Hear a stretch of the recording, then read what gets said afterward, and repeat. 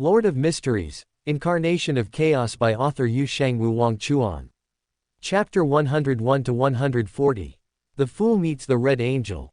There's also one more thing. Why would Mr. Lucifer suddenly send over this friend after knowing Jack was returning to Backland? He definitely didn't truly expect Jack to look after Little Red, so it could only be the other way around. Klein thought of the various unexpected events he had faced since transmigrating and suddenly had some guesses about his upcoming trip to Backland.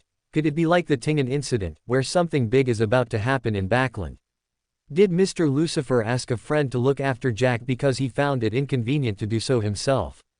Klein felt this was very likely. But I don't know much about Little Red either. I only heard my teacher say that he seems to be a hunter. Roland naturally saw what Klein was thinking, and this was also the result of his intentional guidance. Roland admitted that he was actually quite curious about what kind of sparks would fly when Klein and Medi met. After all, both of them were quite like hunters, so perhaps they would get along very well. Hunter, various pieces of knowledge about the hunter pathway surfaced in Klein's mind, and he suddenly fell silent. He naturally knew what most hunters were like. So the key question was, if a hunter skilled at provocation met Mr. Lucifer, would they really not start a fight? Klein truly couldn't imagine Mr. Lucifer coexisting peacefully with a hunter. No, I can't look at Mr. Lucifer with prejudice. Although his words aren't always pleasant, Mr. Lucifer is essentially very gentle. Perhaps that's why he can be friends with that hunter, Klein muttered to himself, growing increasingly curious about the Little Red he was about to meet. Soon, the steam train arrived in Backland. Klein and Roland each picked up their luggage and got off. As soon as they exited the station, Roland spotted something and greeted enthusiastically, "Little Red, over here, we're over here." Klein then looked in the direction Roland was waving and saw a tall man, at least 1.9 meters tall by estimation, possibly even taller, wearing a black trench coat. He had bright red long hair. Upon hearing Roland's voice, he turned around, and his eyes, the same color as his hair, looked at them. Then, he seemed to let out a tisk sound, as if he had seen something strange. Klein, however, fell silent. He scrutinized the handsome man not far away. A few seconds later, he looked at Roland beside him in disbelief and said with difficulty, "So Little Red is a man." "Ah, what else would he be?" Roland looked at him in confusion. "But when I asked about the gender before, you clearly said the person was a lady." Klein could hardly describe his feelings at that moment. "Did I?" Roland showed a thoughtful expression, then seemed to recall something and said, "Oh, it seems there was such a thing. Wasn't it just me making a mistake? Later, my teacher sent me his photo, and only then did I know he was a man." Roland looked at Klein strangely again and said, "What, were you really looking forward to sharing a room with a beautiful woman? So now that you know he's a man, you can't handle it?" As he spoke, he also wore an expression of, "I didn't realize you were this kind of person. Of course I don't mind a male roommate, in fact, it's better this way, but," Klein silently glanced at his suitcase. After knowing he would have a new roommate when he arrived in Backland, Klein had already bought a gift for the person in advance. Because he had misunderstood the gender, he bought a pair of cufflinks very popular with women. Now, how was he supposed to give this gift? If he really gave it, he'd probably be beaten to death. Klein suddenly felt the gift was burning his hands. "Stop with the buts, he's already waiting, let's go." Roland naturally knew what Klein was troubled about, but this didn't stop him from enjoying the show. He then pushed Klein and approached Medi, smiling as he said, "Hello, Mr. Red, I'm Jack Jones. My teacher must have introduced me to you. It's a pleasure to meet you." It was hard to describe Medici's mood at that moment. The strange feeling, as if seeing a big bad wolf dressed in sheep's clothing, made Medici's expression subtly complex, and also made Red Angel somewhat eager to move. But the next second, probably guessing what he wanted to do, Roland gave him a threatening look with a smile, then naturally pulled Klein beside him and introduced, "This is Sherlock Moriarty, my student and good friend." "Hello, Mr. Red, I'm Sherlock Moriarty. You can just call me Sherlock." Klein had recovered from the awkwardness of the gender mix-up. He looked at Medi and introduced himself with a smile. "My name is Red. You can just call me Mr. Red. By Mr. Lucifer's request, I will be responsible for looking after you two little ones for the foreseeable future." As Medici said this, a wild smile played on his lips. His gaze swept over Roland, finally landing on Klein. Sherlock, right. I was originally wondering what kind of person was worth his great effort. Now that I see you, I probably understand. As a genuine evil spirit, Medici could naturally see Klein's uniqueness. The other party was most likely related to Saphira Castle. The specific relationship was hard to say, but this was already special enough. Klein was stunned for a moment, then understood that the other party was referring to the characteristics on him. This made Klein instinctively purse his lips and also confirmed that this Mr. Red's sequence would not be too low. Perhaps the other party really was another angel. Thinking about it, I know so many angels. Mr. Isaac is one, Mr. Lucifer is one, and this Mr. Red is also one. If I count the old man on Leonard, I could even make a mahjong table. Klein was muttering inwardly, but he wasn't too nervous. After all, nothing is rare once you're exposed to it enough. So Klein just asked curiously, Mr. Red, why did Mr. Lucifer entrust you to look after us? Is something going to happen in Backland next? Hearing this, Medici glanced at Klein, then smiled and said, you are quite perceptive. Klein's heart tightened, and he couldn't help but press, so what exactly is going to happen in Backland next? Mr. Red, can you tell us? Want to know what will happen in Backland next? Medici smiled. He wasn't entirely sure what would happen in Backland next, but as a conspirer who had worked under Solomon, Medici had indeed sensed some things. So, have you noticed? About what the Augustus family is doing? Medici glanced at Roland, who looked very well behaved at the moment, without any of his previous mischief. But the moment their seemingly clear green eyes met, Medici understood, the other party knew. Chapter 101 Strange impressions increase. Just as with the conspiracies involving the witches, Roland clearly knew what was going to happen in Backland next, even better than him. Medici's gaze returned to Klein. This little fellow, who was connected to Saphira Castle and had been completely tricked by Roland, was clearly genuinely worried about the situation in Backland, while his teacher, who knew the full truth, apparently had no intention of telling him. How awful. Medici pouted, then burst into laughter, saying, why should I tell you any of this, unless... His gaze fell on Roland as he said, you beg me. If you like to pretend to be a little lamb, then keep pretending. Klein was visibly stunned for a second. He didn't mind begging the Mr. Red, who was suspected to be an angel, but the other party was clearly not targeting him. Klein looked at Roland, then at Medici, and suddenly realized something. Mr. Lucifer's relationship with the Mr. Red in front of him might really be very bad. Roland, however, raised an eyebrow. He met Medici's blood-red eyes for a moment, then curved his lips and directly pulled Klein beside him, saying irritably, beg for what? Sherlock, let's go. If he doesn't want to say it, then he doesn't say it. At worst, I'll write to teacher later. He never pretended to be a docile lamb, but rather a goat that would kick its hooves at the slightest disagreement.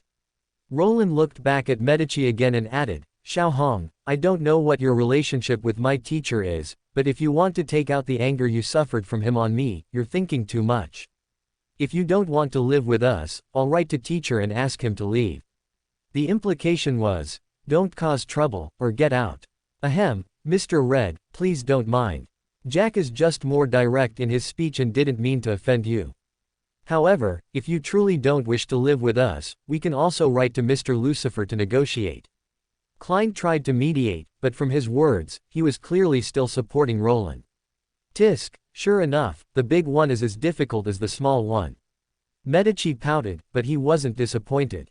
He had just tried it casually, and now that it was confirmed, even if Roland was pretending to be an idiot, he wasn't someone to be easily provoked.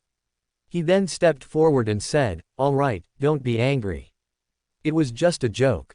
If you mind, as an apology, I'll give you a hint. Medici paused here, then lowered his voice and said, the Augustus family. If something major is going to happen in Backland next, it must be related to Augustus. If you're interested, you can investigate it yourselves, but I don't really recommend you go to your deaths. Klein was startled. He naturally knew the Augustus family, who were the royal family of the Luan kingdom. So, the upcoming major event in Backland is related to the Augustus family. A low-end version of, why did your majesty rebel? All sorts of conjectures flashed through Klein's mind, and for a moment he felt his head was spinning. Roland, however, unhurriedly snatched Klein's luggage, then handed it, along with his own, to Medici, who was a step behind them, and spoke first with a smile, "Thank you, Xiao Hong." Medici raised an eyebrow at the large and small bags in his hands and said irritably, "You really take me for a nanny." Roland smiled without speaking, only expressing one thing with his eyes, "After all, you're a professional." It was well known that the Red Priests, red, was not only the red of war but also the red of nanny. Medici had taken care of Amon since childhood, and in terms of taking care of young ones, he truly could be called a professional. Hey! Medici could easily see through Roland's teasing. He let out a cold laugh but still picked up all the luggage. It wasn't that he was afraid of Roland, it was mainly for the Lord, enduring humiliation for a greater cause. So you see, Xiao Hong is indeed a good person. Roland then turned his head and said to Klein. Klein didn't know what to say for a moment. He always felt that in the short time just now, some kind of confrontation seemed to have occurred between the two. But considering Jack's personality, this wasn't surprising. Although Jack had no vigilance in social interactions, he was very sensitive to malice, so it was normal for him to clash with Mr. Red, who clearly had ill intentions towards him. Jack was never a soft persimmon to be bullied at will. Klein could only shake his head in the end, deciding to let them be. The trio then boarded a trackless carriage and soon arrived at Roland's residence in Backland, a small 3-story villa. Roland took out the key, opened the villa door, and as he walked in, he introduced to the two beside him, "This is my home. The master bedroom is on the far right of the second floor, next to the teacher's bedroom. Sherlock, you can choose one of the 2 rooms on the left." Roland then looked up at Medici and asked with a smile, "I wonder where Xiao Hong would like to stay. If there are any special requirements, we also provide a basement here." "Hey, I'll stay on the 3rd floor." Medici naturally understood what Roland was implying with his sarcastic tone. He didn't pay too much attention to it, just let out a cold laugh. "All right, there are also 4 rooms on the 3rd floor. Xiao Hong can pick one himself." Roland nodded, not caring. He then took the luggage from Medici's hand and began to introduce the layout of the entire house to the two. After the introduction, Roland wiped his hand on the table and, seeing a thick layer of dust on it, he turned to look at Klein and Medici beside him, saying seriously, "However, before officially moving in, I'm afraid we need to clean the house first." "What, are you so poor that you don't even have money to hire a maid?" Medici crossed his arms, his first words full of old sarcasm. "No wrong, one by one, one by one, one by one, one by one. Yes, after all, with an extra freeloader, money is inevitably not enough. Perhaps Xiao Hong wouldn't mind sponsoring us." Roland smiled as he looked at Medici. "Hey!" Medici let out a cold laugh, not answering. Roland had already pulled out a broom from somewhere and handed it to Medici, saying at the same time, "If you're not planning to sponsor, then let's just honestly sweep the floor. Someone will come to clean in 10 minutes. Medici glanced at the red broom in Roland's hand and finally said irritably, "Thank you." So Roland thanked him politely. "Sherlock, come on, I'll take you to pick a room." Roland pulled Klein beside him, and the two went up to the 2nd floor. Soon, Klein chose the leftmost room as his bedroom. After choosing the room, Klein seemed to hesitate for a moment, then said, "Jack, if you really dislike Mr. Red, we can tell Mr. Lucifer." Klein naturally saw the mutual dislike between his companion and Mr. Red. Jack's aggressiveness had even increased significantly, he rarely spoke sarcastically normally. "Dislike? No." Roland smiled when he heard this. He looked at Klein and said with a smile, "Although he doesn't speak very nicely, why not have an extra nanny? Klein, haven't you noticed that Mr. Red just grumbles with his mouth, but his body is very honest? He clearly knows how to take care of people." Klein was silent for a few seconds, having to admit that Roland had a point. Perhaps Mr. Red really was a good person with a tough exterior and a soft heart. Chapter 102. He faced the Red Angel for the first time. Before reaching a conclusion on whether Mr. Red was truly a good person who was tough on the outside but soft on the inside, Klein first received his first commission. Lawyer Jurgen's cat, Brody, was lost. Adhering to the principle of proximity, Lawyer Jurgen and his grandmother, after seeing Klein's new advertisement in the newspaper, found the nearest detective, Sherlock Moriarty, and entrusted him with finding the cat. The reward, for the task itself, was quite generous. Klein, although it wasn't quite the detective career he had imagined, Klein naturally wouldn't refuse the commission. He picked up his cane and went out to look for the cat. So this so-called fate, it really does exist, doesn't it? Roland watched Klein leave, unable to resist muttering to himself. Klein's current residence wasn't the one from the original story. Although it wasn't too far from Lawyer Jurgen's house, it was still 2 streets away. Yet, unexpectedly, after all the twists and turns, Lawyer Jurgen still came to commission Klein to find the cat, just like in the original story. However, Roland wasn't too surprised by this. After all, Inz's script, which wasn't too different from the original, and Hurricane Lieutenant General Keelingsea's nearly identical trajectory of actions, were enough to indicate that the timeline of this world might genuinely have a predetermined fate. But it's clear that fate is not unchangeable, it just depends on whether you have the ability. In fact, isn't my time shadow similar to this? For those from the past summoned by me, they also get to know the script of fate in advance. It's just that most of them don't have the ability to change their own fate. Thinking this, Roland lightly tapped the balcony with his finger, gaining some clarity.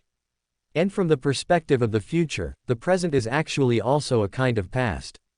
Time, for others, is a river that cannot be stepped into twice, but for me, that has never necessarily been the case. I really don't understand your twisted humor. Do you really find playing such a childish game very interesting? Medici's voice came from the side, as sarcastic as ever. Roland tilted his head to look at him, then curled his lips and said, "Of course it's interesting, because I always remember that I'm just a mortal." Mortal? Ha! Medici laughed as if he had heard an incredibly funny joke. He looked Roland up and down, as if he were looking at a monster in human skin, and said with a mocking smile, "With all due respect, you are less like a human than I, a born mythical creature.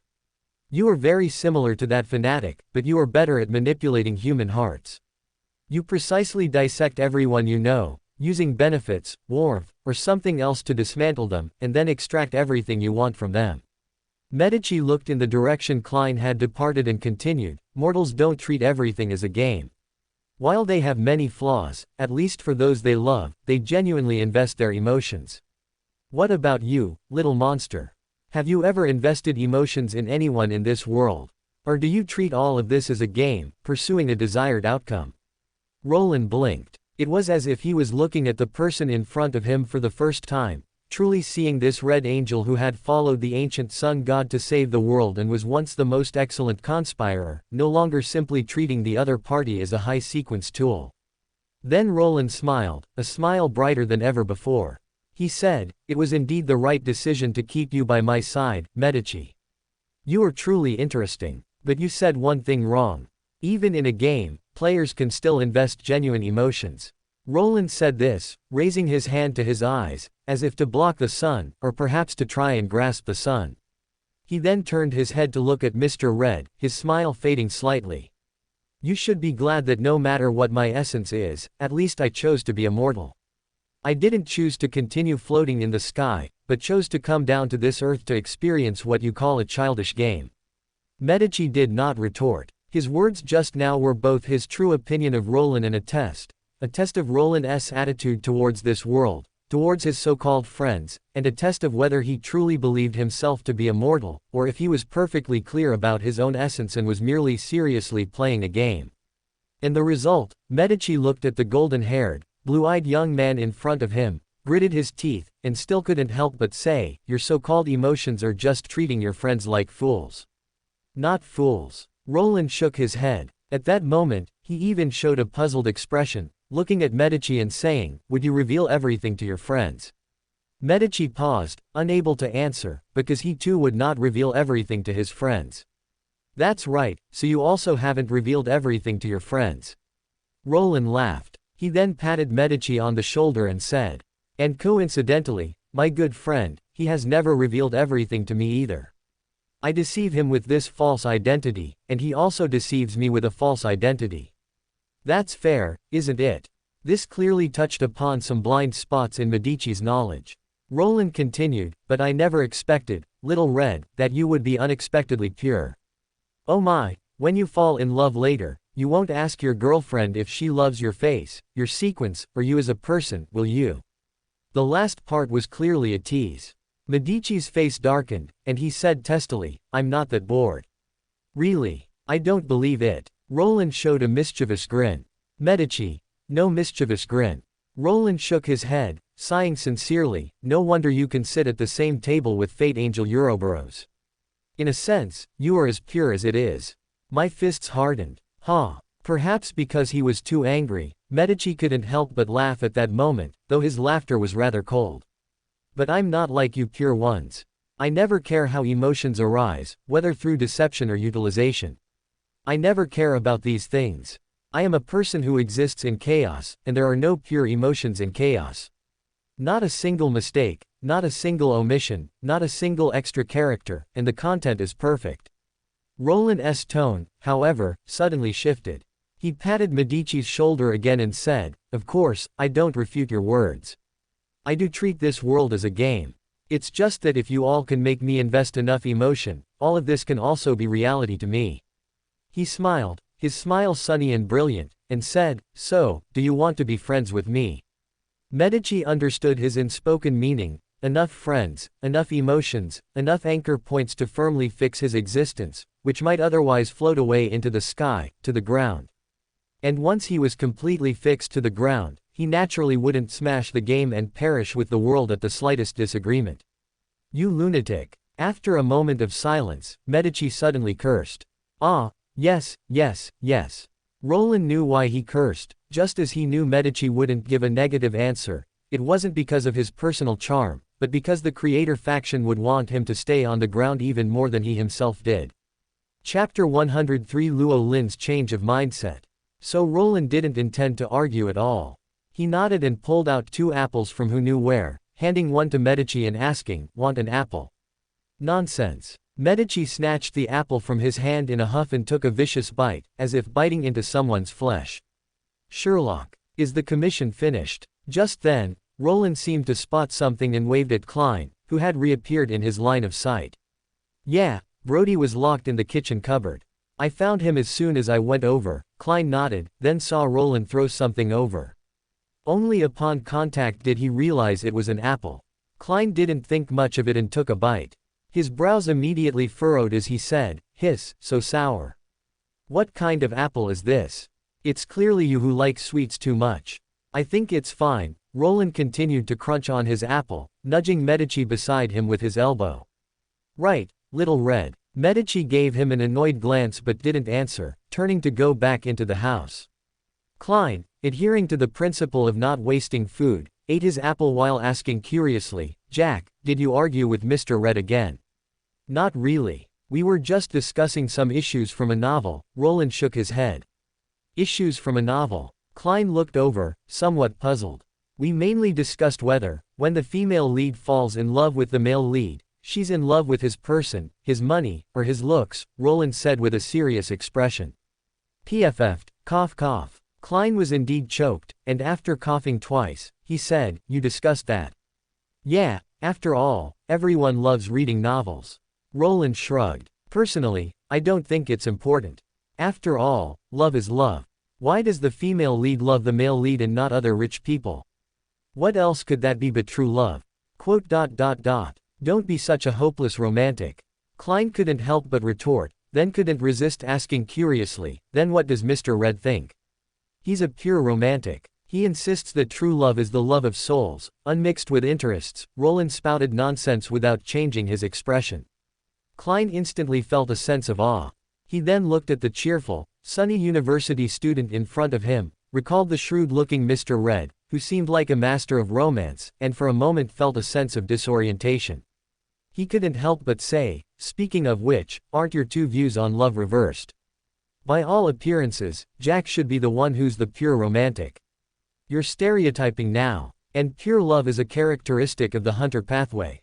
Don't let Little Red's tall, strong, and seemingly emotionless appearance fool you. In private, he actually loves reading romance novels. Roland continued to spread rumors without changing his expression. Klein's mood became subtle. Another strange impression was added. Try slandering me again. Medici, from inside the room, truly couldn't stand someone adding strange impressions to him, and he cursed angrily. See, you're flustered now. Roland shook his head, wearing an expression that said, I understand you, I won't say anything more. Klein. So, just now, it was indeed just Jack spouting nonsense. Klein was somewhat amused and annoyed. He couldn't help but tug at his companion's clothes, lowering his voice and saying, Don't go too far. Mr. Lucifer isn't here, after all. If you really anger Mr. Red, I can't stop him from beating you.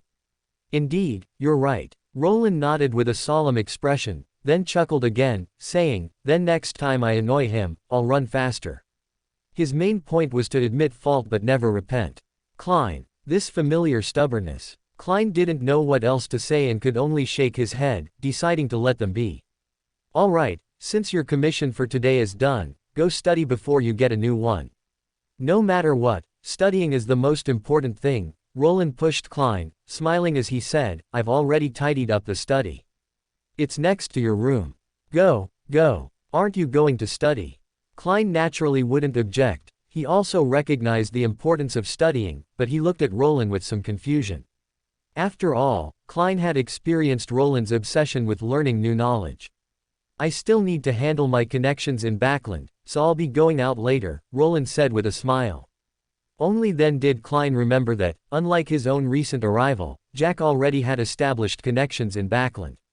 So, he didn't think much of it, simply told Roland to be careful a few times, and then went back upstairs to study.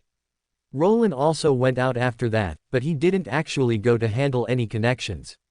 He just walked around aimlessly, occasionally greeting neighbors he encountered with enthusiasm. As he walked, Roland arrived by an artificial lake. He quietly looked at the lake's surface, where the reflection of a young man with golden hair and blue eyes, and a gentle smile, appeared. Only his emerald eyes were like a tranquil lake, without many ripples. Just like his heart since he arrived in this world. Not a single mistake, not a single omission, not a single inconsistency. Tisk, I've been seen through. Roland pouted, but he didn't feel much anger. Medici's words weren't wrong. His mentality towards this world indeed still had issues, but that was normal, wasn't it? After all, I've only been in this world for 2 months. How could I possibly love this world? Roland squatted down, gently tracing lines on the lake's surface with his right hand. Roland didn't deny that, even though he had been actively studying, making friends, and participating in various affairs of this world, he hadn't truly integrated into it, though he had only just realized this point. His love for this world, and his love for most people, was like a player's love for a character across dimensions. You couldn't say this love was fake, but it also wasn't real enough. If there was any exception, Klein was probably one. He was a character Roland had once liked very much, and his life trajectory overlapped to some extent with Roland's own, which made Roland have a somewhat genuine fondness for Klein. So, when it came to Klein's major life choices, he softened, just like he softened towards his past self. Thus, the dimensional wall broke, and Roland began to genuinely treat Klein as a friend, not just an admired character. And now, such an existence seemed to be able to add one more, a guy who saw through him, and, crucially, dared to expose it. This made Roland realize for the first time that they weren't predetermined pawns, not existences described in a few lines of text in a book, but people just like him. Because they were people, they would disrupt his arrangements and do things that surprised him. But it's still a bit embarrassing. I clearly said I'd be an ordinary person, but due to arrogance, I almost floated up to the heavens. Good thing I realized it. Roland cupped his chin with one hand, lost in thought, then smiled. But Medici's words are really irritating. Should I just beat him up with the conqueror trait later? Roland mused for a while in his mind, then, as if casually, pulled at the air beside him. Using the medium he obtained from Adam, a familiar figure solidified in the air. Good afternoon, Mr. Grisha. Chapter 104. The sun god looks like he's about to break. Good afternoon, Grisha. Good afternoon, Roland. The ancient sun god opened his eyes and, seeing the familiar youth, first showed a gentle smile, then he seemed to notice something and said, You look like you're in a good mood. Did something good happen? Oh, that, Roland blinked, then looked at the ancient sun god and said seriously, I just suddenly realized that you guys are people too. Ancient sun god, do you even hear yourself? Is that something a person says? Even the ancient sun god was stunned for a moment, not knowing how to respond, but he quickly saw something else and said with a smile, yes, of course, we are also people, just as you can also be immortal. No wonder you can be the boss, you just know how to talk better than your subordinates. Roland immediately gave the ancient sun god a thumbs up, then complained slightly, Medici and them just refuse to believe I'm a person. Sigh, even though my essence might be some unknown creature, I clearly have a mortal heart. Why don't they understand that? The ancient sun god heard this half-truth, half-false complaint and clearly understood something. He then smiled and said, it seems Medici and them have caused you a lot of trouble recently. Not really. Actually, Medici was taught very well by you, so there's one thing I'm quite curious about. Roland rested his chin on one hand, looked at the ancient sun god, and asked curiously, since you're so good at teaching children, why didn't you teach Amon well? Roland wasn't guessing wildly. After all, Medici, as a natural mythical creature, truly had a decent personality. Apart from being a bit sharp-tongued, he was loyal to his boss, trustworthy to allies, and while he looked down on mortals, he didn't indiscriminately kill the innocent. This almost made him a moral paragon among natural mythical creatures. Although Medici might have been born with this personality, Roland felt it was more likely that the ancient sun god had taught him well. The ancient sun god, however, showed a rare hint of embarrassment. After a second of silence, he said, Medici was always taken care of by Saussure.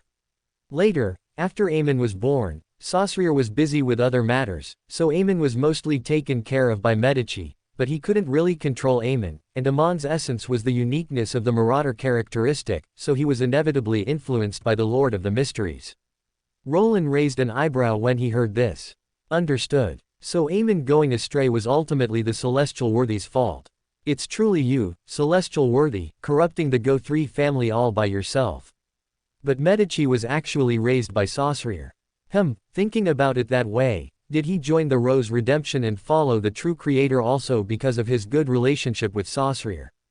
Of course, it's also possible that in Medici's eyes, there was no difference between the two, as one was the ancient sun god and the other was an avatar of the ancient sun god. As Roland thought this, he looked at the ancient sun god, who was clearly a bit embarrassed and guilty. After some thought, he asked, are you really not making excuses for Amon's naughtiness? I'm very sorry, it's true that I didn't teach Amon well. The ancient sun god's expression showed some guilt. He sighed and said, after I went back last time, I already strengthened Amon's education. Although I don't know if this will affect the current future, I will try my best to make up for this future. He now looked less like the legendary creator of City of Silver, the ancient sun god, and more like a father trying his best to make amends before his child makes a mistake. Roland blinked, looking at the ancient sun god like this, and automatically translated his words into, he severely beat Amon a few times after going back, immediately feeling much better. After all, Roland held grudges, and in this world, he didn't have many enemies, but Amon was definitely one. Then, Roland looked at the ancient sun god's appearance and suddenly blurted out with emotion, you look like a person now too. The ancient sun god was stunned for a moment, then seemed to say with a wry smile, did I not look like a person before? Although he was no longer a human in the narrow sense, the ancient sun god never forgot his human identity. It's not that you didn't look like a person, it's just that in my mind, your definition was a bit like a god. Roland waved his hand, explaining, like that kind of perfect god or saint, you know. No one can be perfect, not even me. The ancient sun god shook his head, then smiled and said, but to leave such an impression on you, perhaps I should be happy. So you really want to be a saint? Roland suddenly spoke again. He pinched his chin with one hand, saying with interest, that's right. If you were truly someone without desires or demands, you wouldn't have cosplayed God and said, let there be light, and even created angels with big flapping wings. Looking at it this way, you probably like to show off in front of people. The ancient sun god's smile froze. At this moment, he looked almost like a college student who had just been read his QQ space angsty youth literature and was instantly mortified, so embarrassed that it felt as if the primordial was crawling all over him. But soon, the ancient sun god couldn't care less about the embarrassment, because Roland, who had been squatting nearby, stood up, moved next to him, and even poked his shoulder with his hand. "What are you doing?" He should have been the strongest spectator, but the ancient sun god felt bewildered at this moment, completely unable to understand the logic of the person's actions. "Just checking if you'll shatter." Roland replied seriously. "Because you looked like you were about to shatter just now. And whose fault do you think that is? Not a single mistake, not a single word, not a single thought, not a single content, all in one glance." The ancient sun god hesitated to speak, then wanted to speak again. He suddenly missed Saussure. Although they were both him, Saussure, with his rich experience in raising children, would definitely know better how to deal with naughty children than him. The ancient sun god himself truly didn't have much experience in this regard, as he spent most of his time fighting wars and had no time to raise children. "Are you badmouthing me in your heart?" Roland pinched his chin and suddenly spoke. "Sorry." The ancient sun god couldn't help but raise a hand to rub his temples, then said, "I was indeed not mature enough back then, and had some undue vanity. There's no need to reflect on such things. It's normal to like showing off in front of people, I like it too." Roland at this moment acted like a reliable adult, reaching out to pat the ancient sun god's shoulder, then, as if remembering something, said, "Oh, I almost forgot to mention, Adam made a deal with me. The content of the deal is that he hopes you can personally see this world, understand its full scope, and then make a choice." Chapter 105, The Ancient Sun God in Backland. The choice, unlike Medici, who lacked key information, the ancient sun god clearly understood what this choice meant. He looked up at the sky, then sighed and said, "Mad humanity, rational divinity, this is truly a difficult problem. So, how do you plan to choose?" Roland asked curiously. He was genuinely curious about this question. "I don't know." The ancient sun god shook his head. He then looked at Roland and said, "I don't know what happened in the future, nor do I know what the current world is like. I'm afraid I can only make a choice after I understand all of this thoroughly." Although it wasn't the first time he had been summoned, the previous summons were too short. Even if the ancient sun god exchanged some information with the true creator and Adam of this era, it was still limited. Moreover, some things clearly couldn't be described clearly by simply exchanging information, such as the current state of this world, the precarious barrier, and so on. These things could only be truly understood by the ancient sun god seeing them in person. Tisk, looking at it this way, Adam really played a good hand. It seems like a one-time transaction, but in reality, I'm afraid I'll be tied down by you for a long time in the future. Roland complained half-jokingly, but deep down, he didn't truly feel like he was at a disadvantage. After all, a conqueror trait was indeed worth the price, and summoning the ancient sun god was not a bad thing for Roland himself. After all, the more he was summoned, the easier it would be to gain favor. In some experiments related to changing history, it was indeed more appropriate for the ancient sun god to do them. When Roland thought of this, his expression didn't change at all, it was still that slightly complaining look. "Thank you, Mr. Roland." Although the ancient sun god could tell that Roland wasn't truly complaining, he obviously couldn't expose that point, and in the end, could only smile and say, "No choice, after all, I'm a conscientious businessman." Roland shrugged, then said, "There's still some time today, why don't we take a walk in Backland City? It'll be a good opportunity for you to see this era with your own eyes." Backland. The ancient sun god had apparently never heard this name. After all, Backland City didn't exist in the ancient sun god's era, and the previous information exchanges obviously wouldn't include such unimportant information. Backland, the capital of the Rune Kingdom, Roland, being very professional, began to introduce Backland's situation to the ancient sun god. At the same time, he grabbed the ancient sun god's shoulder, and the next second, the two appeared in another place.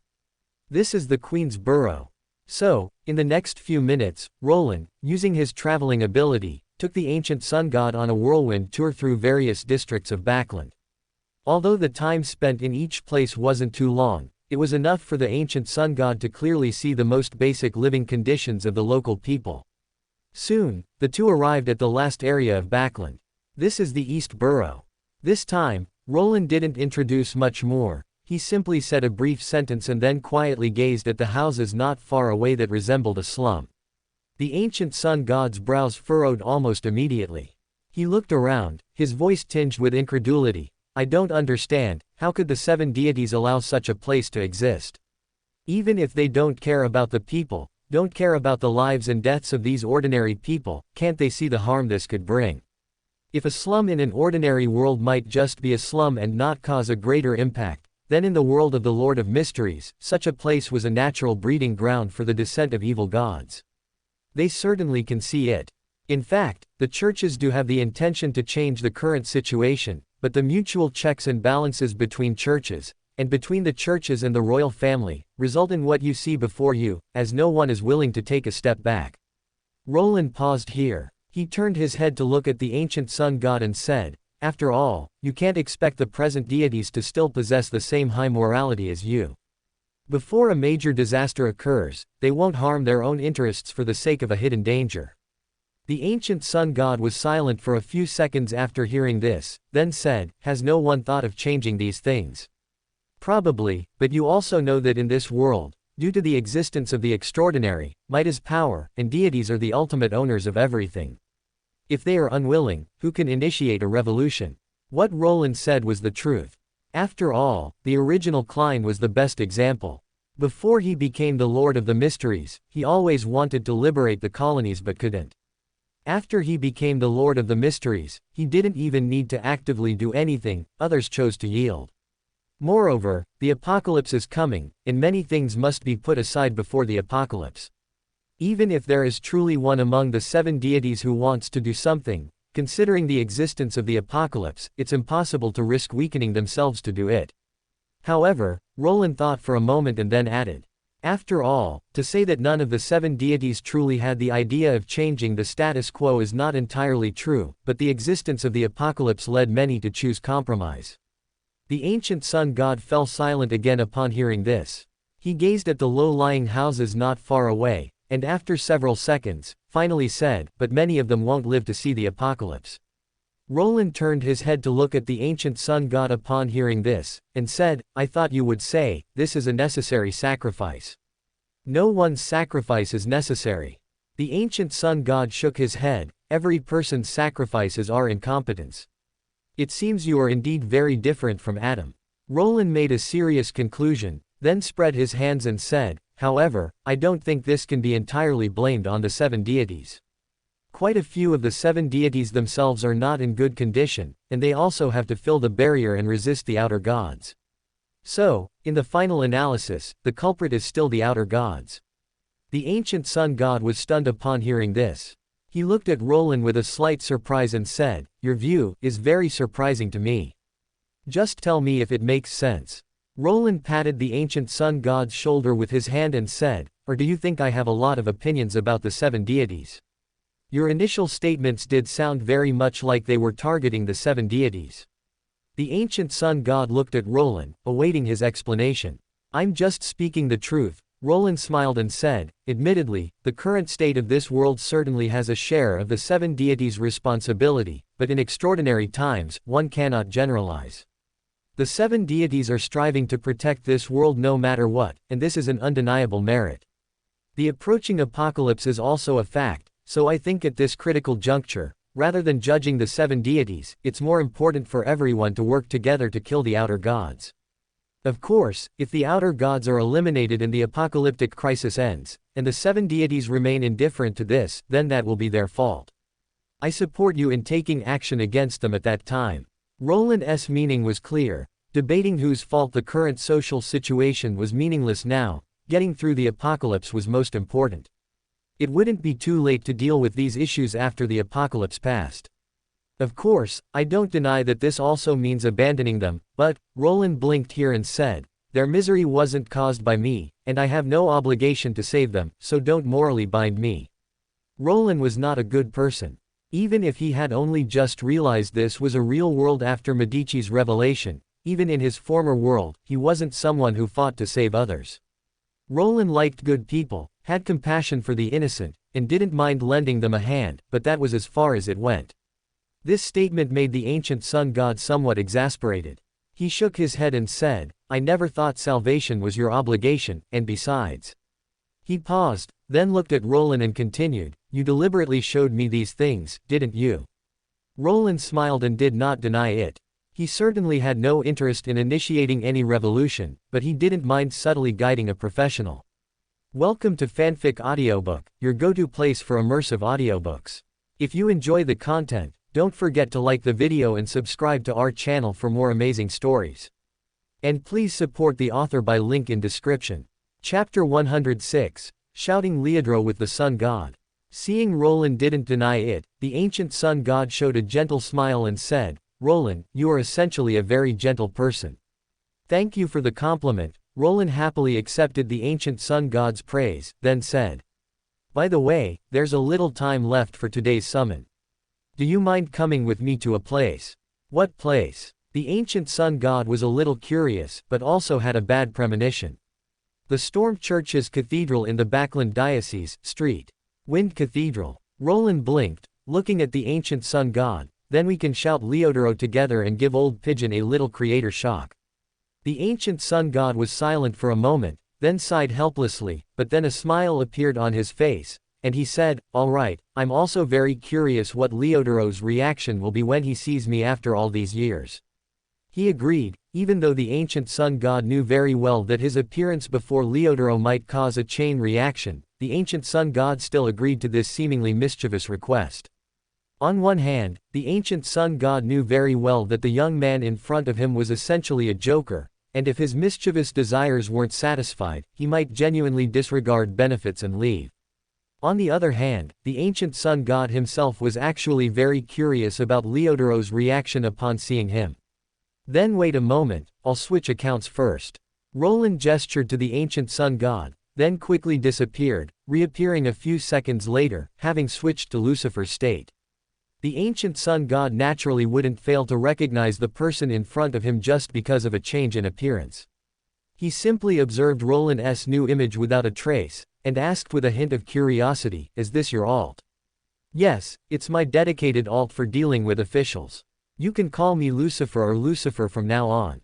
Roland gave a simple self-introduction. Lucifer, the ancient sun god raised an eyebrow.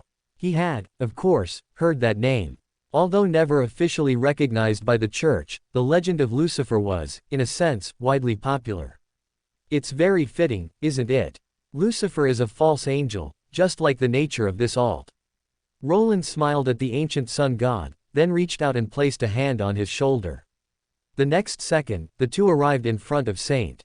Wind Cathedral. As one of the mainstream faiths in the Luan Kingdom, St. Wind Cathedral had no shortage of believers. People came and went in an endless stream, mostly men, with only a small number of women, which could be said to be very much in the style of Storm. Due to the interference of extraordinary abilities, Roland and the ancient sun god's appearance naturally didn't alarm anyone. The two then walked into the cathedral. Roland, familiar with the place, led the ancient sun god to a corner to sit down, then looked at him and asked, Grisha, do you know old pigeon's current honorific name? The ancient sun god nodded and said, the true creator told me. Then let's chant it together. Roland said with a grin. Since the ancient sun god had already agreed to come and shout Leodro together, he naturally wouldn't object to such a small request, and nodded. So, the two then chanted in unison. King of the sky, Emperor of the sea, Monarch of disasters, God of storms. Chanting to this point, Roland blinked, and suddenly raised his voice. Leodro. Rumble. Lightning exploded in the otherwise clear sky at that moment, and it wasn't the kind that ended quickly, but rather rolled for more than 10 seconds, indicating the unease in a certain old pigeon's heart. Oh, he didn't strike us directly. Is old pigeon chickening out or has he changed his nature? Roland naturally heard the rumbling thunder outside. The commotion was as grand as the end of the world, but the thunder rumbled for a long time without a single bolt striking down. It was clear that even old pigeon would restrain his temper in the face of absolute power. The ancient sun god's expression, however, showed little surprise. He simply smiled and said, although Leodro seems reckless, he is essentially a very cautious person. Roland immediately looked over with an expression of, really? I don't believe it, then feigned regret and sighed, what a pity. If old Pigeon had struck with lightning, I could have justifiably dragged you along to beat him up. Then, after beating him, we could take a photo to remember it. How great would that be? The ancient sun god shook his head with a slight smile upon hearing this. He then glanced at the person beside him and said, "You shouldn't tease this gentleman anymore." It turned out that Archbishop Ace Snake, the pillar of St. Wind Cathedral, the god's pigeon, had arrived beside them at some point. His expression was quite ugly, but he was clearly trying hard to control his temper. Roland then also laughed. He likewise looked at Archbishop Snake, even smiling and greeting him. "We meet again, Archbishop Snake." "We meet again, Your Excellency Lucifer. May I ask why you and this gentleman are visiting this time?" Archbishop Snake tried very hard to force a smile onto his face, though it wasn't a very pleasant one. "Don't mind us, we just came to say hello to Leodoro." Roland responded with a smile, then stood up and said, "Now that greetings are done, it's time for us to leave." He then turned his head to look at the ancient sun god and said, "Let's go, Grisha." The ancient sun god naturally wouldn't object and also stood up. Before Archbishop Snake could even try to stop them, the two figures in front of him disappeared. Archbishop Snake. Not one mistake, not one word, not one hair, not one inside, not one content, not one in one look. "No, so what exactly did you two come here for? Are you sick or something?" Archbishop Snake felt like he was about to lose control of his inner rage, but then he heard a thunderous roar. He knew this was the Lord's wrath. This made Archbishop Snake suddenly suppress his own volatile emotions, and then he thought of something. Who is Leodoro? Meanwhile, in the astral world. No, are they sick? Leodoro couldn't hold back his temper and started cursing, but cursing aside, sensing that familiar aura and seeing that familiar person, Leodoro still didn't dare to strike down. After all, who knew if the ancient sun god would come to the divine kingdom to beat him up after this strike? "Calm down, Leodoro." A soft yet clear voice sounded beside him. It was the Evernight goddess, who had just sensed something amiss and came to visit. "I am very calm. I feel like I've never been this calm in my life," Leodoro said, taking a deep breath, and finally reined in the lightning over Backland. "What happened?" the Evernight goddess asked when she saw that he had indeed calmed down.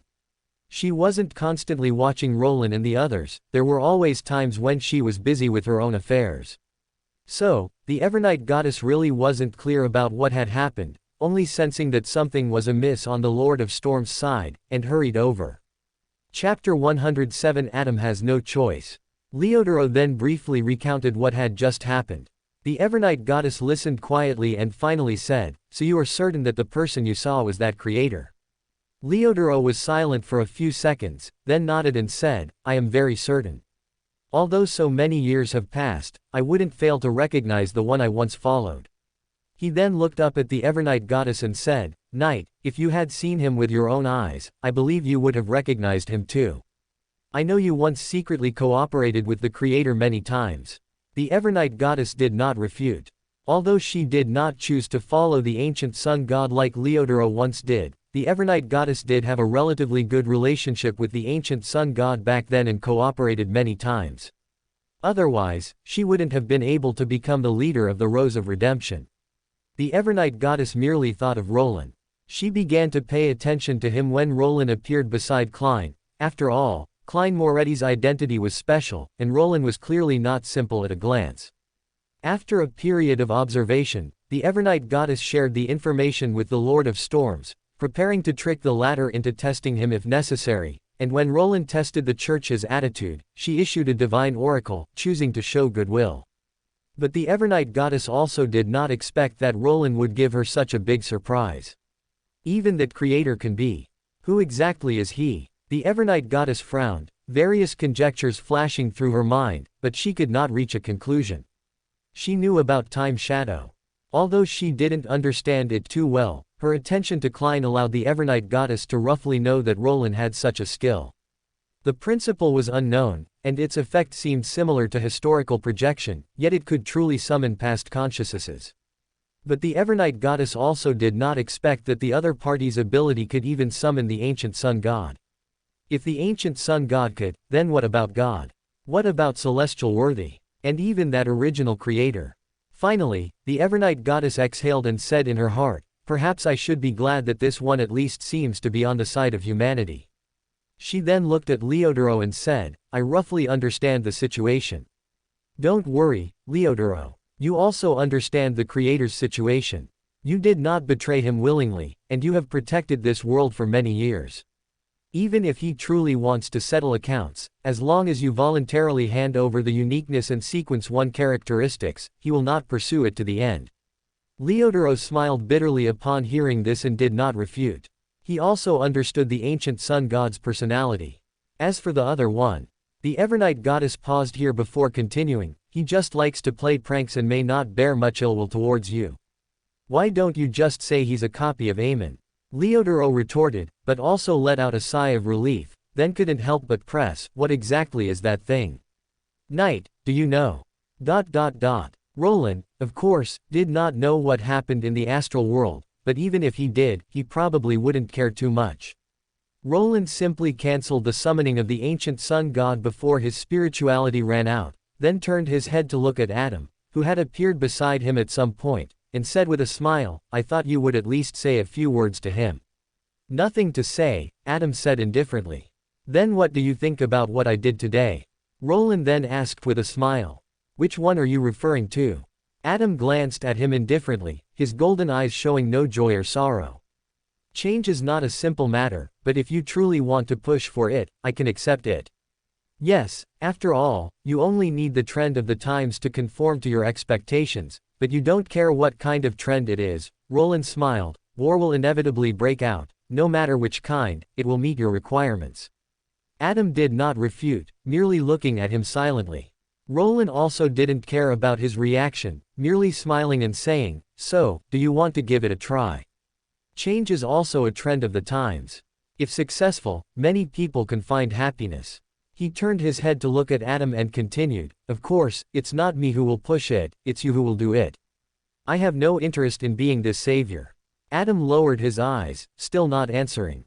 "You're making me feel like I'm talking to a rock," Roland grumbled with slight dissatisfaction, then continued, "Anyway, I've given you the opportunity, anything else has nothing to do with me. Goodbye, Mr. Adam, I'm going back to catch up on sleep." Roland waved at Adam and truly went back to catch up on sleep. Adam watched him leave, and even after Roland disappeared from his sight, he remained standing there, his eyes lowered, lost in thought. I wonder what Storm Old Dove's reaction will be next. It's unlikely he'll immediately surrender, but perhaps there will be more gestures of goodwill. Roland pondered in his heart, not overly concerned about it. After all, his main reason for dragging the ancient sun god to St. Wind Cathedral to loudly call out Leodoro was for fun, and to show off his strength. He wasn't very concerned about other outcomes. Roland also knew that after being a Sequence Zero for so many years, Storm Old Dove wouldn't really be so cowardly as to surrender just by seeing the ancient sun god. He would most likely struggle a bit. Of course, the other party might also choose to unite with the traitors and Eternal Blazing Sun to attack, but that possibility was very small. However, Roland felt the progress of his Mask Maker potion's digestion and couldn't help but curve his lips. There was no mistake in any single content. Although there was no obvious movement on the surface, the renewed progress in the Mask Maker potion's digestion already indicated one thing: Adam had wavered again. Roland knew that this was not necessarily due to the love brought by the mask. The greater reason was probably the influence caused by the ancient sun god's own choice. The ancient sun god clearly couldn't ignore the situation in the Eastern District. Since he had made that choice, the true creator would definitely follow, which left Adam with only one option.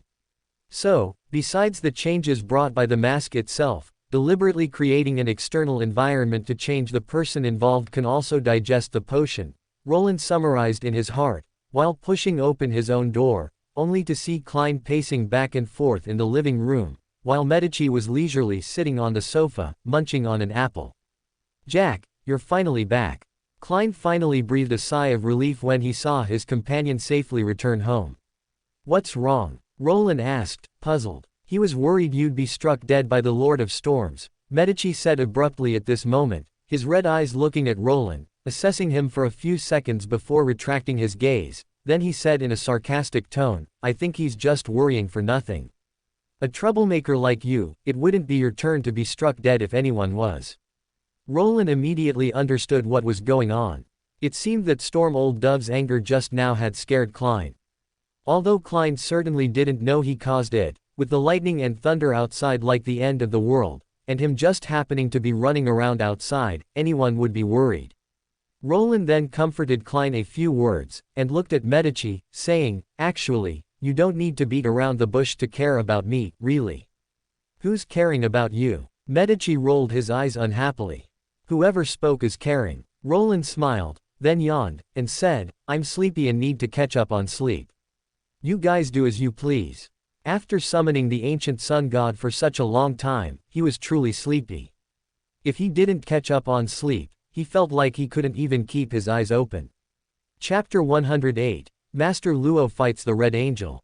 Roland's sleep lasted until the heat death of the universe, he slept until the next morning. Roland naturally didn't mind this. He quickly tidied himself up and prepared to go downstairs for breakfast.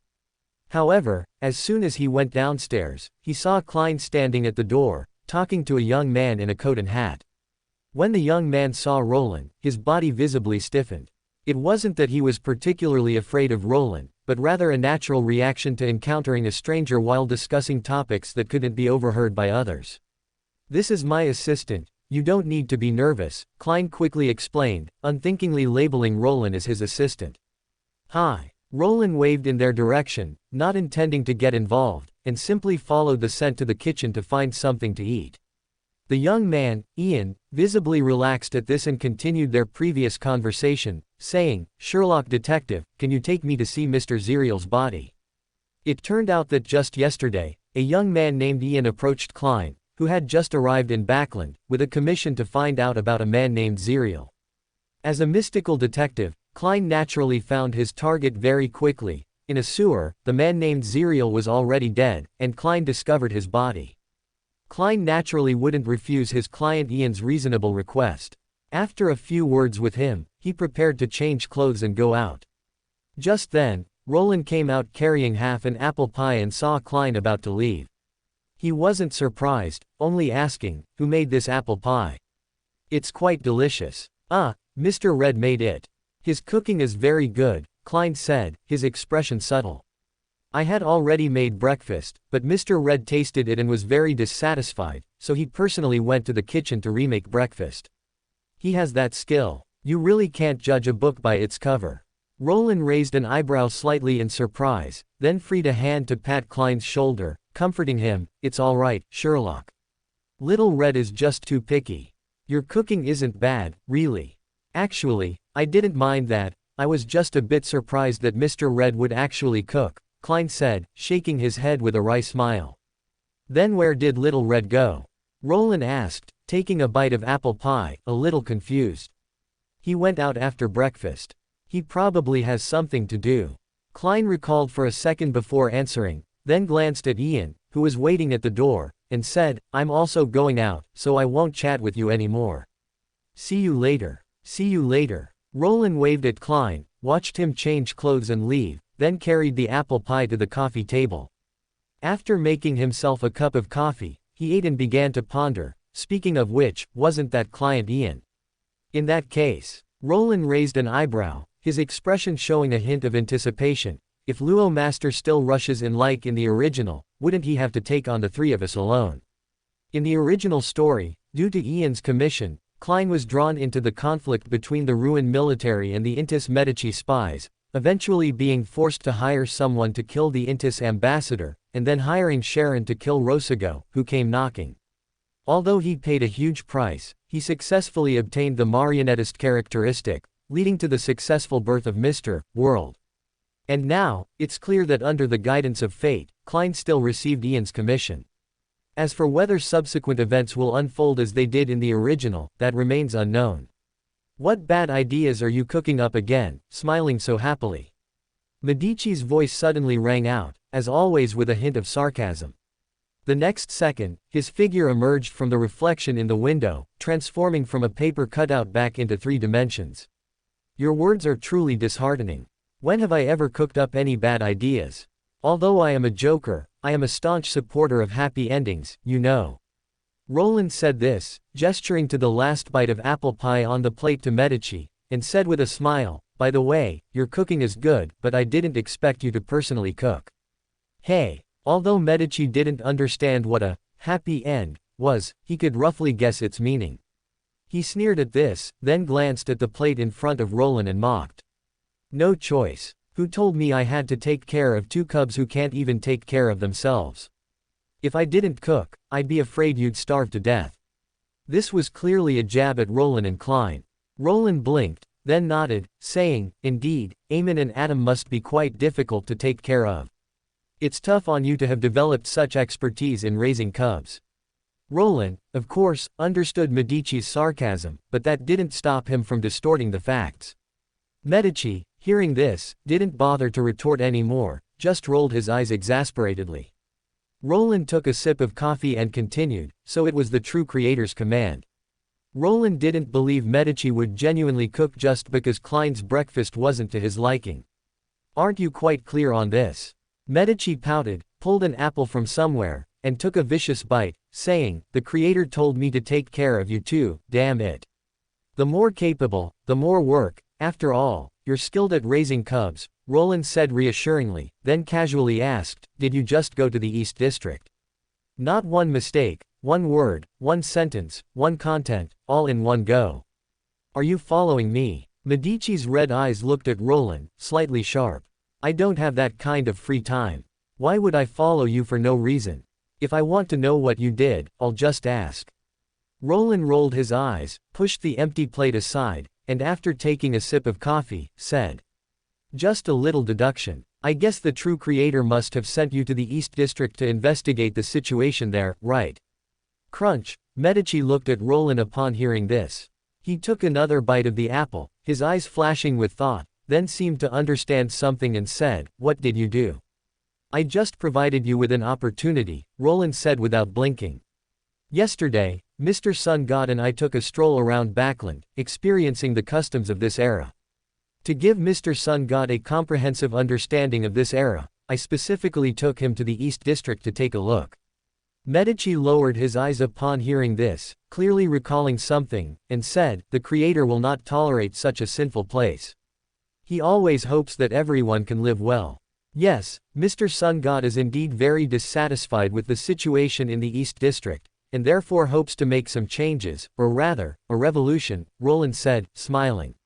He looked up at the red angel in front of him and continued. This world will sooner or later erupt in a war.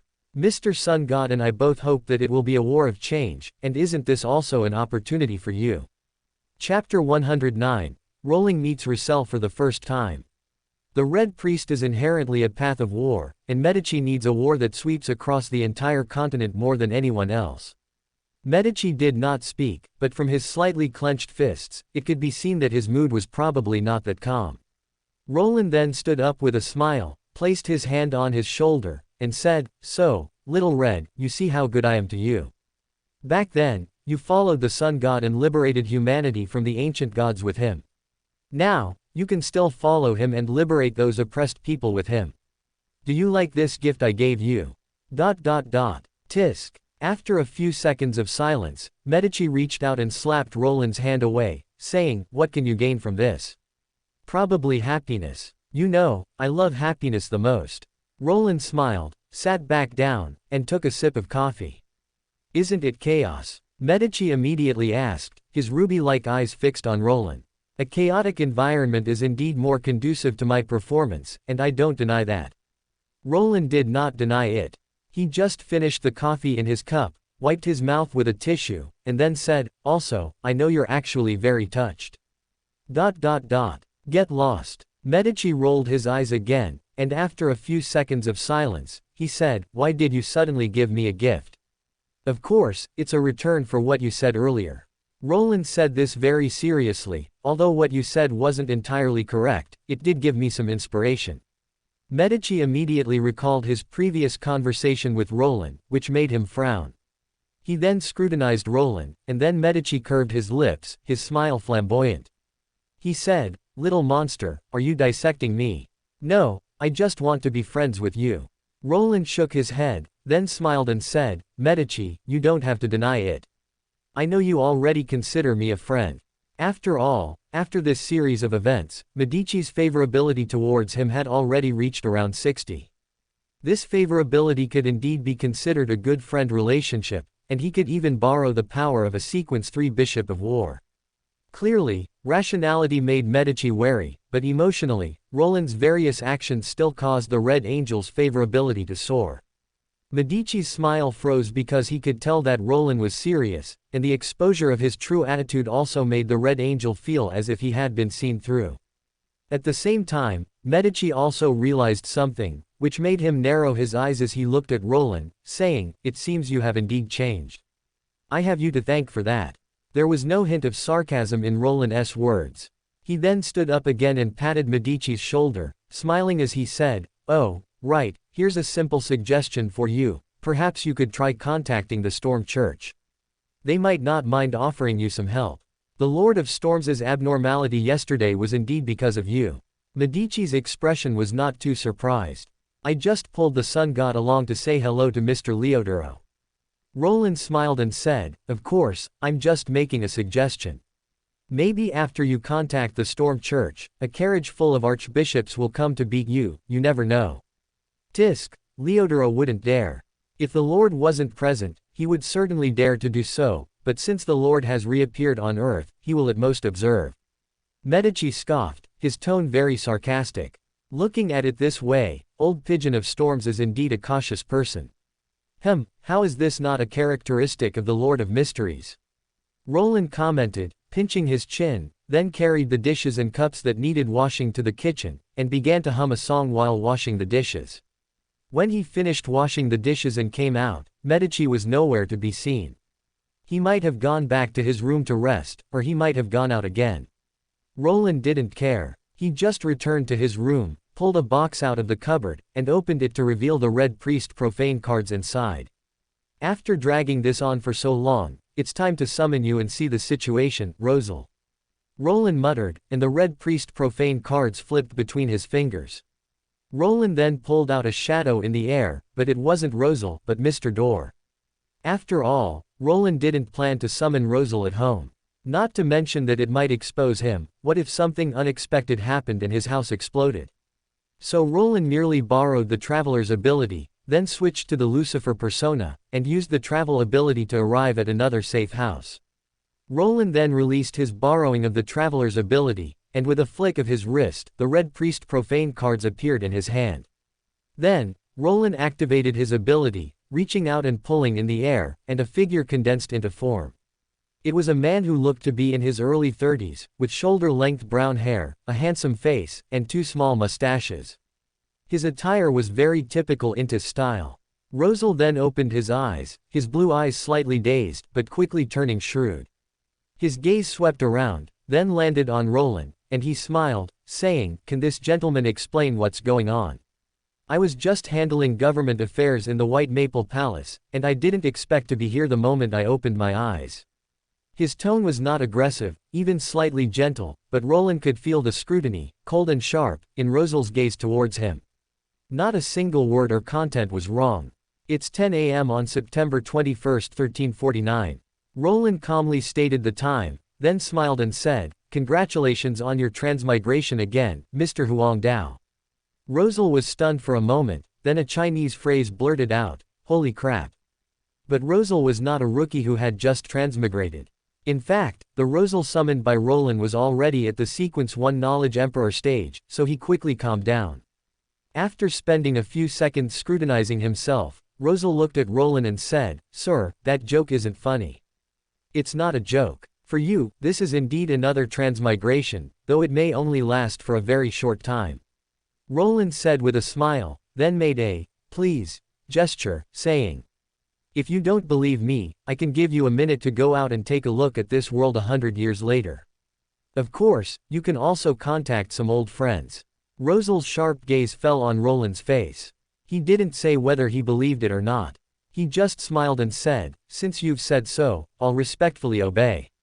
After Rosel finished speaking, his figure disappeared, obviously having gone out for a look.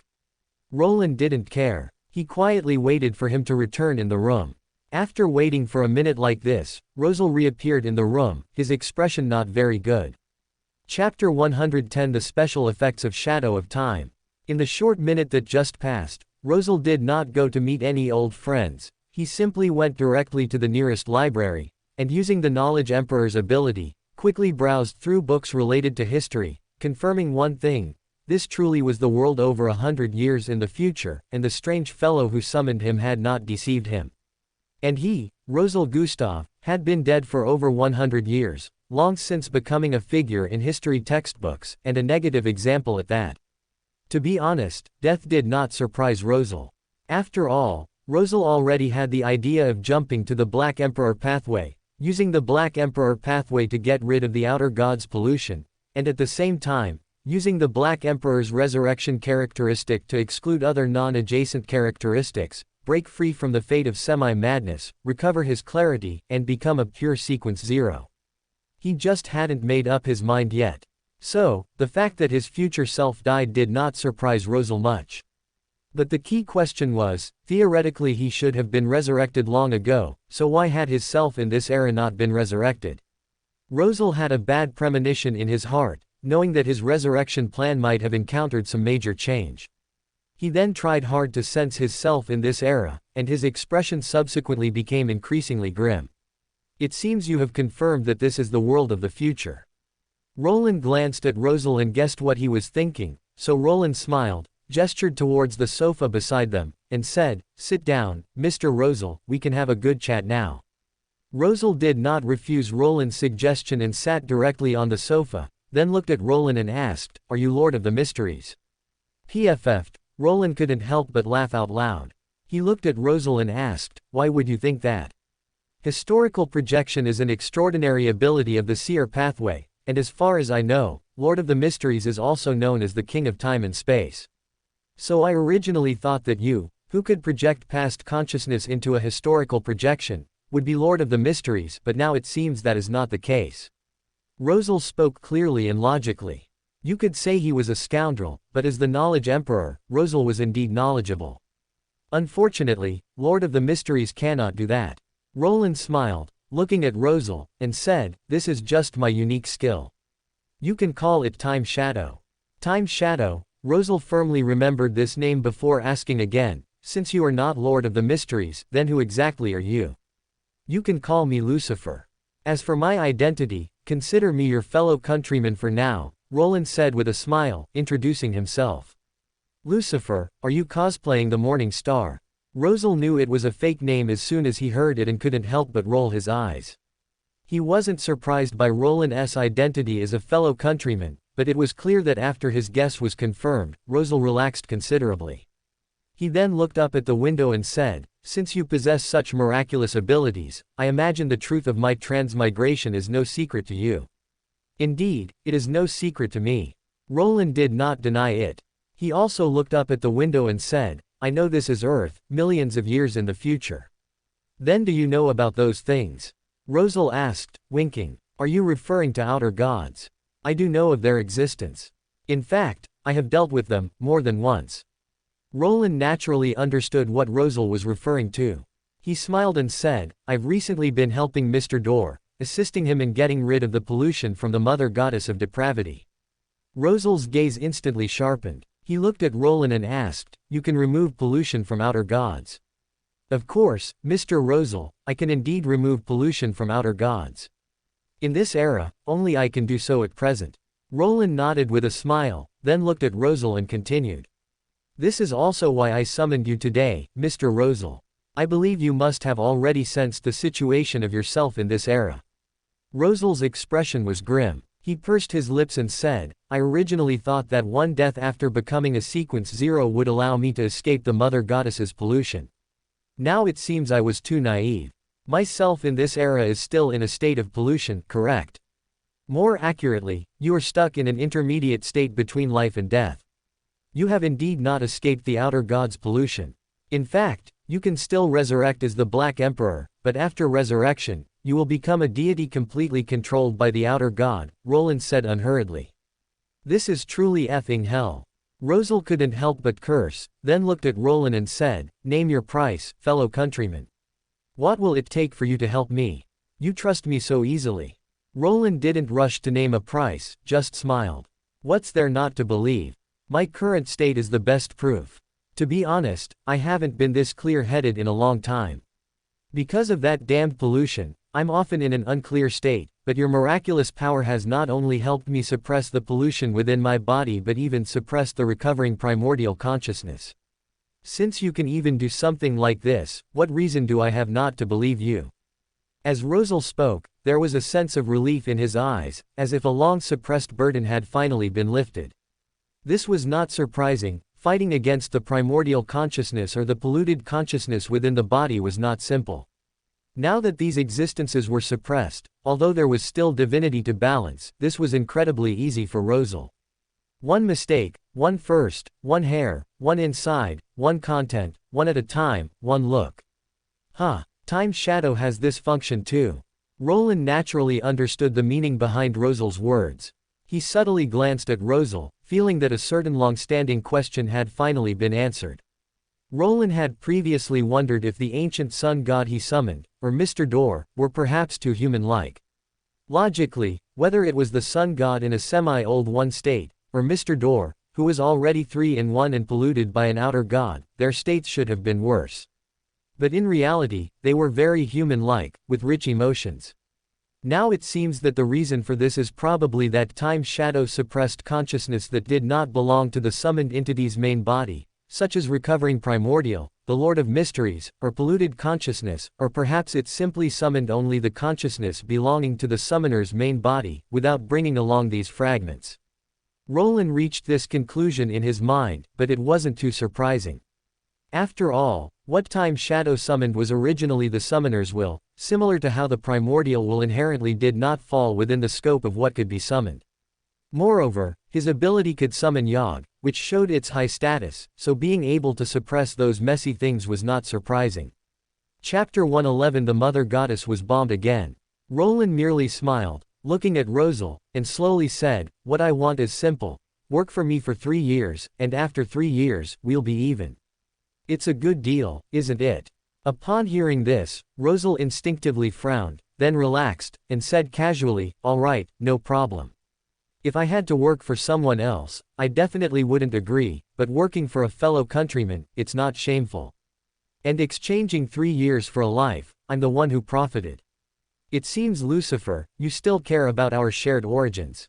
The frown was because Rosel had been a boss for many years, so naturally, he instinctively resisted the idea of suddenly working for someone else.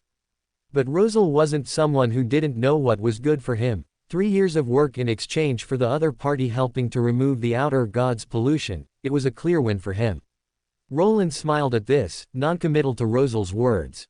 He then took out the Conqueror trait and said, "Your first task is to help me forge this Conqueror trait into a Beander item." Rosel raised an eyebrow upon seeing the Conqueror trait in Roland's hand and said, "Impressive, little Lou, you managed to get your hands on this. But you've really come to the right person to forge a Beander item for you. I dare say that in this world, besides me, there are no more than a handful of people who can help you forge this Conqueror trait into a Beander item." Although he was already the Knowledge Emperor, this did not mean that Rosel's previous artisan skills had disappeared. In fact, as long as he had not expelled the corresponding characteristic, he could still use them. "Tell me, what are your requirements?" Rosel said with the expression of a professional.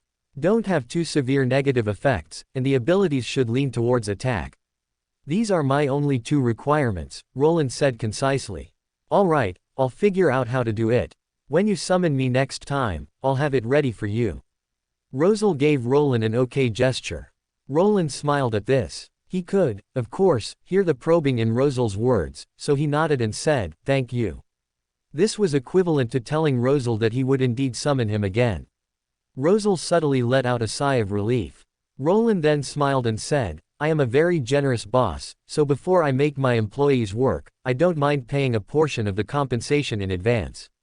He looked at Rosel and continued, "So next, let us establish contact with your main body in this era and begin the first phase of pollution removal." On a small island in the Sea of Fog, the last tomb of Rosel was as quiet as ever. Being in a state between life and death, Rosel would mostly live in the mausoleum in a peculiar state. Almost 99% of the time, the corrupted personality was online, and only in rare instances could Rosel regain clarity. Of course, this did not mean that Rosel had completely fallen. After all, the reason why the corrupted personality had not caused trouble or successfully resurrected for so many years was largely due to Rosel's own struggle. However, today, the quiet of the tomb was suddenly broken. Ah, ah, ah, ah. Someone's scream echoed throughout the entire tomb, startling flocks of birds into flight. At the same time, beyond Earth, watching a certain mother god who had once again suffered a critical blow, the mother tree suddenly began to feel fortunate that the high-sequence existences she had corrupted on Earth were not too many, otherwise, wouldn't she also have to go through this every now and then? So what exactly was that unknown creature?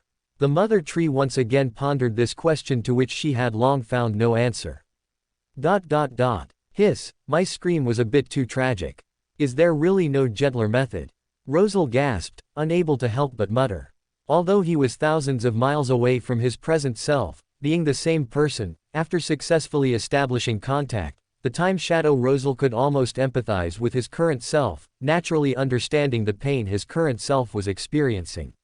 No, that's how pollution removal always is. It's definitely not because I don't like you, so I didn't use a gentler method, Roland said without blinking. Roland didn't mind telling the Rosel in front of him that when he removed the pollution from Mr. Dor and the god of the bound Toltsana, his methods were much gentler, not as rough. Of course, Roland could pat his chest and guarantee that this was absolutely not simply because he disliked Rosel and thus added personal touches. It was simply because Rosel was the only Sequence Zero among them, so he wanted to see the limit of a Sequence Zero's endurance, that's all. Hey, you actually said that. Rosel was choked by Roland's words.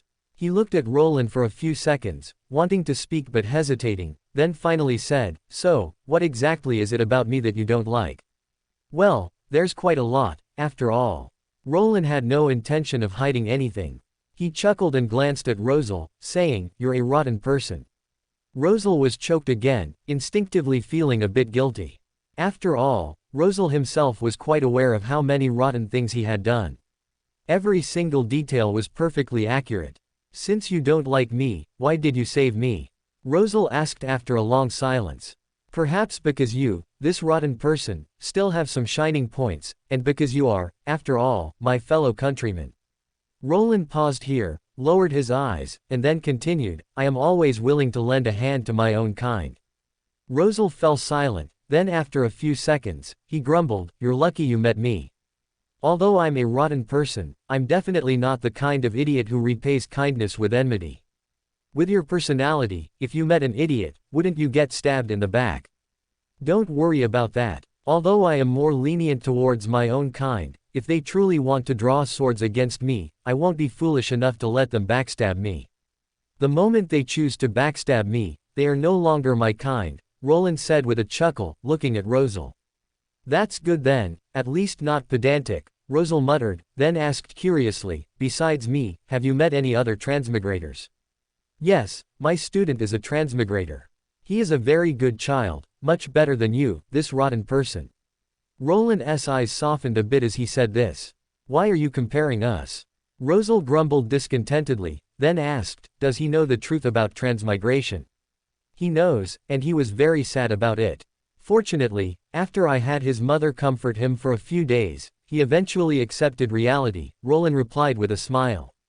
Rosel seemed to sigh in relief, then he seemed to realize something, looked up at Roland, and said, "Which era's mother are you referring to?"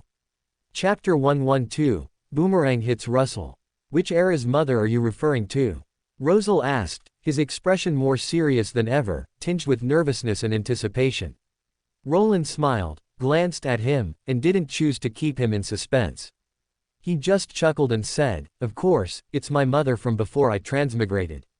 "How about that? Envious, aren't you?" Even though he had already suspected it when he learned about Roland's miraculous time shadow ability, Rosel's eyes still widened at that moment. His breathing quickened slightly, and he almost impatiently said, "So you really can summon people from the old days?"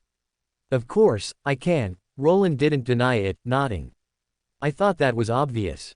Rosel's expression became more serious than ever. He looked at Roland and asked, "What price do I have to pay for you to help me see my parents?" Roland was naturally not surprised by Rosel's reaction. He smiled, then unhurriedly said, "No price is needed. As an employee benefit, I can help you see your family once every 3 months." After a pause, Roland scrutinized Rosel from head to toe, shook his head, and continued, "However, you probably can't enjoy this benefit right now. Or do you want your parents to see a corrupted you?" "No." Rosel instinctively shook his head. He naturally didn't want his parents to see him in a corrupted state. Not to mention whether it would have a bad effect on his parents, even out of the thought of not wanting his parents to be sad for him, Rosel didn't want to appear before his parents in that state. Rosel understood his parents very well. Even across thousands of years of time and space, his parents would be very sad and distressed if they saw him in his corrupted state. Rosel gritted his teeth, looked at Roland, and said, "After I've completely removed the corruption, then you can help me reunite with my parents." "All right, I have no objections," Roland smiled and nodded. Rosel then glanced at Roland again, sighed, and gritted his teeth, saying, "You really are a born capitalist. If seeing family was an employee benefit, didn't that mean he could only work forever?" "Nonsense, I am a very conscientious businessman," Roland smiled and replied earnestly. Rosel, unwilling to give up, asked, "Besides working for you, can I really not use other prices to exchange for a reunion with my parents?" "Sorry, employee benefits are employee benefits. If I liked you a lot, I might make an exception for you, but unfortunately, you're a rotten person, and I don't like rotten people." Roland shook his head, speaking directly and openly. Rosel immediately felt as if a boomerang had struck him. He could tell that the person in front of him was telling the truth, which meant that the other party was unwilling to make an exception for him precisely because of the unpleasant things he had done in the past. "Is this my comeuppance?" Rosel smiled bitterly, his expression very sour. "Do you resent me?" Roland asked with a smile.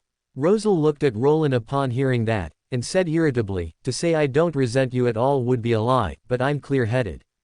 Everything can only be considered my own doing." He ended with a self-deprecating smile.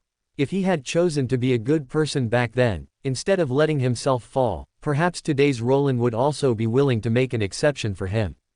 "How awful, encountering a boss who doesn't like me. Boss, you won't make things difficult for me in the future, will you?" Rosel asked Roland suddenly after a moment of silence. "Oh, you're getting into character so quickly," Roland teased. "It's just work, nothing shameful. Who hasn't been a beast of burden?" Rosel spread his hands, then revealed a smile, saying, "At least I still have a chance to reunite with my family, and a chance to break free from everything and start anew. This is already better than any situation I had ever imagined." "Good mindset, keep it up," Roland patted Rosel's shoulder. He then pulled out his pocket watch, glanced at it, and said, "All right, time's almost up. See you next time, Mr. Rosel. I hope when we meet again, you've already thought of a mature plan for crafting extraordinary items." Having said that, Roland, without waiting for Rosel to react, cancelled the summoning of the time shadow. He then unhurriedly spoke to the Rosel of this era, who had been in contact with him but had remained silent. "You should have heard the conversation just now, Mr. Rosel. What are your thoughts on it? You really are a born capitalist." Rosel's slightly weary voice sounded in Roland's ear. "Is that so? Then do you want to see a capitalist's methods, like killing 2 birds with 1 stone, making you work for me, and using that as a condition to make Bernadette work for me until she dies?" Roland said with a smile. "Holy crap." Rosel's voice sounded again. He didn't know whether he was surprised or cursing, but he quickly reacted, saying, "You wouldn't do that. Otherwise, you wouldn't need to tell me this. Besides, unlike me, a rotten person, Bernadette is a good child, unless everything you said before was a lie." "I really wouldn't do that," Roland smiled and said unhurriedly, "because I am a conscientious businessman, I will respect my employees' opinions." "Rosel, do you want me to contact Bernadette?" Roland indeed wasn't planning to kill 2 birds with 1 stone. Although with Rosel in his hand, it would be simple to manipulate Bernadette. He wouldn't even need to deceive Bernadette, just telling the truth would gain him an ally. But why bother? Roland didn't lack a Sequence 3 enforcer, and having formed a partnership with the Creator faction, he also didn't lack the influence of a mystic queen. So, Roland had no need to touch Rosel's inverse scale for Bernadette. He was more inclined to let Rosel decide this matter himself. After a long silence from Rosel's side, he finally said, "You've truly given me a difficult problem." Rosel was genuinely conflicted. On one hand, he actually didn't really want Bernadette to come into contact with Roland. After all, Rosel wasn't stupid. Whether it was the power that was completely different from the mother goddess but could suppress her corruption, or certain things that he, as a Black Emperor, could vaguely perceive, they all told Rosel about the dangerous nature of this guy named Roland. No father would want his daughter to come into contact with such a dangerous person. On the other hand, Rosel was very clear that the apocalypse was inevitable. He couldn't rely on himself and had to wait for Roland to rescue him. In this situation, it wasn't shameful to have his daughter cling to a powerful figure. At least Roland seemed like a principled person and was very powerful, perhaps able to save his daughter's life during the apocalypse. Chapter 113. Mr. Men recharged the account. But, Rosel suddenly thought of something and gave a wry smile, saying, "Actually, even if you really wanted to use me as an excuse to make Bernadette work for you, you probably couldn't. Bernadette, she probably hates me very much." Rosel still remembered the disappointed and disgusted look in his daughter's eyes after his last meeting with Bernadette. He and his little princess had completely broken off after that, never to be the same again. "That's not necessarily true." Roland smiled when he heard this, and said, "Bernadette does hate you, even despises you, because of everything you've done, but she also loves you deeply, because you are her father. For so many years, she has been looking for you." In the mausoleum, Rosel was stunned. He probably hadn't expected such an answer. His lips trembled for a moment before he said, I'm very sorry." "You should tell her that apology, not me," Roland said, pouring himself a cup of black tea. He was a bit thirsty after talking so much. Rosel gave another wry smile. After a few seconds of silence, he spoke again, "You can contact Bernadette, but you cannot force her to work for you." "I never force anyone to work for me. All my employees are volunteers," Roland said with a smile, even retorting, "Aren't you?" Rosel was speechless. Was he a volunteer working for Roland? Probably. After all, Roland held his life in his hands, as well as the thing he most desired. "You really are a born capitalist," Rosel finally managed to blurt out after a long pause. "Please call me a conscientious businessman, thank you," Roland corrected with a smile. He then took a sip of black tea and said, "There's no need to be too nervous. Many people work for me, including Red Angel Medici, Mr. Dor Bethel, God of the Bound Toltsana, and so on. To be honest, if it weren't for you, I wouldn't really care for a Sequence 3 Bernadette." Rosel was speechless again. So, even being a workhorse these days required backdoor connections. Rosel felt desolate, but he knew Roland wasn't lying. With the other party's ability, there were probably countless people eager to work for him, just to gain protection or reunite with their loved ones. "Oh, by the way, do you need my help to reunite you with Bernadette then?" Roland asked with a smile after taking a sip of black tea. "That way, you can personally explain to her what happened, and it can also prevent me from deceiving your beloved little princess." Rosel fell silent again. He was clearly conflicted, but after some struggle, he still said, "My contamination here is very severe, it's not suitable for Bernadette to come over. When the time comes, let her meet the past me." "All right, I'm fine with that, but I've been quite busy lately, so it might be a while before I can contact your little princess." Roland smiled and nodded, then asked, "Now that the trivial matters are done, let's talk about serious business."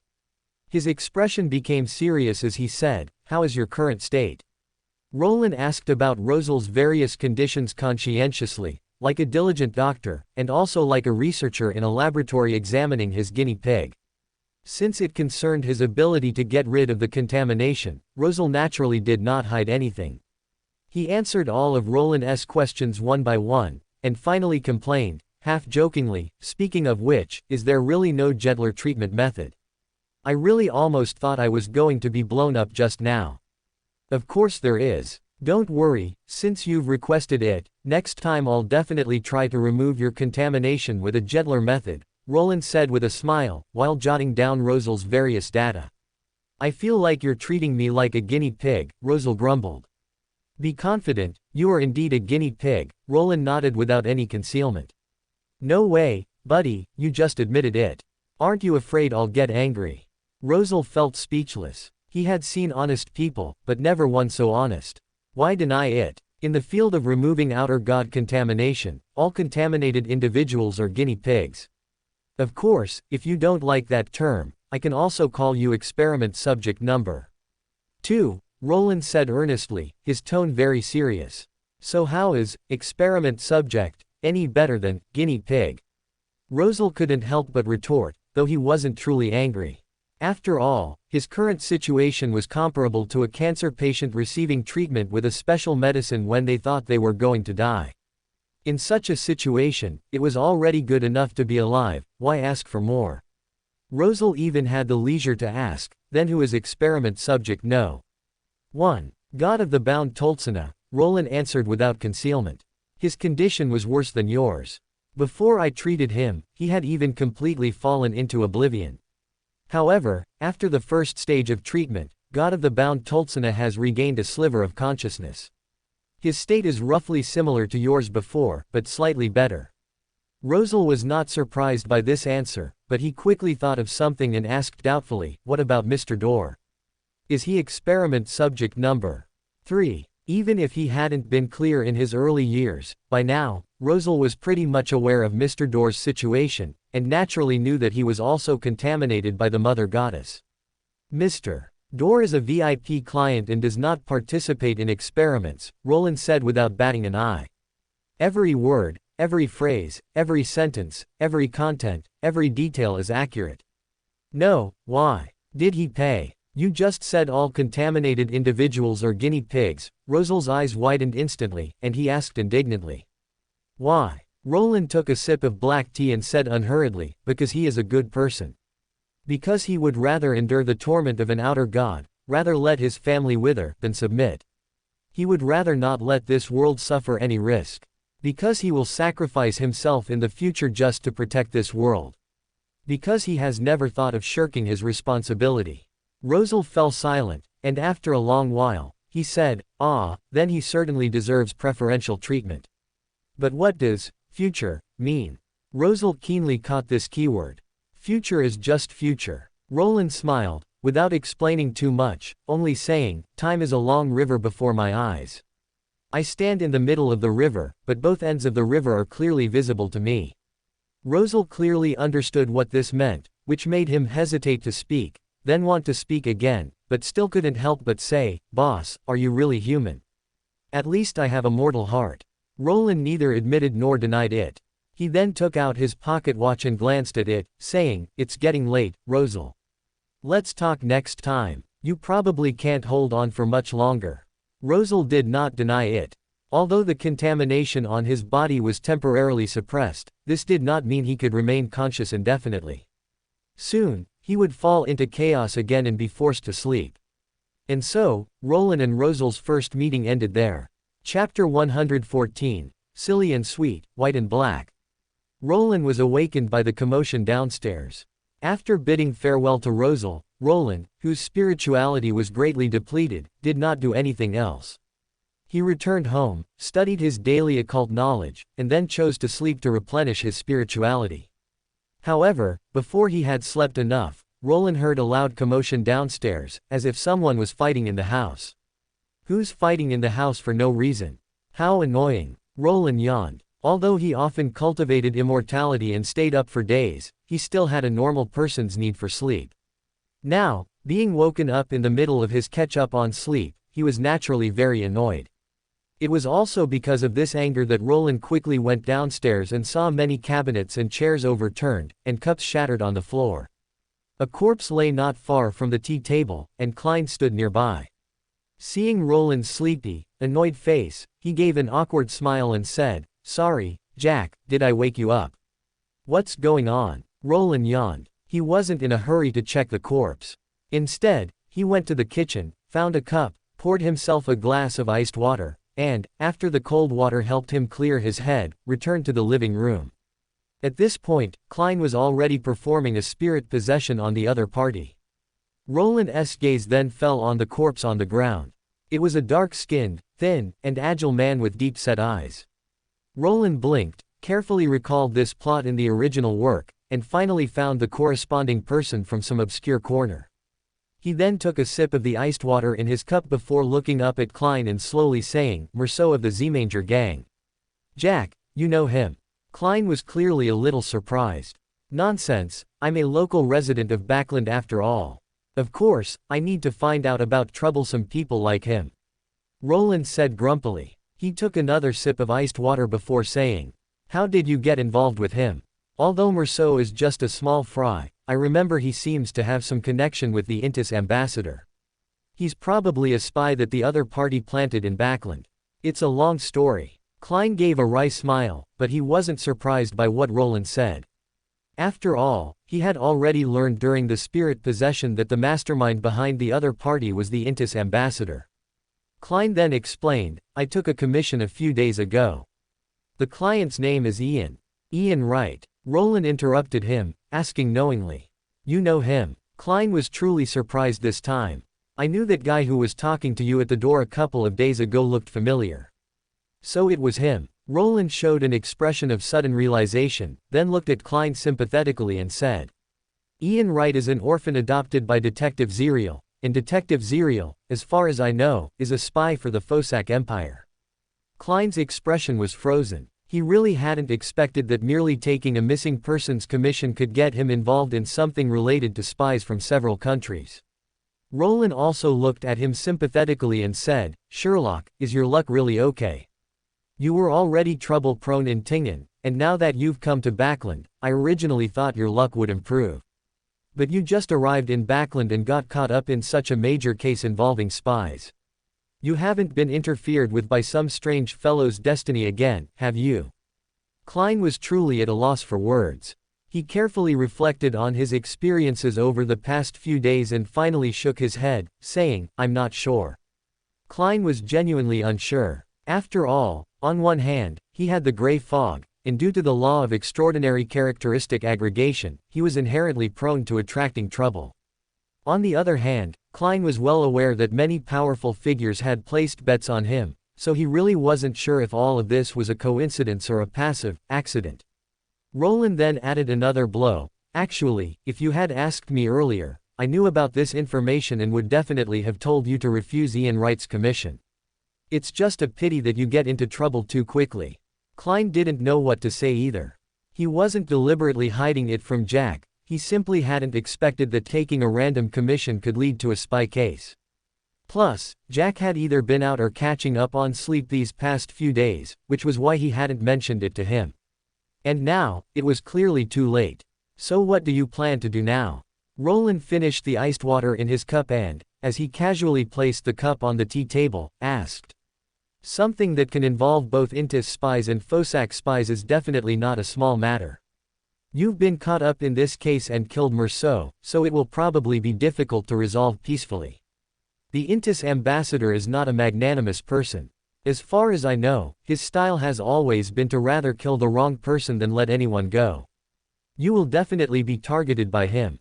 Roland wasn't talking nonsense. Although he didn't know much about the Intis ambassador, from the original work, the fact that the other party even sent Rosago, the marionettist, to silence Sherlock Moriarty, a theoretically peripheral figure, at the end of the incident, showed that the other party was either extremely cautious, narrow-minded, or both.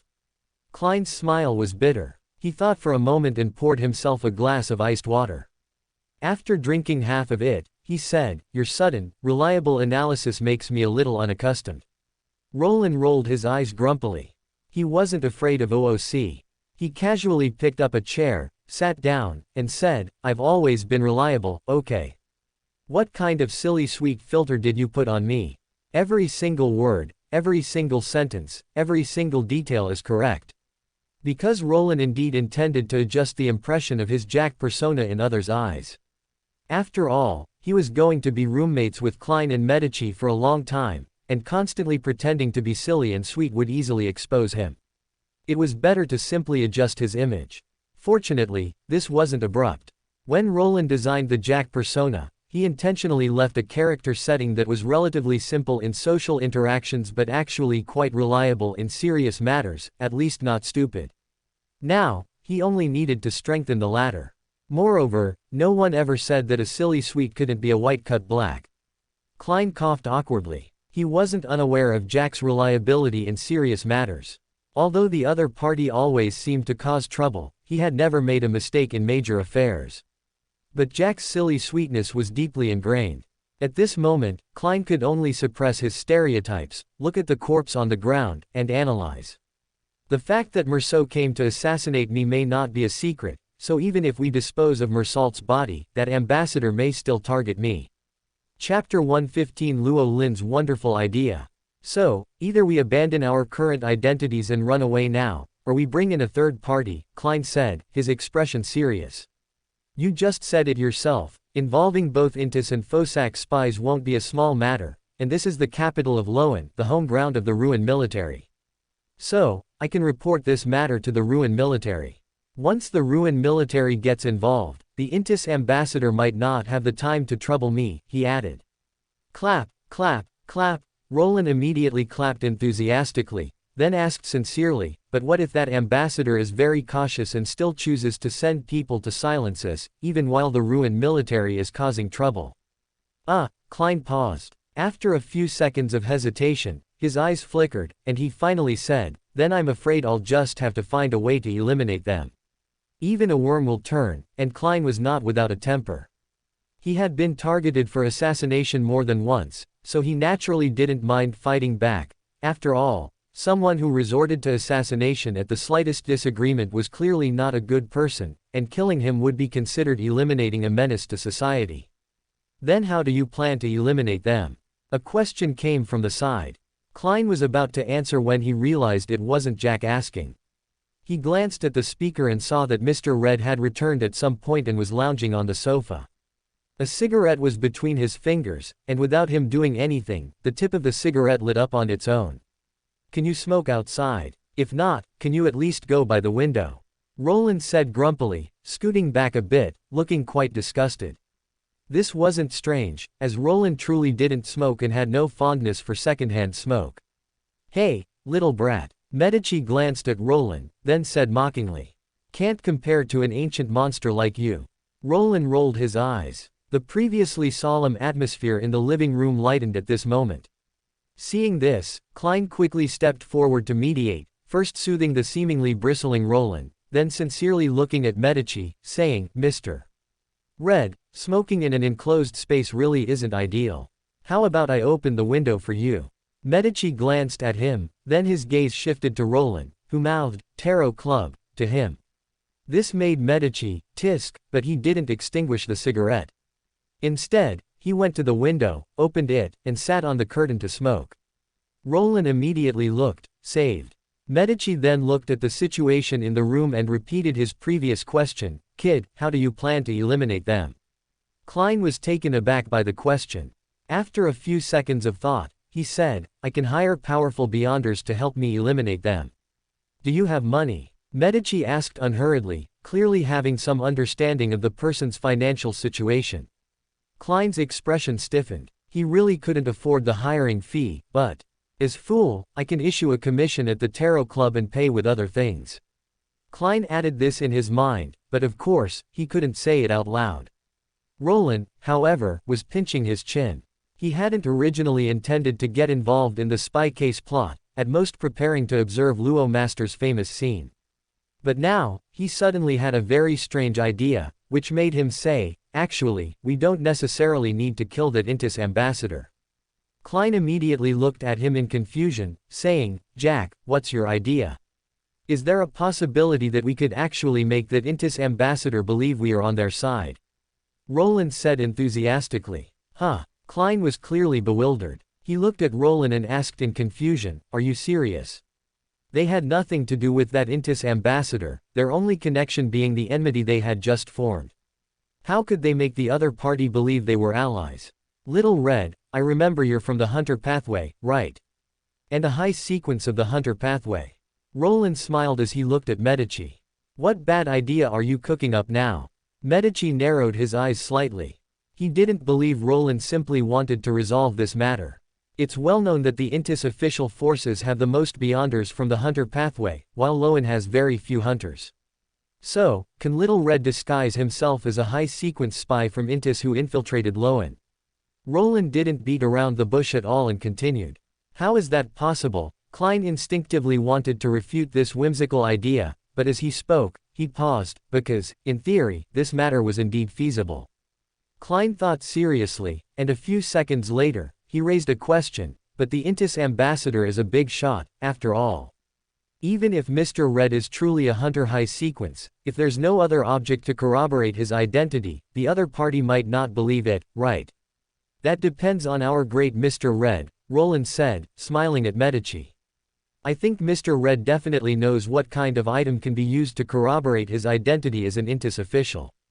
Roland didn't think that after regaining his freedom, Medici wouldn't bother to understand the current situation of Intis and those hunter families in Intis. One should know that Intis was also within the true creator's sphere of influence. Hearing Roland's words, Klein also subconsciously looked at Medici. Every single detail, every word, every piece of content, at a glance. Facing their gazes, Medici scoffed. He then casually extinguished the cigarette in his hand before looking at Roland and saying, I can indeed get items to corroborate identity, and fooling that so-called ambassador is no problem at all, but why should I help you? Oh right, Mr. Red has no reason to help them. Klein belatedly realized this. He had been completely drawn in by Roland's matter-of-fact attitude just now. Roland, however, showed no embarrassment. Instead, he smiled and met Medici's gaze, saying, of course, because this matter also benefits you, Mr. Red. What benefit? Tell me. Medici crossed his legs. Although he knew very well that if Roland gave him an order regarding this matter, as a subordinate, he would comply even if unwilling, Medici was genuinely curious what kind of trick Roland could pull off in this situation. Little Red, as far as I know, you intend to promote reform and change the current situation in Lowen, right? Roland said with a smile. Klein, who was beside them, paused at these words and subconsciously asked, what reform? He seemed to have heard something extraordinary. Roland blinked and explained, oh, Sherlock, you don't know. The ultimate power behind Mr. Red's faction is a highly moral person. He cannot tolerate the current situation in Lowen, cannot tolerate places like the East District, so he intends to promote a reform. Chapter 116. Countdown to rolling car. Klein was stunned. He looked at Roland, then at Medici, and after a long silence, he finally managed to blurt out, no one told me this either. At the same time, Klein noticed that Medici's expression showed no surprise or intention to refute, which meant that what Jack said was true. Mr. Red and the forces behind him truly intended to initiate a revolution, and Jack was well aware of this. Klein suddenly recalled when the two had just arrived in Backland.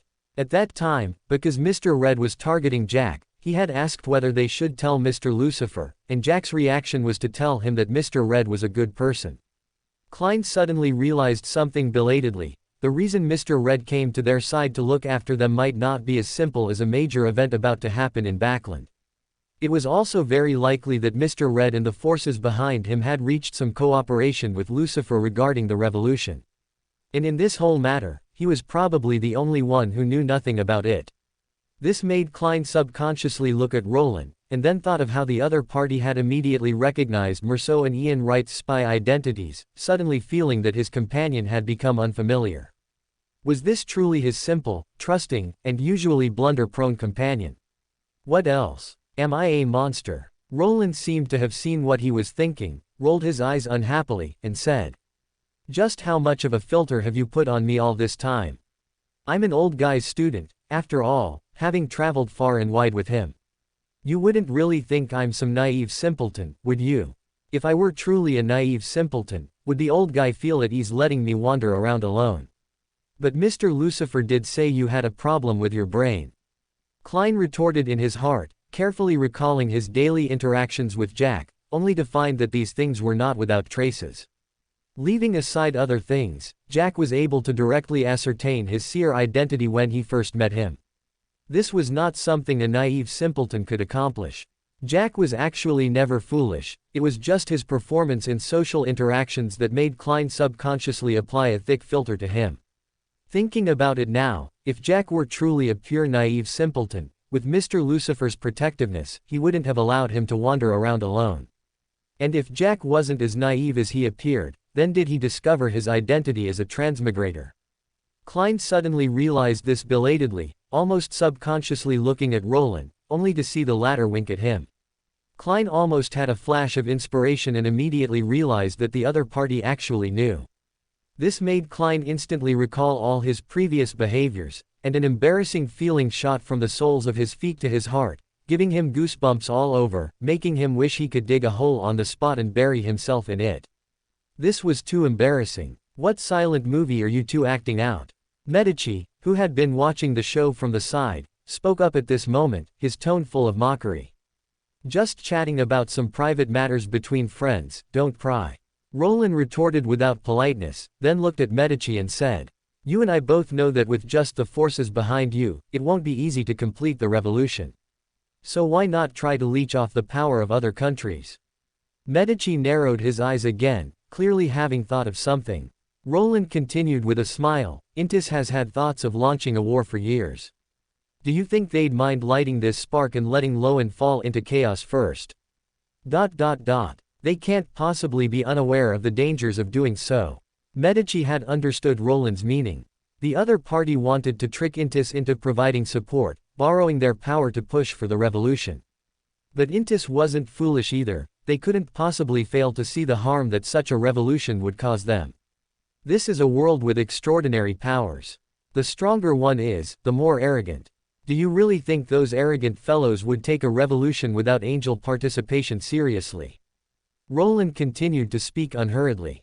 Medi understood his meaning. If the true creator were to directly push it openly, it would certainly face fierce opposition. But if the true creator hid behind the scenes and packaged this matter as something only involving those below the angel rank, then the inherent danger of the matter in the eyes of others would be greatly reduced. Because this truly was a world where might made right. And after the spark is ignited, with your participation, it won't be so easy to extinguish, will it? Roland clearly guessed what he was thinking, speaking with a smile at this moment. Although theoretically, the creator faction with the ancient sun god had the most power in this world, and pushing for reform should be the simplest, the ancient sun god's appearance time was limited. He couldn't really kill everyone else. Roland also didn't want to become a tool for summoning the ancient sun god to reform, so he naturally had to use his brain and think of other ways. Even so, Intis might not be willing to provide aid. This is no small matter.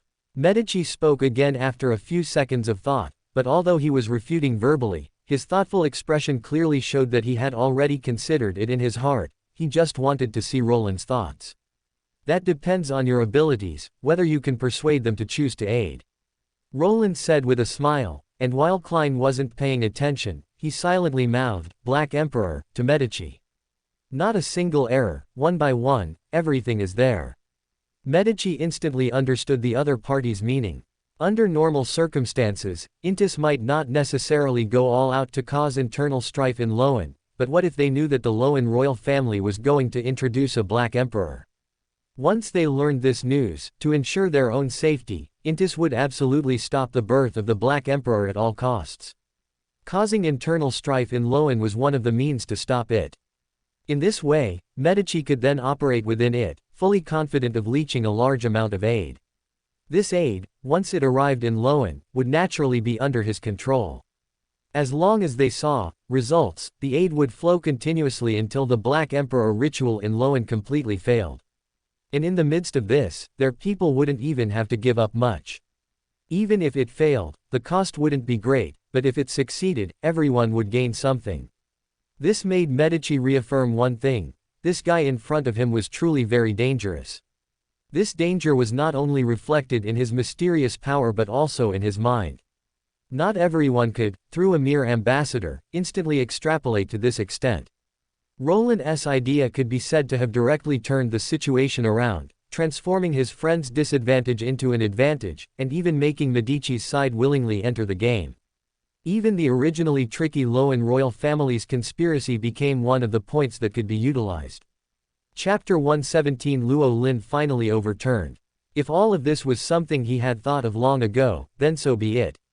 But if he had conceived all of this in an instant, Medici gave Roland a meaningful glance and said unhurriedly. But doing so is not without risks. Intis might take a desperate gamble and choose to launch the war prematurely. Medici looked up at Roland, wanting to see what this fellow, who always insisted on a good outcome, thought about this. War will come sooner or later. If Intis launches the war prematurely, at least it can disrupt their preparations. It's better than them attacking after they are fully prepared. Roland said this, poured himself another cup of black tea, and after taking a sip, he continued. And I believe Mr. Red will surely have a way to make them not dare to easily start a war. Medici suddenly chuckled at his words.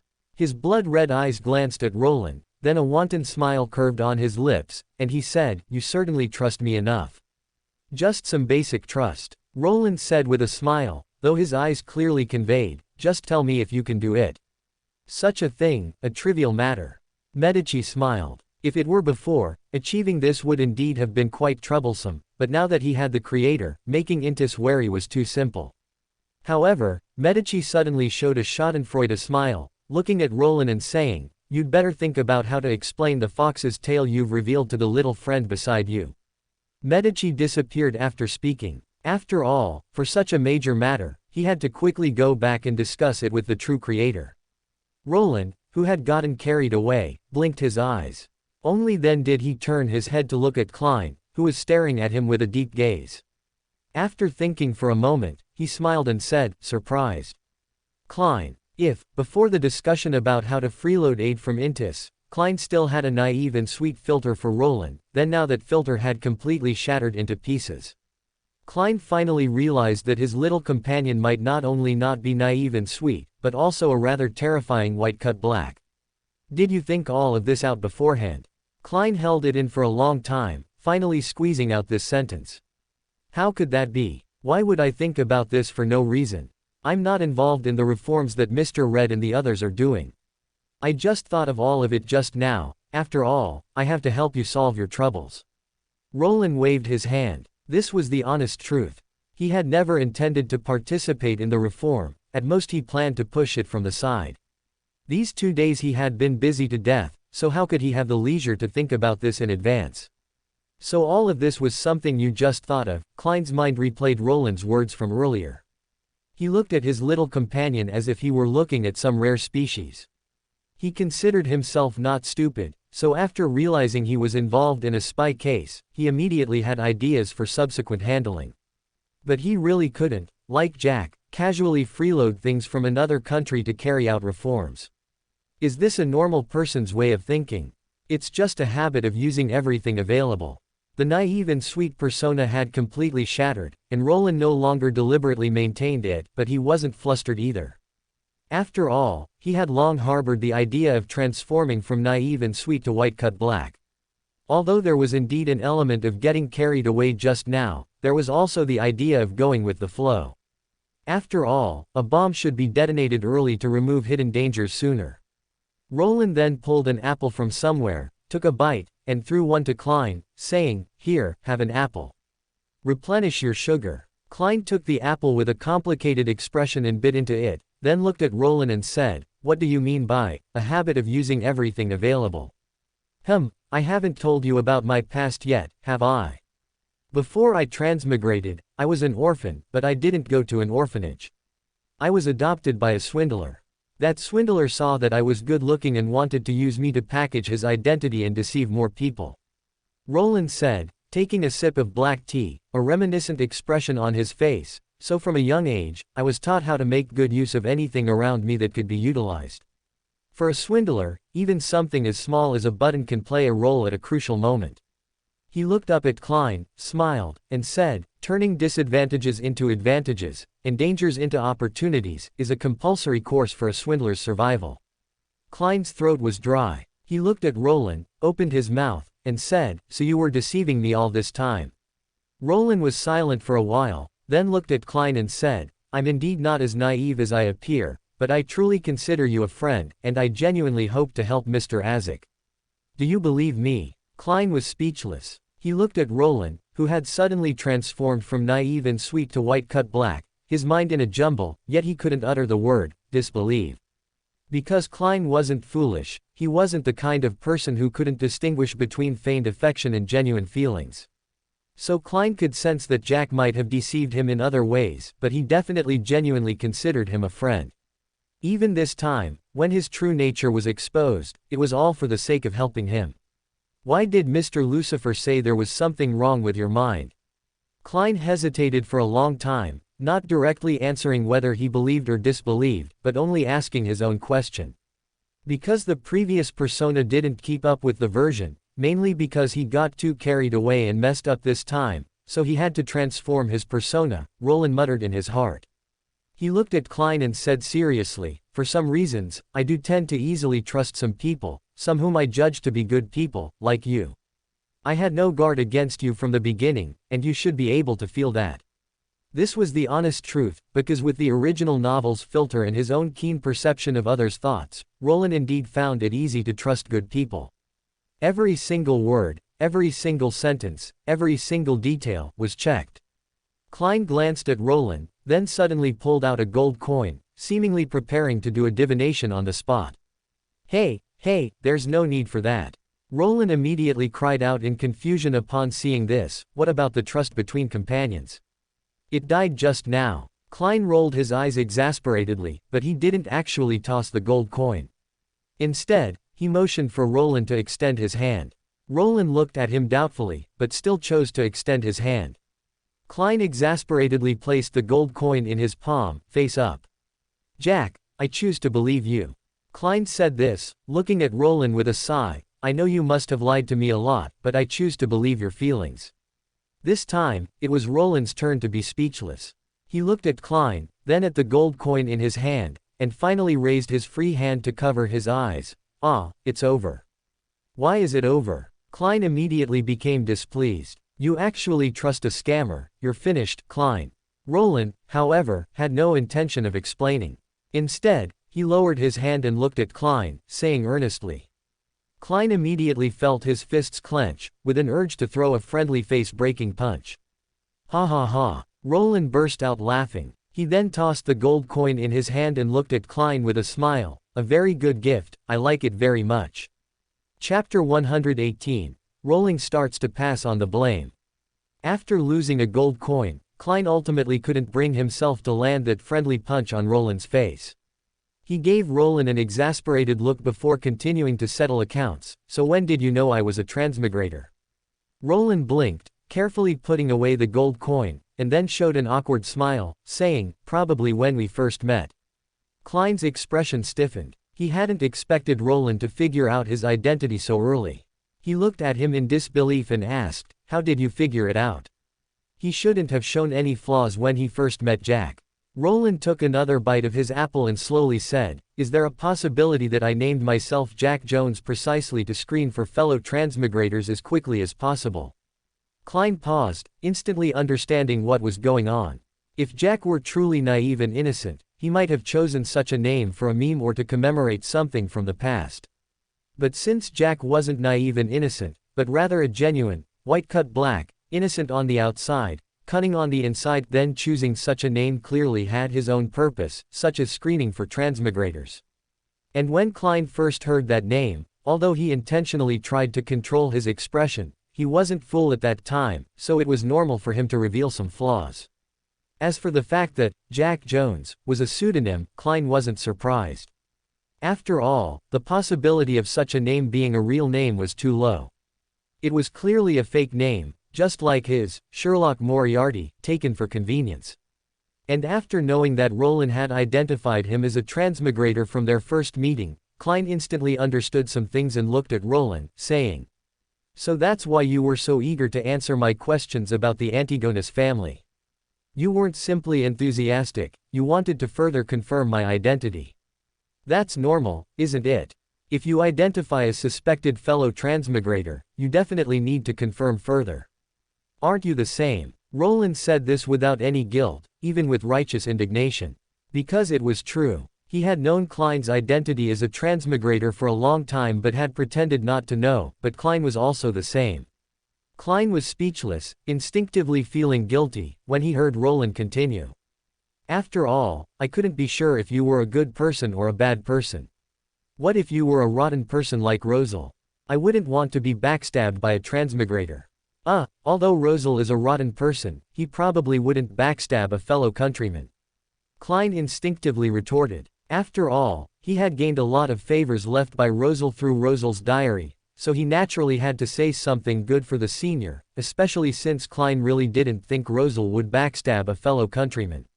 I'm just making an example. Roland waved his hand. He then took another bite of the apple, chewed, and swallowed before continuing. You must have had similar concerns, right? Klein was silent for a second, then nodded honestly. He indeed had such concerns, which was why he didn't immediately acknowledge Jack as a fellow transmigrator after discovering it. Klein then thought of something else and said, so that's why you disguised yourself as naive and innocent. That's right. Roland nodded. He clearly knew what Klein was thinking, and a hint of smugness appeared in his smile as he said, a suspected naive and innocent fellow transmigrator can quickly test whether you are a good person or a bad person, can't he? And such a persona can maximize the reduction of others' wariness, making it easier for me to integrate into a new circle. But, Klein suddenly thought of something and said faintly, didn't you just say that you judged me to be a good person from the start and weren't wary of me? Roland, however, was not flustered at all. He took another bite of his apple, looked at Klein, and said, my intuition did tell me you were a good person, but who would completely trust their intuition? You always need further confirmation. Klein was convinced by this reasoning, because he wasn't the kind of person who would completely trust his intuition either, especially on such important matters. Some probing was indeed necessary.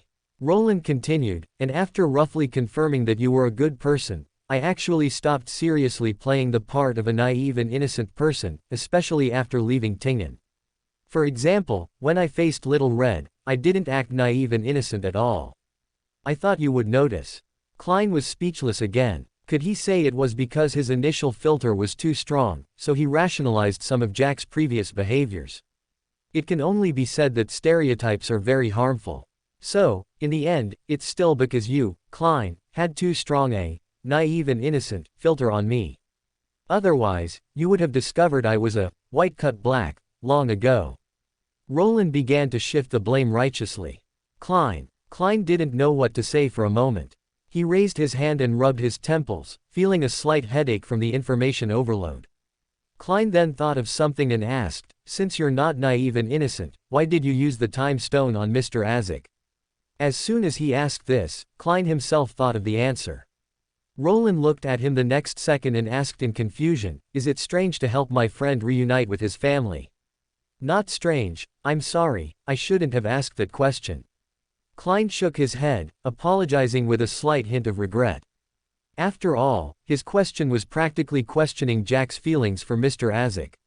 No mistakes, one first, one hair, one inside, one content, all in one look. It's fine, I understand. After all, I'm a trickster. Roland waved his hand, saying magnanimously.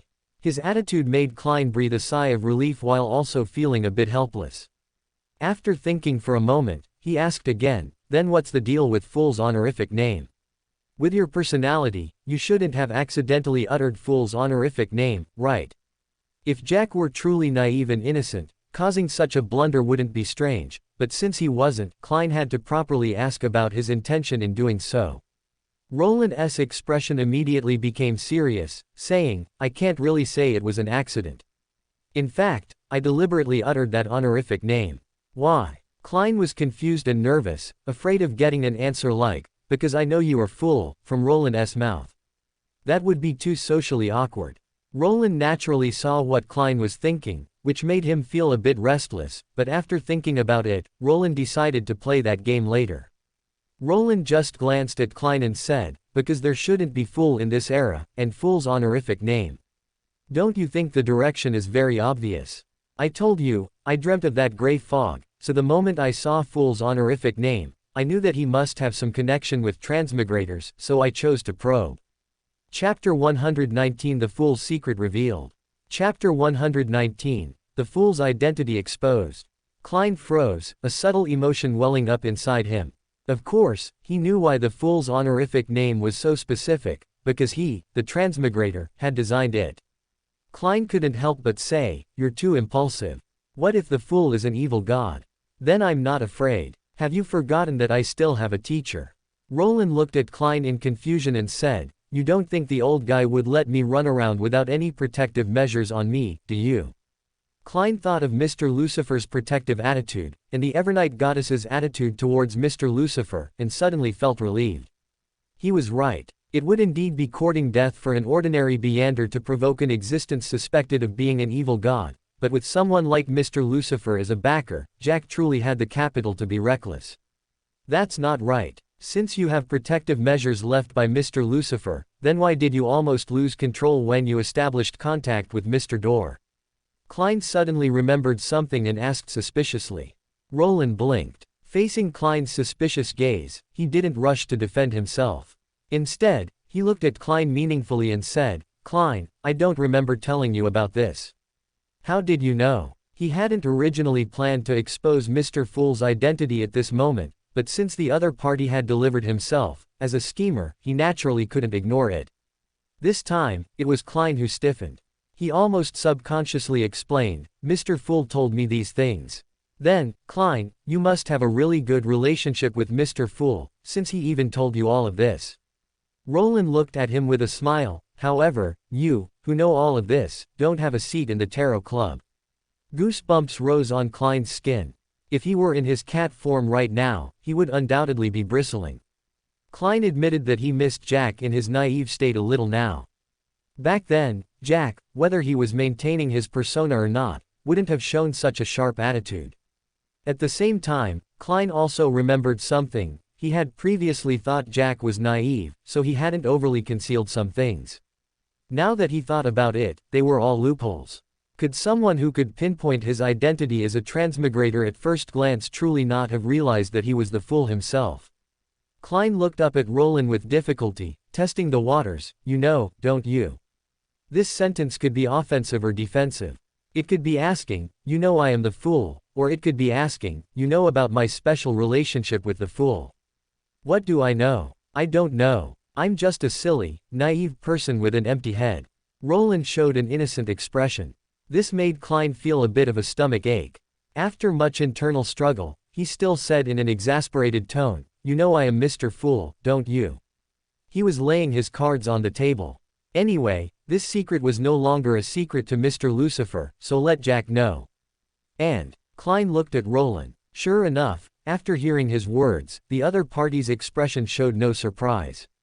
This indicated that Jack had indeed known all along that he was the fool. Damn it. Even Klein couldn't help but grind his teeth at this moment. He looked at Roland and almost squeezed out a sentence from between his teeth. "So you've been laughing at me." "How could I? You were the one who first tricked me with the identity of the fool. I merely went along with it as if I knew nothing. How can you blame me for that?" Roland not only felt no guilt but even began to righteously shift the blame. Klein, who was being blamed, felt a moment of guilt, then he reacted and asked, "When did you know I was the fool?" "Of course, I knew the first time I met Mr. Fool." Roland spoke the truth. Although he knew who the fool was from reading, he only connected Mr. Fool in the real world with Klein when he first met the other party. Klein just ground his teeth again and continued to ask, "How did you do that?" He believed that he had played the fool well enough and shouldn't have been exposed at first glance. "Klein, what do gods look like in your eyes?" Roland didn't answer directly but instead asked with a smile. Klein was momentarily stunned. Roland didn't need his answer and went straight to the point, "Mr. Fool is too gentle. He even got angry because I accidentally provoked Mr. Door. How could a god who doesn't know me care about me so much?" He looked at Klein and continued with a smile, "Only my friends would get angry over my reckless behavior and care about me so much." Klein was speechless, and facing Roland's sincere smile, he felt a little embarrassed. He thought for a moment and continued to ask, "So, what exactly happened when you provoked Mr. Door?" "It was just a test." Roland said openly, "Mr. Door and the old guy are friends, so that time I asked Mr. Door for help to make my state on the verge of losing control, in order to test the fool's attitude. If the fool truly is an existence related to my transmigration, he wouldn't possibly let me, a chess piece, die. He would definitely take some measures. Not a single mistake, not a single word, not a single hair, not a single content, not a single glance. Roland looked at Klein here, blinked, and said, in fact, he did take measures, didn't he? Klein, however, frowned. If he had been blinded by Roland's naive image before and hadn't noticed some things, then now that Roland was no longer pretending, Klein's keen senses almost immediately realized a certain characteristic about Roland. This made him frown and say, what if the fool isn't me? Or what if he has nothing to do with your transmigration? That's fine too. Mr. Door would stop in time, and I wouldn't truly lose control. I'd just need to drink some potions for treatment later. Roland said as a matter of course. This was also his original plan. If Klein truly stood by and did nothing, he naturally wouldn't let himself lose control, he would just continue as usual. Jack. After hearing Roland's words, Klein's frown deepened. He looked at Roland, sighed, and said, then have you ever considered what if something unexpected happened and you really lost control? No, Mr. Door has a sense of proportion, and I don't lose control that easily.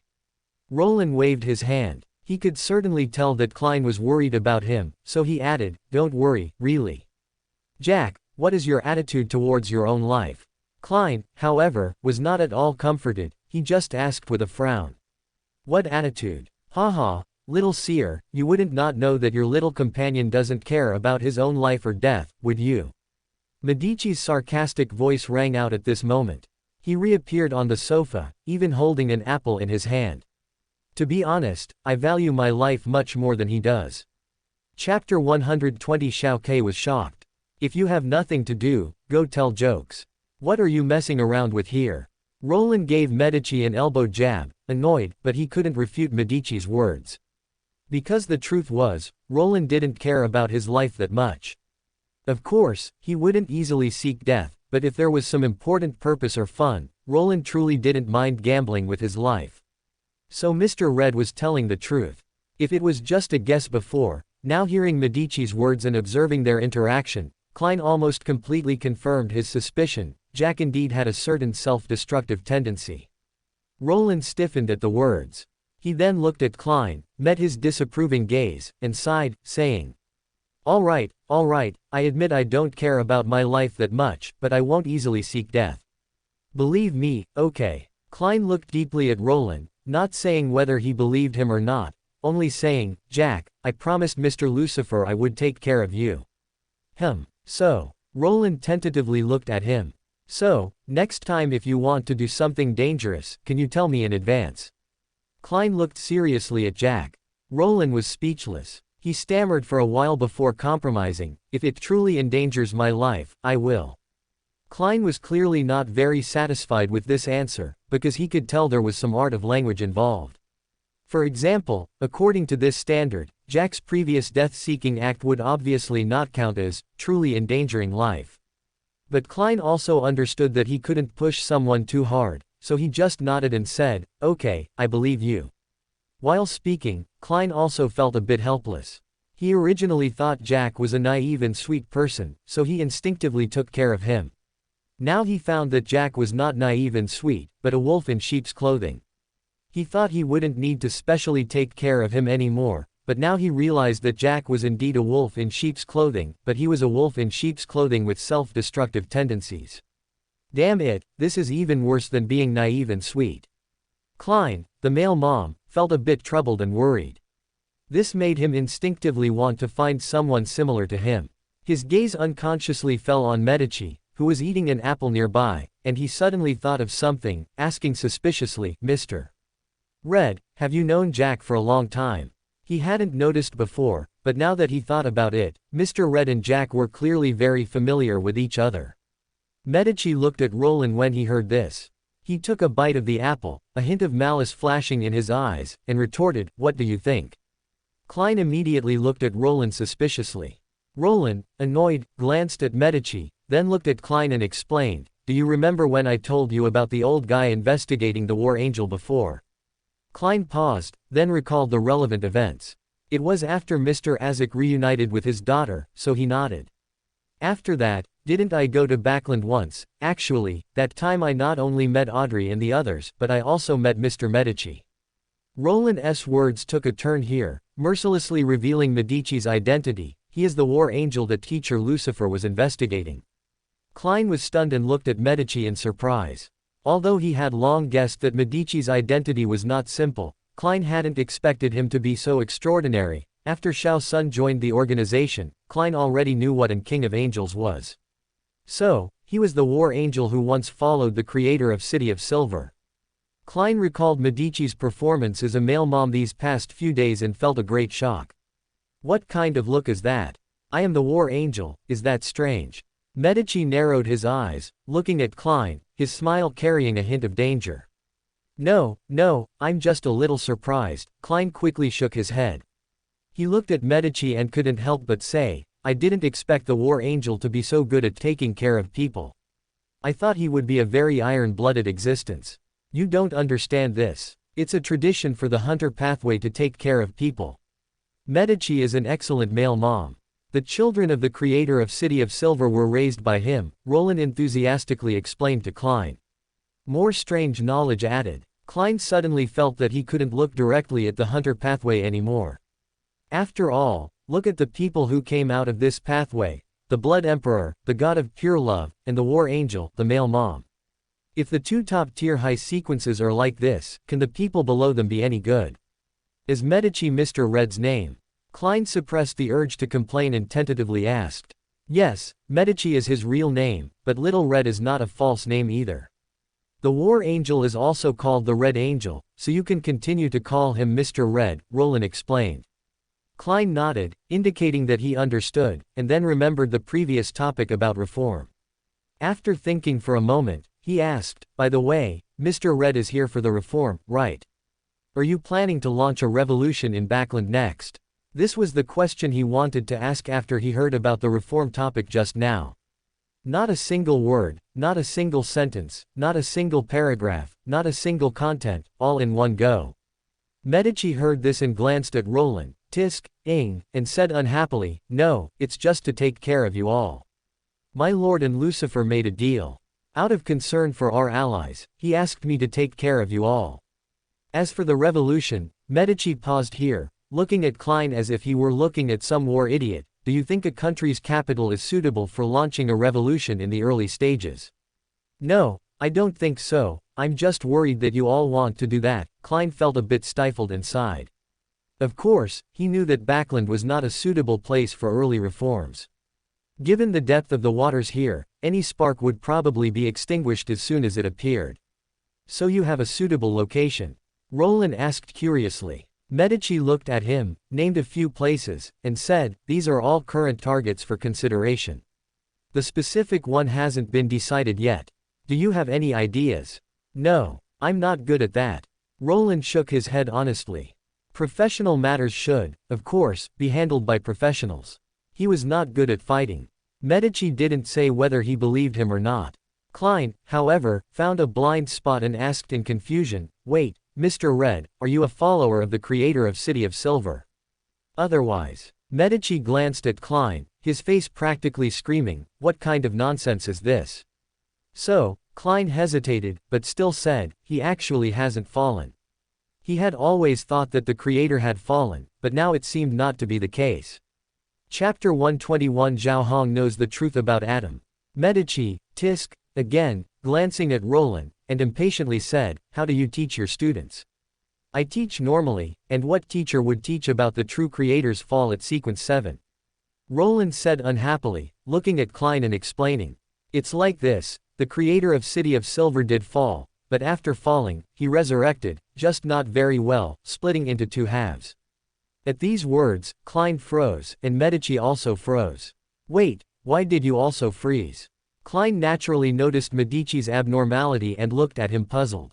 Roland blinked and continued, one half inherited his humanity and the authority of corruption, so it went completely mad. The other half inherited his divinity and became an existence of absolute rationality. Roland looked up at Klein and said, actually, you've already indirectly encountered the human half of the creator. How could I? Wait. Klein instantly thought of something, his pupils practically quaking, and said in disbelief, you're not talking about the true creator, are you? The true creator's honorific name is, the Lord of Creation, the ruler behind the shadow veil, the corrupted self of all living beings. This almost perfectly matched Roland's description.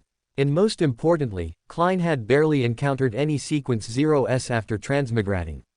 The creator of City of Silver couldn't possibly have become the Evernight goddess, so it could only be the true creator. Correct answer. Roland immediately clapped like a seal. Stop joking. How is this possible? The true creator is an evil god. Klein felt his mind in a mess, unable to connect the creator of City of Silver, who liberated humanity and killed ancient gods, with the evil god true creator. The difference was too great. That's why I said the true creator went mad. Roland sighed and said, he was once a good god, but he went mad, so he became what you see now. Klein opened his mouth, a persistent sense of confusion in his heart. He thought of something else and asked, but didn't you say that the power behind Mr. Medici wants to continue reforms? Would the true creator, who is already mad, really do that? A simple madman certainly wouldn't do that, but what if he regained his sanity? Roland retorted, and he wasn't speaking idly. In fact, with each summoning of the ancient sun god, the true creator was indeed less mad than before, seemingly much saner. Perhaps the ancient sun god had done something. Roland was also happy to see this. A sane true creator was always easier to deal with than a madman. Klein was speechless. If the true creator had done those bad things because of madness, then it seemed quite normal for him to decide to repent after regaining his sanity. Of course, I know you have a prejudice against the true creator. He did cause a lot of trouble when he wasn't clear-headed, so it's normal for you not to like him, Roland said at this moment. But this has nothing to do with Little Red. He has only recently truly resurrected and didn't follow the true creator in causing trouble, so you don't need to feel uneasy. This was the truth. Although the true creator had been mad for a long time, during the Solomon Empire era, the true creator had ample anchor points and was a legitimate true god of the Solomon Empire, so he didn't cause much trouble. The true creator's misdeeds mainly occurred in the fifth epoch. I don't have any issues with Mr. Red. Klein shook his head, feeling that the information was overwhelming. He instinctively asked, what's this about resurrection? Do you remember Blood Emperor Tudor, whom I told you about? Little Red once died at his hands, boiled into a hot pot by him, until Mr. Lucifer found him a little over a month ago, and he finally saw the light of day again, Roland explained. A flash of inspiration struck Klein's mind when he heard this, and he said, is the true creator's recovery of sanity also related to Mr. Lucifer? Yes. Roland nodded, confirming it. Klein then roughly understood what was going on. Apparently, the true creator had once been in a state of madness, thus degenerating into an evil god. Until recently Mr. Lucifer used some unknown method to restore the true creator's sanity, resurrect the war angel Medici who followed him, and reached a cooperation with them. The content of the cooperation was unknown, but part of it should be related to reform. This is truly. Klein felt his emotions were complicated. On one hand, as a former Nighthawks, Klein was very wary of evil gods like the true creator, especially since he had even fought against his offspring and almost died because of it. But on the other hand, Klein could not ignore the achievements of the creator of City of Silver, could not ignore the fact that the true creator went mad, and even more, could not ignore the fact that after regaining his sanity, he wanted to carry out reforms, clearly having repented. All these things made it difficult for Klein to say what his current attitude towards the true creator was, only that he could sigh about the unpredictability of fate. As for Medici, Klein didn't have much emotion. After all, after spending these past few days together, he could tell that the other party was not a bad person. Plus, Jack had just said that Medici had only just resurrected, so the true creator's misdeeds really couldn't be blamed on him. Every single word, every single sentence, every single thought, every single piece of content, is being reviewed. Are you done? Medici's voice then rang out. His red eyes looked at Roland, sharper than ever, and he asked, little lunatic, can you explain to me what, the other half inherited his divinity and became an existence of absolute rationality, means? Huh, Mr. Red doesn't know about this. Klein was stunned, not expecting such a development. Roland unhurriedly finished his apple, then poured himself a cup of coffee. After taking a sip, he said, I thought you had already guessed what this means. He looked up at Medici and continued, you were once the most outstanding conspirer. Ha! Medici almost instinctively sneered upon hearing this, praise, but it wasn't directed at Roland. Instead, it carried a strong sense of self-mockery. Of course, he had guessed it. If Medici hadn't thought in this direction due to lack of information, then now that he knew the creator had split into two halves, and recalling the conversation between the ancient sun god and Adam, what else was there for Medici not to understand? He just found it ironic. The lord he followed and revered had betrayed him, abandoned him. That's not entirely true. At least Grisha didn't mean to abandon you. He's very seriously making amends to you, Roland said at this moment, his voice low. And the true creator. He probably wanted to save you, but failed. Chapter 122 Is the Dark Angel your mother? Medici suddenly looked up at him, his expression unprecedentedly stern. But Adam is indeed an asshole. I support you in taking him down, Roland added unhurriedly. He met Medici's gaze without fear, his emerald green eyes filled with undisguised anticipation and a desire to watch the show. Roland continued, of course, if you truly don't want to follow the true creator anymore, I believe teacher would be very happy to have you switch sides. Don't be fooled by Roland's appearance, as if he's wholeheartedly thinking for Medici. In reality, the main reason he suddenly revealed this truth was to have some fun. After all, he was made fun of today, so he had to get some back. As for whether Medici would truly rebel against the true creator because of this, what does that have to do with Roland? He and the true creator are merely allies. If Medici isn't stupid, he wouldn't possibly fall out with Roland after falling out with the creator faction. Medici stared back at him, somewhat speechless at Roland's obvious, enjoying the drama, attitude. After a long while, he scoffed, saying impolitely, although it's already dark, you're sleeping a bit too early. The unstated meaning was, you're already dreaming in broad daylight. Roland immediately showed a disappointed expression. He even sighed directly, then said seriously, it's okay, I'll ask next time. Tisk. Medici pulled out a cigarette, bit it fiercely, and after smoking most of it, suddenly said, I want to see Saussure. Roland looked up at Medici. Through the white smoke, he could see the handsome face with an obscure expression, which made Roland raise an eyebrow. Medici finished his last puff under Roland's gaze before pressing the cigarette butt into the ashtray on the coffee table and speaking again. I know Lucifer can do it. In exchange, I can work for him for another year. I'll contact teacher for you, but you don't need to work. Teacher wouldn't mind helping a friend in this regard. Roland nodded and then shook his head, saying he didn't mind doing this favor, as Roland was actually very curious about what kind of existence the legendary Dark Angel Saussure was, and it was a good opportunity to meet him. Thank you. Medici closed his eyes and collapsed onto the sofa, saying at the same time.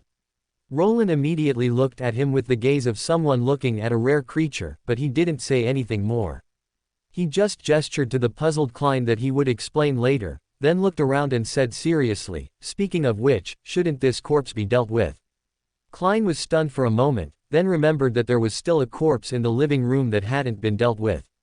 There was nothing he could do. The events that had happened tonight were too thrilling, from a reform triggered by an assassination, to the sweet and innocent one's downfall, revealing a dark core, and then to the mystery of the City of Silver Creator's resurrection, and finally, it even involved Mr. Red. Although Klein wasn't clear about what had happened, it was clearly not a small matter. After such a series of information bombardments, Klein's brain was almost overloaded. How could he remember to deal with the corpse? I'll do it, Medici's voice rang out again. He glanced at Roland and said, I'll handle it, and I'll also deal with the subsequent troubles, just as you said. The meaning of this statement naturally not only referred to dealing with the corpse but also represented Medici's attitude. No matter how he handled his relationship with the creator faction, he would not abandon the reform because of it and would still proceed according to Roland's previous ideas.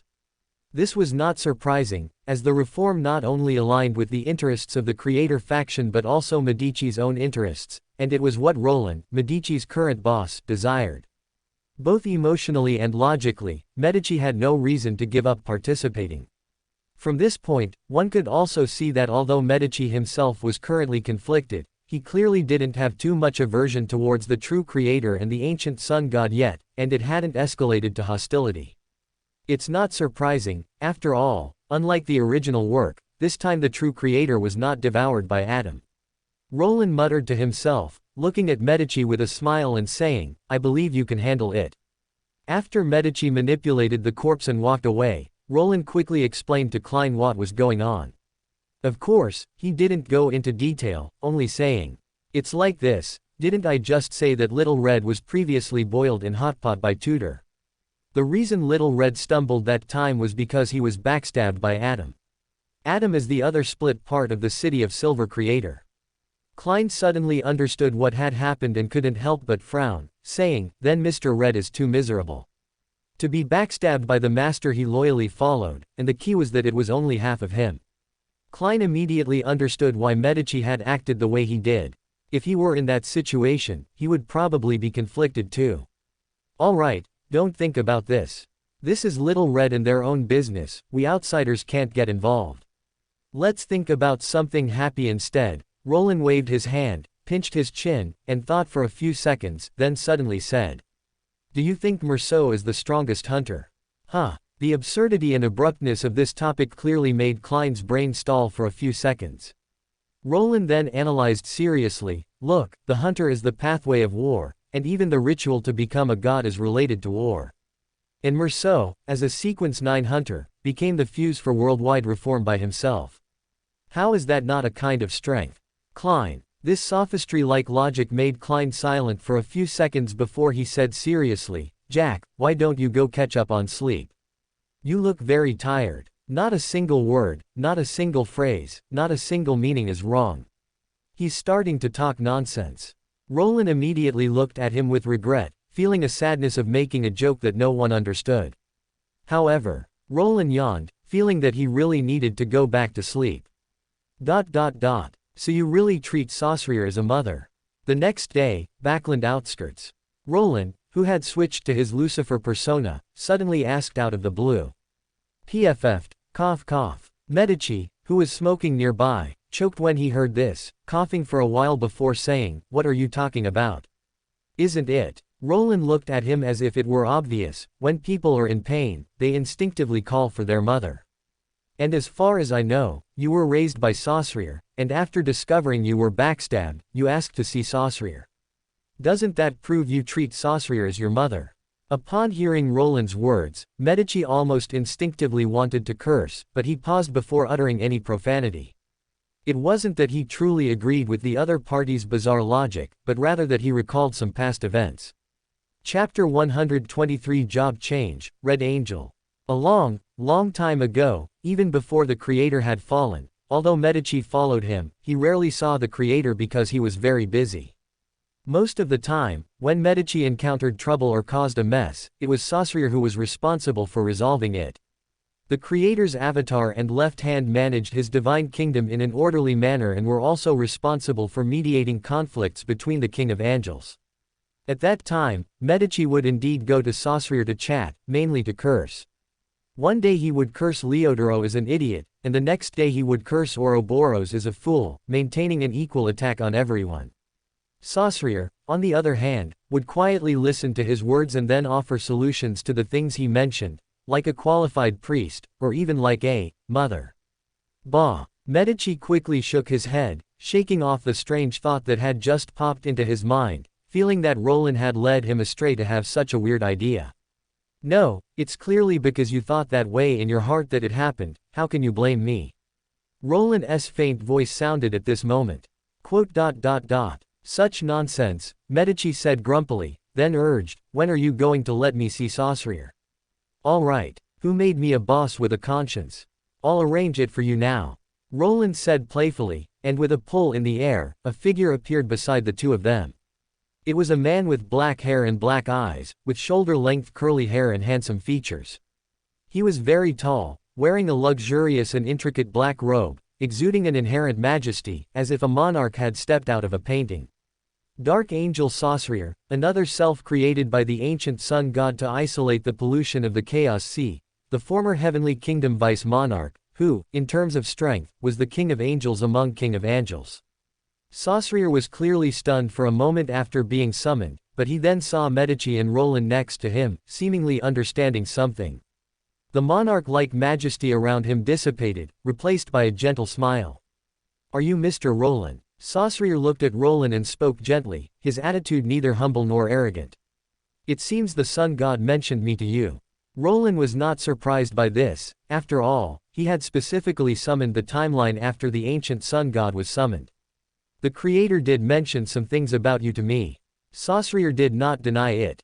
His gaze then fell on Medici and he said, I just don't know why I was summoned this time.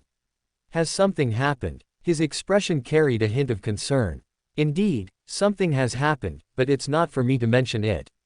Roland smiled and very tactfully stepped back half a step, saying, I won't disturb the two of you. Take your time chatting. When the time comes, I will come and remind you. Although he wanted to watch the show, Roland also understood that some private matters were not suitable for viewing, and he needed to leave some personal space for Medici. So, after saying these words, Roland turned neatly, leaving the space to the remaining two. What happened, Medici? Saussure's gaze fell on Medici. He sighed and said, You look very unwell. Medici felt as if he had returned to the past. He once again confided his troubles to Saussure, only this time it wasn't cursing, but talking about his betrayal. Saussure listened to his words quietly as he had in the past. After Medici finished speaking, he said, Then what do you think, Medici? Medici lowered his head, which was rare for the war angel who always held his head high with pride. I will not forgive Adam, even if he is the creator's divinity. Saussure was not surprised by this, nor did he show any angry expression, only saying, It's not this matter that is making you conflicted and pained. Yes, I just don't know how to face the creator. Medici did not deny it. He would not be conflicted about Adam, even if the other party was the creator's divinity. The moment he betrayed him, he would never forgive him. The existence that truly troubled Medici was the true creator, the sun god who had not betrayed him in the past, and Saussure before him. Medici couldn't completely separate them. He acknowledged their individual independence, so he wouldn't completely blame Adam's betrayal on the true creator, but he also couldn't completely separate them, otherwise, he wouldn't have chosen to follow the true creator after his birth. Unable to hate completely, and unable to love purely, this was Medici's current situation. How ridiculous, that I would also have such a wishy-washy moment. Medici curved a self-mocking smile. He had always been a decisive person, but on this matter, he was unusually lost. Alas! Medici heard Saussure sigh, and then his hand landed on his head, just like a long time ago, when he had just begun to follow the creator, when he was still a cub entrusted to Saussure's care. Medici, are you working for Mr. Roland now? Yes, Medici responded. Then keep working for him.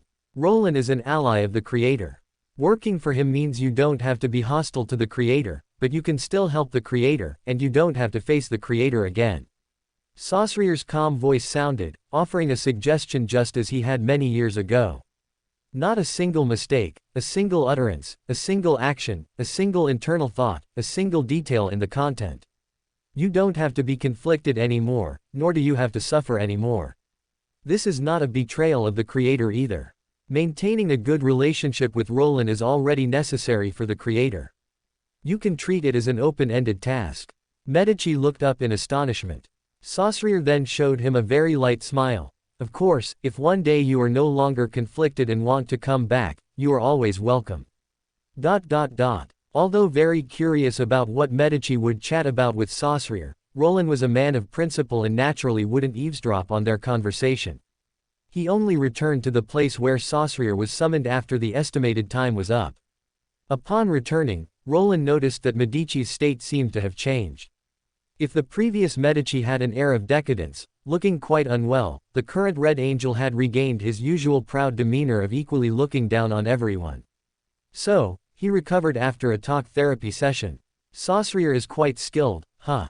Roland muttered to himself, then smiled and looked at the two, saying, Are you done chatting? Otherwise. Medici crossed his arms, raised an eyebrow, and a wanton smile curled his lips, and his familiar sarcastic tone blurted out. Thank you, Mr. Roland. Saussure, on the other hand, thanked him very politely. Then he raised his hand and pushed Medici, causing the latter to stumble. The dignified Red Angel almost fell directly, and it was unclear whether this push used extraordinary abilities. Chapter 124 Saussure, do you love your children? Saussure smiled and looked at Roland, saying, Mr. Roland, I'm entrusting Medici to your care from now on. He doesn't speak very nicely, but he's actually not a bad person. I hope you can be understanding. At this moment, Saussure was like a mother entrusting her child to someone else. Roland blinked. He, of course, understood the hidden meaning in Saussure's words. Even Roland was a little surprised at this moment. He looked up at Saussure and said with a smile, I certainly don't mind taking care of Medici for Mr. Saussure, but... He paused here before continuing, have you really thought it through? I am very greedy. Once something enters my pocket, it's impossible for it to be easily taken out again. Although I am reluctant to part with Medici, I am very clear that given the current situation, if I continue to force him to stay, it will only cause pain for both sides and prevent the rift from ever healing. Saussure sighed at this point before saying, instead of that, it's better to let go cleanly. This is good for both parties. His black eyes met Roland's, and then he showed a gentle smile, saying, at least Mr. Roland, you are our ally. Entrusting him to you, I can also rest assured. How cunning. Roland laughed. He re-examined Saussure in front of him and said, the concern is real, and the utilization is also real. For you, a half-crippled red angel who is no longer so loyal, instead of keeping him by your side, it is indeed more useful to give him to me. You can plant a chess piece by my side, use my hand to help Medici recover better, and also win my favor. It can basically be called a win-win-win situation. You are better at business than I am. Saussure showed no obvious emotional fluctuations upon hearing this. He merely said, I do not deny anything you have said. That was indeed within my considerations. Roland immediately poked Medici next to him and whispered, look, your mother admitted it. He doesn't love you at all. Medici, on the other hand, rolled his eyes ungraciously. As a conspirer, he could, of course, see Saussure's considerations.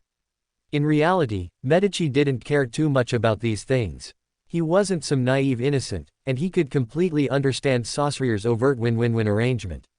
Medici never feared being used, he just couldn't accept complete abandonment and betrayal like Adam's.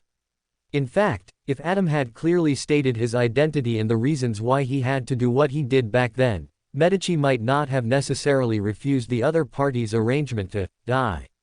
More than death, what Medici found even harder to accept was betrayal itself. Medici just gave Roland an ungracious glance and said, didn't someone say earlier that he didn't care if feelings were based on utilization or deception? Why is he acting like a pure maiden who can't accept being used now?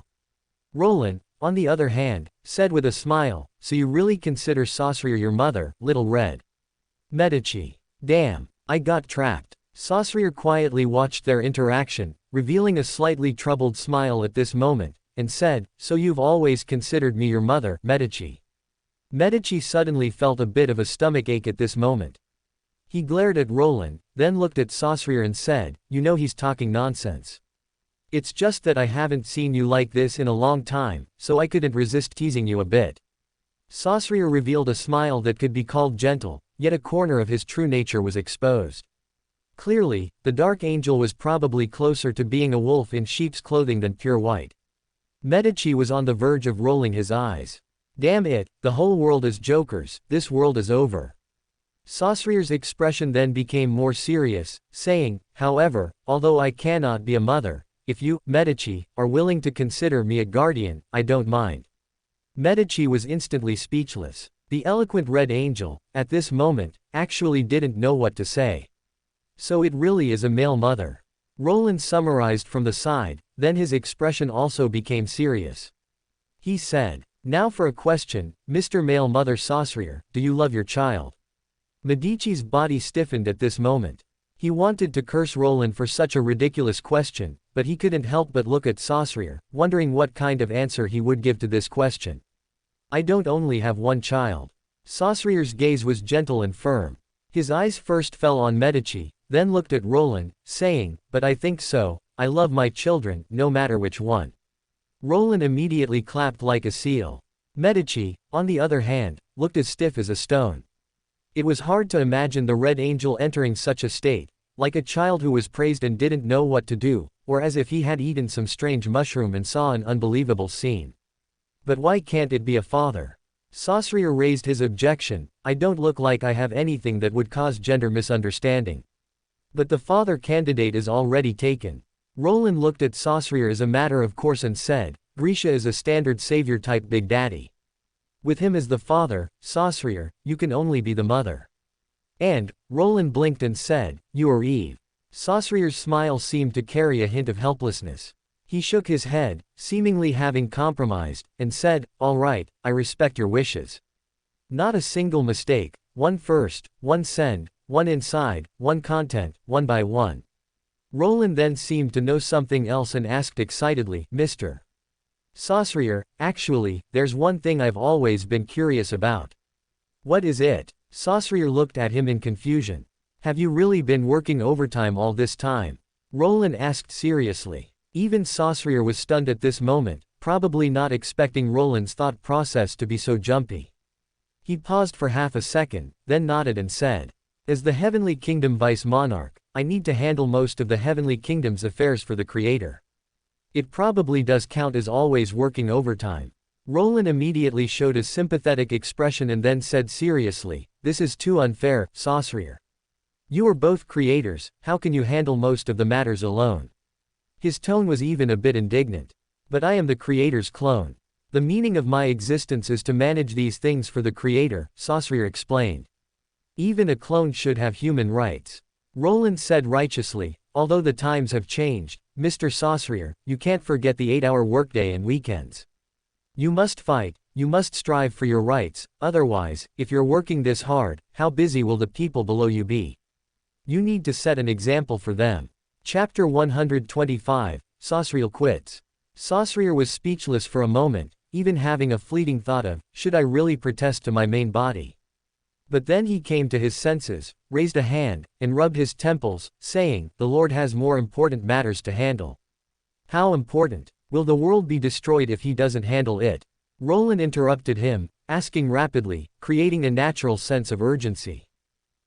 It wouldn't go that far. Saussure was clearly infected by this urgency, answering almost instinctively. Exactly. If it's not so important that the world will be destroyed if he doesn't handle it, then it's not important. It just means he wants to slack off and enslave you, his clone. Roland said without a pause. He even reached out and pressed Saussure's shoulder, looking indignant, and said, he doesn't respect you as a clone at all, he just wants to use you as a consumable. But I am indeed a consumable. As soon as Saussure said this, Roland interrupted him. The latter looked at him, frustrated, and said, don't belittle yourself like that. No one should be a consumable. Have you forgotten that everyone is equal? Mr. Saussure, you must fight for your rights. Is that so? Saussure, dazed by Roland's barrage, almost instinctively followed this line of thought. After thinking for a while, he finally came to his senses and said with a wry smile, Mr. Roland, what exactly do you want to do? I just think clones should have human rights. Roland said earnestly, then blinked and added, of course, it's also a prelude to me poaching you in the future. Poaching. Saussure was truly surprised this time. He pointed to himself, uncertainly saying, you mean me. But I am the Lord's clone. So what? Clones can change jobs, and I really lack talent like you who can manage an organization so orderly. Roland said this very seriously. Management and handling official duties are a talent, not everyone can do it, and Saussure is clearly someone with such ability. Of course, the most important thing is that Roland wanted to see some fun. A clone rebelling against its main body is quite interesting, isn't it? Thank you for your kind words, but I'm afraid I have no plans to change jobs for now. After a moment of silence, Saussure didn't know what to say and could only manage this sentence. No problem, I'll ask again next time. Roland waved his hand generously and added, but what I said earlier was also serious. Mr. Saussure, do you really not consider fighting for some vacation time for yourself? People cannot, and should not, willingly be tools. Saussure fell silent again. He decided to avoid this topic and change the subject, saying, I heard that the Lord and Mr. Roland plan to initiate reforms in this era. Perhaps I can offer you some help in this regard. Then thank you, Mr. Saussure, but I'm not responsible for the specific work in this area, at most, the general direction. So if you want to discuss it, talk to Little Red. He's in charge of the actual operations. Roland first thanked him, then promptly sold out Medici, adding, however, there isn't much time left today, probably not enough for your discussion. At least I can get a general understanding of the situation first. Saussure looked at Medici and said gently. Medici had clearly recovered from his previous complex emotions by this point and promptly explained the current situation in Loan to Saussure, as well as his investigation results.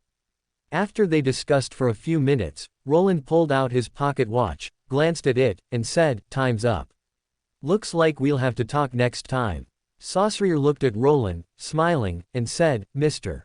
Roland, thank you for giving me such an opportunity to see this future world, and thank you for taking care of Medici." "You're welcome. See you next time, Saussure." Roland waved his hand, then cancelled the summoning of Saussure. He then looked at Medici, whose expression was a bit lost, and said with a smile, "I remember someone saying earlier that I shouldn't daydream." Medici's expression stiffened. He ground his teeth and finally just said dryly, "I am merely following the will of the Lord." "Ah, yes, yes, yes." Roland had a, "I believe you, really," expression, then said, "Don't worry, I'm very good to my employees. As my employee, you'll have a chance to reunite with your family every 3 months. Medici raised an eyebrow, having a bad premonition. "So you don't have to be sad. From now on, I'll let you reunite with your mother every 3 months. Roland said earnestly, then seemed to think of something and added. "Of course, Mr. Saussure is an excellent talent. If he is willing to help me, I don't mind summoning him a few more times, so you'll have many more opportunities to reunite with him." Medici's expression changed repeatedly, looking like he wanted to bite Roland to death, yet also seeming somewhat expectant. He finally said, "Saussure can't work for you, give up. Where there's a will, there's a way. Don't speak too soon." Roland said self-righteously, then glanced at Medici and said seriously, "And I know you're actually very touched. After all, his favorability is already over 70. Roland can even directly borrow Medici's power at the weather warlock level. It can be said that among all the big shots, besides Ask, Medici currently has the highest favorability. This former strongest conspirer is truly pure. Of course, the above favorability ranking only includes the big shots. If everyone is included, the current highest favorability still belongs to our Mr. Fool." "Shut up." Medici couldn't help but roll his eyes. "All right, I respect your opinion." Roland made a zipping up his mouth gesture. No mistakes, 1 shot, 1 send, 1 internal, 1 content, 1 by 1. The third epic, the kingdom ruled by the sun god. Saussure opened his eyes, and when his gaze met his familiar surroundings, he knew he had returned to his familiar era. "What happened?" A familiar voice sounded beside him. The ancient sun god was quietly looking at him. Saussure then recounted what had happened in the 5th epic. He looked at his main body, paused, and said, "Please forgive my presumption, but I truly hope Medici doesn't have to be trapped by the past. He should have a future. I don't blame you. I also feel deeply apologetic to that child, this is good too." The ancient sun god seemed to sigh. Saussure then breathed a sigh of relief, but Roland's words inexplicably came to his mind, and as if by a ghost's prompting, he said, "Lord, there's something. What is it that makes you so hesitant?" The ancient sun god looked at him, puzzled. "Lord, do you think clones should have an 8-hour workday and holidays?" Saussure hesitated, but finally spoke. The ancient sun god. Even the sun god was silent at this moment. He looked at Saussure, who seemed somewhat tempted, and had already guessed what had probably happened. Then he raised a hand and rubbed his temples. Roland is indeed very good at bewitching people. Chapter 126, Strange Knowledge Increased. "You're back." Klein, who was reading a newspaper in the living room, instinctively looked up when he heard the door open and saw Roland and Medici entering one after another. The former still looked no different from usual, while the latter was clearly much better than his dejected state before going out, though he seemed a bit annoyed. "Why does Mr. Red seem like he wants to beat Jack up? What happened again?" Klein couldn't help but mutter to himself, but he also breathed a sigh of relief. After all, the current state of the two undoubtedly indicated that the matter had been resolved. Then Klein saw Medici go straight back to his room. "What did you do to anger Mr. Red again?" Klein looked at Roland, somewhat worriedly, and said, "Be careful, he might really hit you. If an angel wants to hit someone, I can't stop him." "Nothing of the sort. I just accompanied Little Red to see his mother and witnessed some filial piety." Roland waved his hand and began to spread rumors. "Don't let Medici's tall and burly appearance, over 2 meters tall, fool you. He's still a child who yearns for his mother." Ah! Klein was stunned. The image of Medici, tall and burly, always ready to go out and hack people with a sword without any sense of incongruity, appeared in his mind. Then, imagining Medici nestled in his mother's arms like a cub, his expression immediately became strange. No, he couldn't think about it anymore. If he continued, he really wouldn't be able to face the hunter pathway. Klein felt that the image of a hunter he had learned about while studying with the Nighthawks was gone forever, replaced by some strange things. The hunter pathway is like this. Let me tell you, people of this pathway are the easiest to deceive. Each of them seems to be incredibly skilled at schemes, but in reality, they value emotions the most. You can also make a couple of hunter friends in the future. They're especially fun, Roland said with the air of an experienced person, reaching out to pat Klein's shoulder, then added, "Oh, and from now on, Little Red is one of us." Ah! Klein didn't react for a moment, not understanding what that meant. Roland, however, said with a grin, "Little Red's mother sold him to us. From now on, Red Angel will be following Lucifer." Klein clearly showed a surprised expression, realizing that such a change could occur just from the two of them going out. He then instinctively lowered his voice and asked, "Creator, can true Creator agree to this? After all, how could an angel from that side just be let go?" "Oh, didn't I tell you?" Roland feigned surprise and said, "True Creator is Little Red's mother.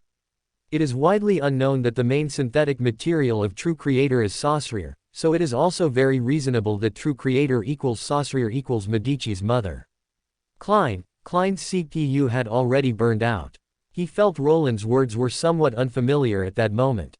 After a long while, Klein finally regained his senses and said with difficulty, "The creator of City of Silver is a lady. That shouldn't be right. According to the information provided by Little Sun, the creator of City of Silver should be male, and all descriptions of true creator also point to a male deity." "Of course not. The creator of City of Silver is naturally male," Roland said as a matter of course, even looking at Klein in confusion before continuing, "Is there a possibility that a male mother is also a mother?" Klein admitted that in that second, various conjectures flashed through his mind, and he even seriously considered the feasibility of men giving birth, only then realizing that Roland might have been teasing him from the start. He immediately said, annoyed, "You did that on purpose." "I haven't lied from beginning to end." Roland spread his hands, then added, "And although the creator of City of Silver is indeed male, he has indeed given birth to 2 children. This is true. No problem. How is splitting characteristics and forming them into people not considered giving birth?" Klein fell silent. After distinguishing that what Roland said was true, he thought for a few seconds and finally asked, "Who is the mother of the children, or the other father?"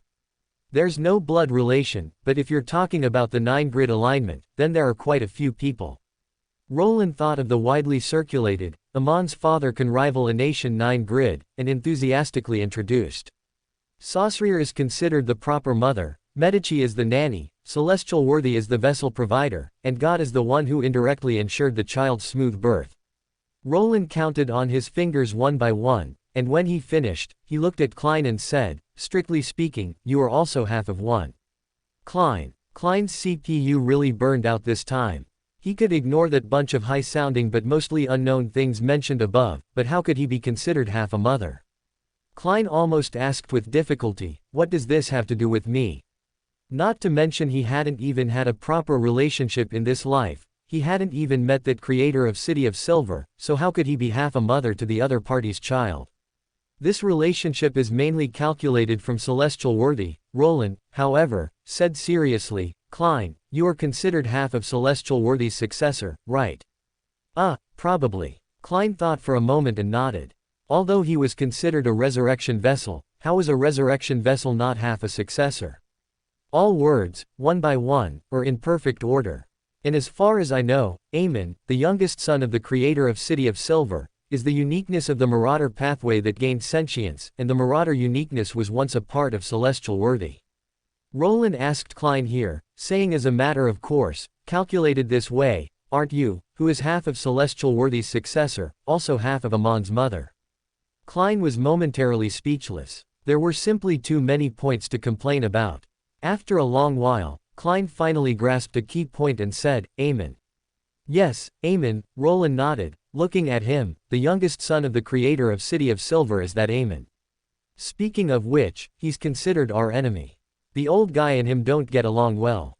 Klein recalled the contents of Lucifer's diary and frowned for a moment, saying, why would the creator's child have such a bad personality? He was raised crooked. Roland spread his hands and said, actually, before the creator of City of Silver split, Amon wasn't this bad. Mainly, if he dared to cause trouble back then, his father would be the first to deal with him. But after the creator of City of Silver split, Amon had no one to discipline him. A mischievous child with no one to control him would naturally become lawless. After thinking for a moment, Roland added, actually, true creator occasionally still tries to manage him, but he was insane before, and even now he's sealed, so what he can do is limited. Chapter 127, Red Angel is rushing to finish his manuscript. What else could Klein say? He composed himself and decided to change the subject, asking, then who is the creator's eldest son?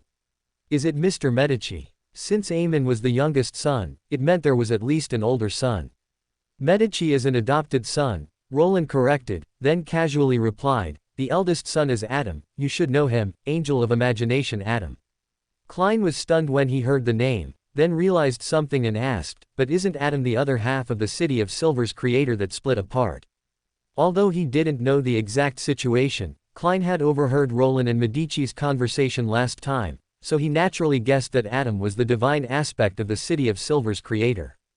That's not a conflict. Roland said matter-of-factly, Adam is the creator's son, and that doesn't prevent him from also being a clone of the creator. Is this the daily operation of a deity-level existence? He was greatly shocked. Klein's brain completely stopped thinking. Are you all right? Want an apple? Roland reached out and waved his hand in front of Klein, then handed him an apple. Klein, with an almost numb expression, took the apple, bit into it, and mechanically chewed a few times before seeming to come back to his senses. He looked at Roland meaningfully and said, I remember you told me before that Mr. Lucifer didn't want you to know about high-level existences. That's right. Roland nodded, completely unconcerned, but I can eavesdrop, right? If I don't listen to such explosive gossip, wouldn't you feel it's a pity? Klein held the apple in one hand and couldn't help but rub his forehead with the other, saying, it's not that much of a pity. This gossip was too explosive, he couldn't quite handle it. Oh, right, don't casually mention Adam's name if there's no reason, Roland reminded him. The spectator pathway has the characteristic of, whatever is said, will be known, just like 008.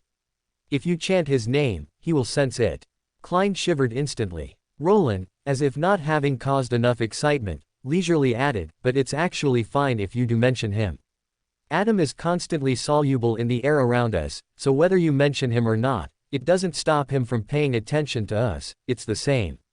What do you mean? Klein asked with difficulty. You know that old guy cooperates with true creator, right?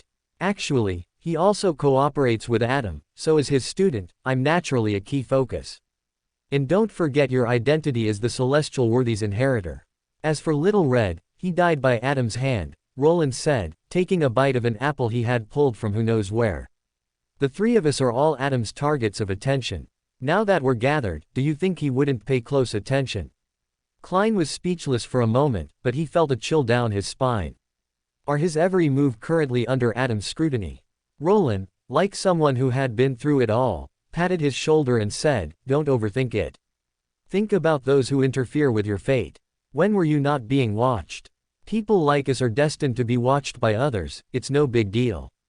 Just ignore them. Klein was surprisingly and bizarrely calmed by this comfort.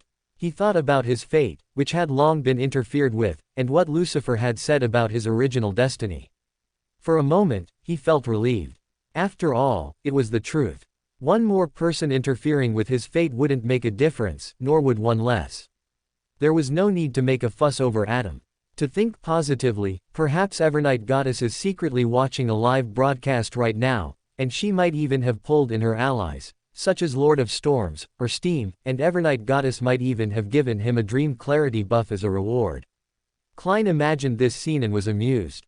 This was not strange. If it were before those 7 days of contemplation, Klein might not have been able to accept such things, but now he had long since come to terms with it, become numb, gotten used to it, and resigned himself. Let it be. Roland seemed to think of something and looked at Klein, saying, "Oh, right, Sherlock, are you interested in meeting a new friend?" "What new friend?" Klein asked subconsciously. "If nothing unexpected happens, today should be the night of the full moon. That way, Mr. Dorr and I can get in touch. How about I introduce you too?" Roland suggested enthusiastically, "You can also come with me for a makeup lesson." As for the concern about revealing his identity, there was no need to worry. Roland could discuss it with Mr. Dorr beforehand. Makeup lesson. Klein clearly hadn't thought of that. "Yes, because old guy hasn't had time to teach me lately, so he arranged other foreign teachers for me." Roland shrugged, looking at Klein and saying, "Do you want to drop in on a class?" Klein was somewhat tempted. After thinking for a moment, he nodded and said, "Okay."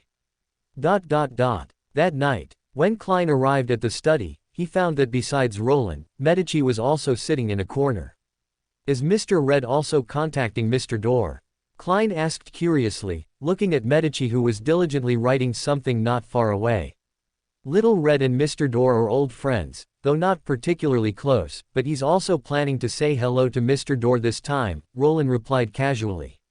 Medici's presence here was an accident.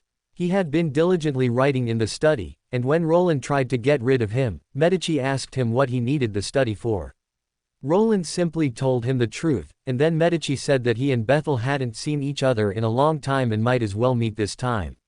Roland knew that Medi might not genuinely want to rekindle their friendship with Mr. Dorr. It was more likely that he wanted to observe Mr. Dorr's current state up close, as there were only a few beings in the world like Mr. Dorr, who had been heavily corrupted by an outer deity yet pulled back. Who wouldn't want to observe such a being up close? Roland didn't mind this at all and naturally agreed, which was why Medi was currently in the study. "By the way, what are you writing?" "There's already a pile of drafts." Roland glanced at the crumpled papers at Medici's feet and asked curiously. A speech. Medi was clearly annoyed, but not because of Roland, but because of the unfinished manuscript in his hand. After stopping writing yet again, he impatiently burned the manuscript with fire and said, "Saussure told me to write the speech to be used during the transformation." Tisk. Although he had been sold to Roland by Saussure, as mentioned before, Medi could not give up on the transformation, regardless of the reasons, and naturally continued to follow up on it. Or rather, Medi actually had no choice. To become a god, he had to start a war. This transformation was his only chance before the apocalypse. Roland became interested upon hearing this. He bent down, picked up a crumpled paper, and scanned a few pages, seeing that it was indeed a speech, the content of which was roughly about encouraging people to fight, stand up, and resist. To be fair, Medici's writing was actually quite good and very inciting, but it was full of passive-aggressive remarks throughout, probably because he couldn't resist the hunter's instinct to provoke. "Why was this job given to you?" Roland asked in confusion. "Who else could it be given to? Are you expecting the Great Serpent to write it? Or are you expecting those idiots from the Aurora Order to write it?" Medi said irritably, with a look of annoyance between his brows, clearly indicating that writing the speech was very frustrating for him. Chapter 128. Let Shao Ke be the Red Angel assistant. Roland. Oh right, Ouroboros's personality definitely wouldn't allow him to write, and the Aurora Order members are all beautiful idiots, so this task naturally fell to Medi. After all, unhappy is still more reliable than brainless, and naturally stay. However, Roland estimated that this was Medici's first time doing such paperwork. His frustrated expression was exactly like a university student rushing to finish a thesis, probably squeezing out words one by one. It's not that he couldn't write, but he definitely didn't want to. Poor kid. Roland looked at Medi with pity. In the past, such paperwork would definitely have been handled by more professional people. During the Sun God's era, it was probably Saussure, the wise old dragons, and others. During Solomon's era, the true creator collaborated with Solomon, and he also had a wealth of talented subordinates, so Medici only had to focus on fighting. Now it's different, all the smart ones are gone, so only the Red Angel can bear this great banner. Thinking that Medici might be responsible for most of the practical and documentation work for the upcoming revolution, Roland felt a touch of affection for him. One must know that revolution is never a simple matter. It's not like an external invasion, it's not a problem that can be solved by the ancient sun god killing all enemies. The ancient sun god might be able to heavily beat up the 7 deities, and he might be able to force angel families like Augustus to issue new policies, but what good would that do? Feigning compliance is never uncommon. People accustomed to exploitation won't easily change because of a new policy, they might not even take the law seriously. And the exploited people can't truly believe these policies either. Ultimately, this society is sick. The root cause might lie with the biggest exploiters like Augustus, but that doesn't mean there are no other exploiters besides them. In fact, if one were to truly calculate, for the lowest rung of society, even a small manager in a factory could be one of their exploiters. Could the ancient sun god really kill all these people? Even if he had the intention to forcibly implement these policies, he couldn't monitor the entire world 24 hours a day with high intensity, nor could he care for every single person in the world. Or he could directly change Backland, but there are far more places in this world that he cannot directly influence. No matter how strong the ancient sun god is, he is only one. Even with others from the creator's faction, it's a drop in the bucket for the entire world. Even bringing in the major churches wouldn't help. The churches never have enough manpower, they are usually short-staffed for various extraordinary events, so where would they find more people to handle other matters? They can't just ignore extraordinary events for the sake of revolution, can they? Therefore, they alone cannot achieve a revolution of the entire world. The ancient sun god and others' combat power is indeed a strong guarantee for achieving revolution, but the power of the people themselves is even more important. To truly carry out an effective revolution, only by letting the exploited people stand up themselves, learn to resist, learn to master their own destiny, learn to say no to oppression, and let the exploiters know that they are not exploiting docile lambs, will they be afraid and stop. The ancient sun god can help them stand up, help them withstand pressure from above, teach them how to use power and weapons, and give them courage and encouragement, but he can never stand up for them. People must first become their own saviors to gain a truly bright life. And to achieve this, it undoubtedly requires immense effort. First, ideological guidance must keep up. Moreover, reform doesn't end when people stand up. What's harder than destruction is the reconstruction work after destruction, how to ensure the lives of most people, how to achieve a positive social cycle, and so on. These are all issues that need to be considered. This is also why Roland would rather die than directly participate in the revolution. It's too troublesome, it's better to leave it to professionals. Roland doesn't mind pushing from the side and can provide armed support if necessary, but don't expect more from him. What kind of look is that? Medici, facing Roland's undisguised expression of pity, immediately felt even more annoyed. Just wanted to offer you a little insignificant help. Roland blinked, saying without changing his expression. Huh. Medici raised an eyebrow. His pen spun in his hand, and his red eyes gazed at Roland, saying, "What, have you, the guy who should be hanging from a lamppost, finally had a change of heart? You actually know that meme. Did the sun god teach you?" Roland first looked at Medici with a slight surprise, then said discontentedly, "And what do you mean by a change of heart? I've always been a very conscientious businessman." Tisk. Medici clicked his tongue but couldn't refute. Sarcasm aside, even the Red Angel had to admit that Roland was indeed a conscientious fellow. He glanced at Roland and said, "Tell me, what are you really planning?" "Just preparing to recommend an assistant to you." Roland said this, pushing Klein, who was curiously watching the drama, and said, "If you need to write a speech, you can actually ask Sherlock for some advice." After Roland finished speaking, he looked at Klein and said, "Sherlock, you shouldn't mind offering Little Red some small suggestions regarding the revolution, right?" Klein was momentarily stunned, then nodded and said, "I don't mind helping, but although I have some experience, it can probably only serve as a reference. Every word, every sentence, every thought, every content, is all there." Klein naturally didn't mind offering some help with the revolution. This is something that everyone who grew up under the red flag would not refuse. However, Klein himself was not an expert in this area, he could only say he knew a little. After all, his political classes back then weren't for nothing, and he wasn't a keyboard warrior for nothing. However, this doesn't mean that Klein's experience can be rigidly applied to the current Loan society, as the circumstances are different. It can only serve as a general reference. Medici's gaze fell on Klein, his expression tinged with suspicion. It wasn't that he looked down on this young man, it was simply that without a certain foundation, this kind of thing absolutely couldn't be done. If he, Medici, hadn't followed the sun god before, he wouldn't have understood what kind of world the Lord truly wanted, nor would he have known how to achieve it. Give it a try, it won't take much of your time. Roland said this, then changed the subject, saying, but since it's helping you, there must be compensation. After all, Sherlock also has his own things to do and can't work for free. There was nothing he could do. The originally scheduled Luo master, due to his wonderful idea failing midway, would most likely not come to challenge Klein again. Roland had to compensate Klein somehow. It just so happened that writing speeches for Medici could also be considered earning a living by his own ability.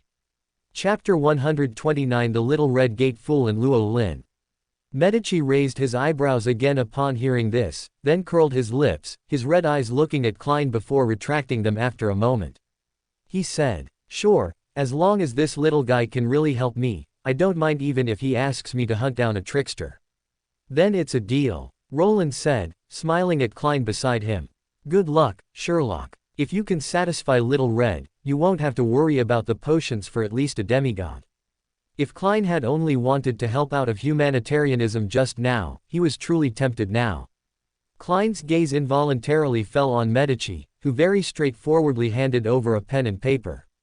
Write it, the great detective, let me see how capable you really are. Medici said this, sounding a bit flippant and sarcastic. What's the general theme? What kind of audience is it for? As an experienced office worker, Klein asked almost subconsciously. Medici was also straightforward, describing the requirements once. Klein listened quietly, then showed a thoughtful expression. After thinking for a few minutes, he drafted a title on the white paper and then began to write furiously. When the full moon arrived, Mr. Dorr reconnected with Roland. Because of the recent treatment, Mr. Dorr was able to remain conscious during the full moon. He saw 3 people gathered in the small study, whispering together. Moreover, 2 of them were acquaintances, the familiar Roland, and a colleague from the Solomon era. Mr. Dorr was unfamiliar with the last one, but he felt a familiar aura from him. Saphira Castle. So, is Roland's student the Lord of the Mysteries from the future destiny? Mr. Dorr had some guesses in his heart. Seeing the 3 of them discussing animatedly, and Roland seemingly not noticing him, he couldn't help but cough in the connection. Cough, what are you doing? Mr. Dorr asked, also a little curious. We're discussing how to reform. Roland answered subconsciously, then noticed that the full moon time had arrived and coughed awkwardly. Bethel, you're here. Then Roland snapped his fingers, pulling Medici and Klein into the channel, essentially creating a temporary small group. Oh, isn't this Bethel? Why are you so useless after so long? Medici's first words were already full of sarcasm. Long time no see, Medici. I didn't expect you could still revive. I thought you had long since died without even a speck left. Mr. Dorr's tone was calm, but he was clearly also a master of sarcasm. Hey, that's thanks to that lunatic you once followed. His eyesight wasn't very good, so he couldn't completely eradicate me. Medici sneered, saying that Tudor had bad eyesight, but actually mocking Mr. Dorr for having bad eyesight in choosing to follow Blood Emperor Tudor. My judgment is indeed not as good as yours, who chose to follow the true creator. You knew that he was no longer the sun god, yet you still chose to deceive yourself. Mr. Dorr's voice remained calm, even carrying a hint of a sigh. At these words, Medici was clearly poked in a sensitive spot. If the situation hadn't forbidden it, he probably would have fought the other party. All right, you're all in the same boat, so stop arguing. Roland, who had been watching the drama unfold, finally chose to step in and mediate. He first said to Mr. Dorr, "Look, you've ended up sealed in indifferent space and almost completely killed, and the Blood Emperor is also unreliable." Roland then looked at Medici and said, "You don't even need to mention it. You died a real death, and you know better than I why you died. In summary, you two are both doing terribly, so why are you still poking each other's sore spots? Suddenly, Roland hit both of them where it hurt. Klein, listening from the side, wanted to speak but stopped, then wanted to speak again. Finally, he decided to help his friend divert attention, lest his friend suffer a double attack. So Klein coughed lightly and said, "Mr. Bethel, hello, I am Sherlock Moriarty, Jack's student. I will be studying with Jack under your guidance from now on. Please take care of me." Hearing Klein's words, Mr. Dorr no longer paid attention to Medici. He first assessed Klein from top to bottom through the connection between them, then gently said, "Hello, Sherlock, may I call you that directly?" "Of course." Klein nodded repeatedly, clearly still quite nervous. To be honest, Klein was genuinely both excited and nervous about studying with Mr. Dorr. After all, this was the legendary Mr. Dorr. Although theoretically Mr. Medici was also a war angel, Klein didn't understand war angel, and he had already lived with Medici for a few days, so he never truly felt that the other party was an angel. Mr. Dorr was different. He was the most powerful figure of the apprentice pathway, an existence infinitely close to a true god. "Don't be nervous. Just think of me as an ordinary teacher." Bethel probably saw something and chuckled. Roland, at this moment, slapped Klein's shoulder casually and said, "Bethel is right, don't be nervous, Sherlock. You've already interacted with a mere king of angels, so if it's really too much, just pretend you're watching a tutorial video." Klein's mouth twitched, but the tension in his heart completely dissipated. After all, anyone would probably find it hard to be nervous in this situation. Bethel was a bit helpless, but he also understood that for Roland, and King of Angels could probably indeed be described as mere. Perhaps only pillar-level existences could be considered on the same level as Roland. As Bethel thought this to himself, he gently asked, "Sherlock, I don't know your level of knowledge mastery. Can you study with Jack?" Of course, Klein had no objections. Every single one is a perfect shot. Bethel didn't waste time and then began today's lesson, mainly teaching the methods of making some advanced talismans. This was high-end knowledge that Klein greatly lacked, causing him to immediately enter a serious learning state. Roland also became unusually quiet, immersing himself in his studies. Medici pouted at the sight but didn't interrupt, instead scrutinizing what Klein had written earlier. Even if he had been suspicious before, after the discussion just now and seeing the half-finished product in his hand, Medici had to admit that this little guy had some skill. In terms of inciting people, the other party might still be a bit immature, but in terms of related systems and theories, the other party's thoughts and ideas were clearly able to align with the Lord. Is this guy from the same era as the Lord? Medici thought of a possibility but didn't pay too much attention to it. Time gradually passed in this situation. After learning another method for making an advanced talisman, adhering to the principle of balancing work and rest, Roland decided to find some fun to relax. So he asked seriously, "Bethel, there's actually something I've wanted to ask for a long time." "What is it?" Bethel suddenly had a bad premonition. "Did you really stand guard for Tudor and Cheek when they were together?" Roland's eyes sparkled with the light of gossip. Chapter 130 Mr. Men has no way to defend himself. Did you really stand guard for Tudor and Cheek when they combined? At this moment, if Klein had any thought in his mind, it was probably a big, "Please speak like a normal person." It wasn't his fault. Every word Roland said was familiar to him, but the sentence formed by combining them was just too explosive. In fact, not only him, but Medici, who was gnawing on an apple nearby, almost choked at that moment. He looked at Roland, then turned his gaze to Mr. Dorr, who was staying in a certain sealed space. He then raised an eyebrow, crossed his legs, and sneered, with undisguised mockery. "Ha! I remember someone was quite arrogant during Solomon's time, neither believing in Solomon nor the Lord. How is it that after following a madman, he even started doing such things?" Medici even shook his head in feigned disappointment, then said, "And here I thought you were the most promising one, Tisk." "No, Bethel felt utterly speechless at this moment, because he, who was also shocked and hadn't defended himself immediately, almost laughed out of anger upon hearing Medici's mocking words. Several seconds later, Bethel finally composed his language and said with considerable helplessness, "There was no such thing. I merely created a special mirror world for His Majesty Tudor back then for their combination. I didn't stand guard. The last few words Bethel spoke with extreme difficulty. He couldn't be blamed for this. After all, even Mr. Dorr, powerful as he was, never expected to be slandered like this one day. It was an unprecedented experience for him. And the party spreading the rumors, Bethel's gaze fell on the feigning innocent Roland, and for a moment, he felt utterly helpless. Through this period of contact, Bethel had actually noticed Roland's current state. As Roland hadn't deliberately hidden it, the other party was indeed very powerful in essence, probably no less than a pillar, but was currently clearly in some kind of predicament, possibly sealed by someone or having just revived, so he couldn't exert much power. So, with Bethel's strength, if he really made a move, he could give the other party a beating.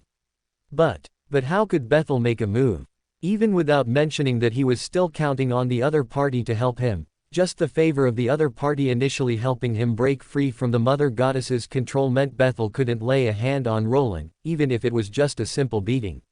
Sigh. Bethel could only sigh helplessly and said sincerely, "Jack, next time, can you please not make such jokes? It's not a joke, I'm just purely curious." Roland spread his hands innocently and said seriously, "After all, the combination of tutor and cheek was a big deal, and it's normal to have you stand guard. Otherwise, if no one opened the door, what if someone snuck in? No, who would sneak in to watch something like that?" Bethel truly didn't know what to say. "Oh, there are many, for example, Amon." Roland gave an example seriously and earnestly said, "Do you think Amon would go and observe the scene out of curiosity?" Amon certainly had no interest in simple matters between men and women, but the combination of these two was not a simple matter between men and women. The original intention was to suppress the primordial consciousness, and in fact, as a result, an original creator in the mirror was unexpectedly born due to multi-party intervention. To be honest, Roland himself wanted to observe how this creator in the mirror was created. It's too bizarre. Bethel suddenly found that he couldn't refute, because Amon really might do something like that. Bethel even couldn't help but subconsciously ponder a question: did Amon really not sneak in and peek at what happened back then? See, don't you also suspect it? Doesn't that show my consideration is reasonable? Roland spread his hands and said righteously, "This kind of thing just needs someone to stand guard. And even though you didn't open the door, you created a special mirror world for them. Doesn't that roughly mean you opened a hotel for them and even provided a bed? Is there any difference between this and standing guard? Stop talking, let's change the subject." Bethel couldn't help but cover his face at this moment. Back then, he didn't think anything of it. After all, it was to suppress the primordial consciousness, a truly serious matter. But now that Roland said it like this, it felt really strange. And Bethel almost subconsciously recalled that past event.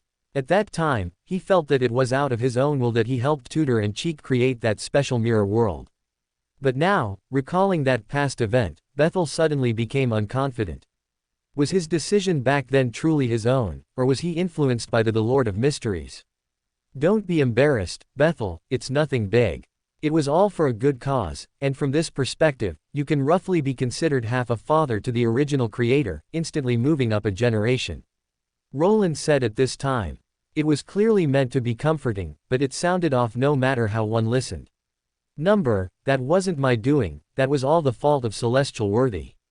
Bethel gritted his teeth and decided to cut ties with this dark history, otherwise he had a premonition that his lifelong reputation would surely be ruined. "That's right, everything was Celestial Worthy controlling me to do it, I am innocent." Bethel emphasized again. Tisk, Medici, who was watching the show nearby, sneered and said at this moment, "You just said I was deceiving myself, what do you call this?" Bethel didn't answer. He wasn't lying, he was indeed heavily influenced by Celestial Worthy's will back then. Roland naturally also saw Bethel's determination to cut ties with this dark history, which made him shake his head, sighing inwardly, "Mr. Dorr is still too thin-skinned," and decided to give Mr. Dorr some face, nodding and saying, "Indeed, everything is Celestial Worthy's fault. I understand the reasoning, but what does this have to do with Celestial Worthy?" Klein couldn't help but ask at this moment. He might not care about other topics, but when it came to Celestial Worthy, he obviously couldn't pretend not to hear. Let me think about how to explain it to you." Roland organized his words after a few seconds of thought and explained, you know the original creator, right? Klein nodded. The existence of the creator is present in various myths, and this is no secret. Let me put it this way, just like the City of Silver creator split apart back then, the original creator also split after creating the world. Celestial Worthy was the part that split off, but Celestial Worthy fell very long ago and has been trying to revive ever since. Bethel is also considered Celestial Worthy's reserve resurrection vessel, but he is not from the same era as us. Roland explained simply, trying to clarify the events of that year in a way that wouldn't cause pollution. Chapter 131. No one is serious. Klein nodded thoughtfully. So Mr. Dorr is indeed the other candidate for Heavenly Venerable that Lucifer mentioned. As for Tudor and Cheek, their union was interfered with by the Heavenly Venerable's reviving will, ultimately leading to the original creator achieving a certain degree of resurrection. It can be considered the Heavenly Venerable's own undoing, as he is even more unwilling for the original creator to resurrect than us, Roland concluded, explaining this to Bethel. Bethel, who had not noticed some of Roland's earlier words due to embarrassment, also showed a thoughtful expression and said solemnly, I didn't know about this, this is very dangerous. The original creator absolutely cannot be resurrected, his resurrection could very likely trigger the destruction of the world. That's why Tudor was taken out. Otherwise, how could the Four Emperors' War, which was originally in a stalemate, suddenly escalate? It's precisely because Adam discovered someone was planning something big, Roland said, spreading his hands. Tisk, serves him right, but it's a pity Cheek didn't die. Medici, who already knew about this, pouted and said. Klein, on the other hand, didn't know what to say. He suddenly reached out and grabbed Roland's arm. When the latter looked at him in confusion, he said seriously, I'm just saying, are there any normal people left among the high sequences in this world? If, before these past few days, high sequences in Klein's impression were synonymous with mystery, power, and danger, representing prestige and strength, then now, after hearing an earful of explosive gossip over these past few days, Klein had genuinely begun to doubt the existence of high sequences. Are these high sequences really serious? Why is it that everything he's heard these past few days is more abnormal than the last? High sequences are like that, there are no serious high sequences. Roland said, then patted Klein's shoulder in return, saying earnestly, you need to get used to it, high sequences are all like this. There are no serious high sequences in this world. Saying this, Roland even gave an example, saying, for instance, Bethel, don't let him fool you with his seemingly serious and dignified appearance. In reality, he loves writing diaries. Can anyone who writes diaries be considered a serious person? Klein was momentarily speechless. Bethel, however, looked at Roland with a slight surprise and said, how do you know I like writing diaries? Roland had no intention of hiding it, saying, I saw it in the Zoroaster family's ancient texts. It recorded that you really enjoy writing diaries. Cough. Bethel subconsciously coughed, then realized he had nothing to be guilty about and said, isn't writing a diary very normal? How does that make one not a serious person? He is clearly very serious. Bethel even felt a little wronged at this moment.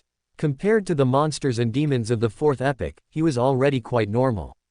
Writing a diary is very serious, that's true, but, Roland changed the subject and said, liking to compile the dark histories of people around you into a collection, and then processing them into books, that's not normal. After Roland finished speaking, he even took out an ancient book from under the coffee table. It looked quite old, and on its cover was a line of Hermes language, Blood Emperor's Secret Affairs. How do you have this book? Bethel was visibly shocked. I don't have it, I faked it. Roland, however, shook his head, then opened the ancient book, only to find it blank inside. Bethel. So this book was indeed written by you. Roland showed a triumphant smile. As for how he knew the title of this book, it was, of course, thanks to Pales. When he was chatting with that old man earlier, they discussed some gossip from the fourth epoch, and the old man mentioned this book, saying it contained a lot of interesting gossip about the Blood Emperor. Bethel was truly embarrassed at this moment. He was silent for a while before saying nonchalantly, as a record keeper, it's normal for me to write these things down, right? Excellent, that's the spirit of being self-righteous. Roland immediately clapped like a seal. This point of yours is quite unexpected, Bethel. It seems you're not so rigid and boring after all. Medici chuckled, his tone a mix of praise and mockery. Klein didn't have much of a reaction. After all, compared to the other explosive gossip, liking to publish other people's dark histories wasn't much. Forget it, do whatever you want, I only have this one hobby. At least it's more normal than others, right? Bethel sighed, seemingly giving up. Honestly, yes, Roland nodded. Compared to other people's explosive hobbies, Mr. Door's hobby was truly nothing, just prone to getting ambushed. But you're fast, so you don't have to worry about being ambushed by others. Thinking about it this way, Bethel, you're practically a natural gossip saint. Bethel's mouth twitched, but he didn't retort. The reason he wasn't beaten to death back then for recording countless dark histories largely depended on his high mobility. Even a sequence 0 would find it difficult to catch him. No mistake, one by one, content in one go. So, Roland finally revealed his true intentions, saying, Bethel, since our relationship is so good, would you like to share your private collection with us? His eyes sparkled with the light of gossip. Although Medici didn't speak, he was clearly interested in this matter. Who doesn't like watching other people's drama? Klein also perked up his ears. Although the high-sequence gossip was truly explosive, everyone has a desire to watch drama, and he was, of course, no exception. You guys, sigh. Bethel sighed again, then became serious, saying, if you want to find the books I wrote back then, you most likely won't find them. Most of them have certainly been destroyed, and a small number might be collected by others, but I don't know their whereabouts.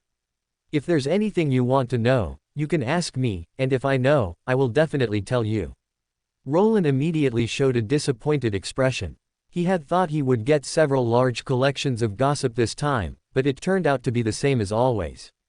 Klein, however, showed a thoughtful expression. He deliberated for a moment, then opened his mouth and said, Mr. Bethel, do you know anything about the Death Consul of the Balam Empire? He had been helping Mr. Isaac search for his past, and now with such a living dictionary of the fourth epoch here, Klein naturally wanted to inquire. Death Consul, Bethel seemed to recall for a moment before saying, if you're referring to Salinger's descendant named Ask, to be honest, I don't know him too well, but I've seen him a few times. That child. Bethel paused here before continuing, that child was deeply influenced by Salinger. I don't know how he is now, but according to the situation back then, once Salinger falls, he would probably be the next Salinger. The meaning of this statement, of course, was not that the former Death Consul would inherit the will of the Death God, but rather the literal meaning, that Salinger would be reborn in Ask. Chapter 132 Mr. Men's Power. Tisk, Salinger just likes to play these kinds of tricks. Doesn't he feel ashamed? Medici clearly disdained Salinger's actions. Klein naturally understood Bethel's meaning as well, his brow furrowing instantly, a hint of worry appearing on his face. If you are a friend of that Death Consul, you actually don't need to worry too much. Since Salinger hasn't revived until today, that means your friend is still safe, and someone is preventing the return of death.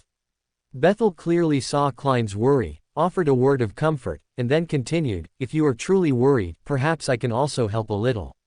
Tell me. Before Klein could say anything, Roland became interested and asked.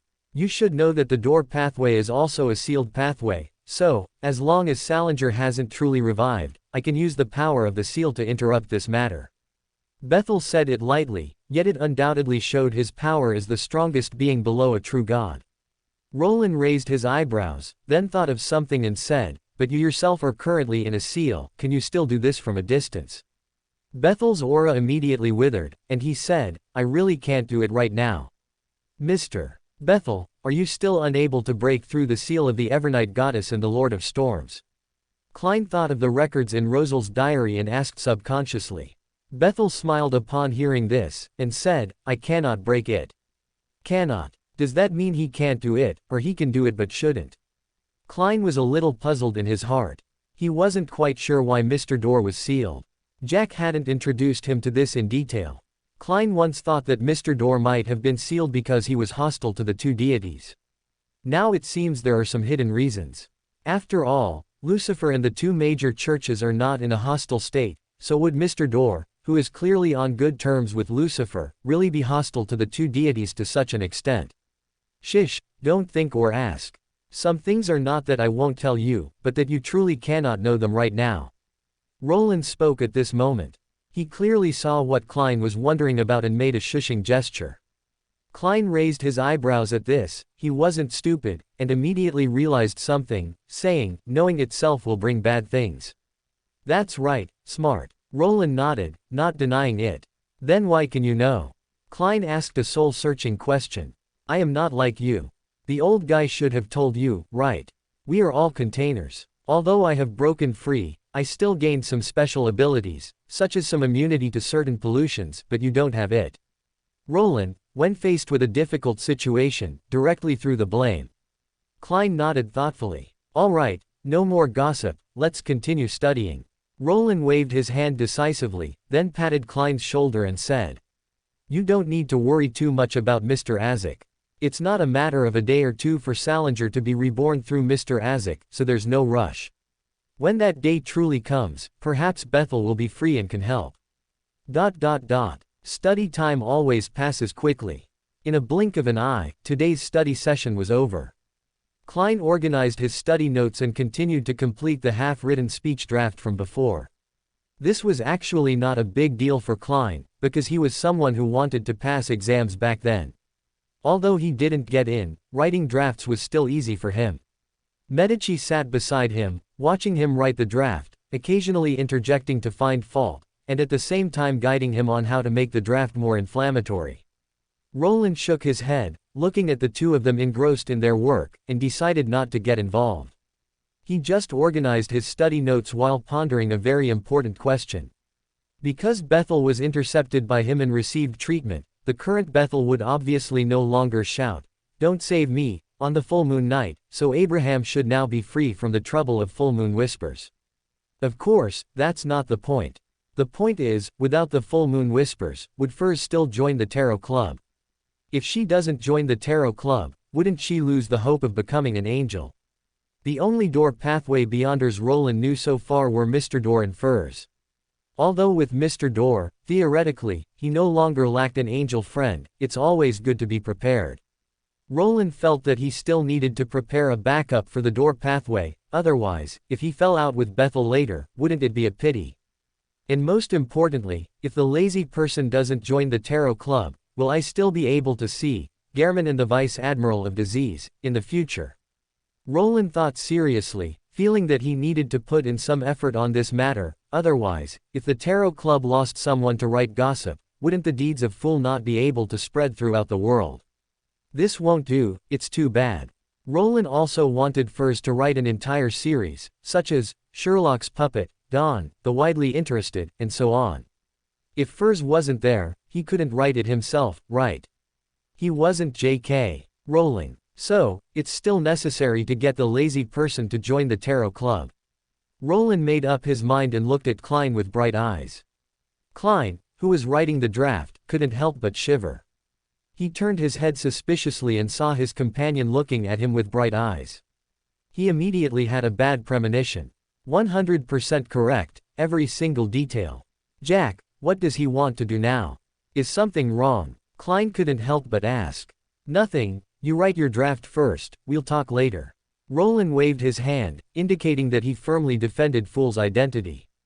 Klein's suspicion grew heavier, but seeing that Roland clearly didn't want to talk about it now, he could only swallow his questions and continue writing the draft, though this time he was somewhat preoccupied.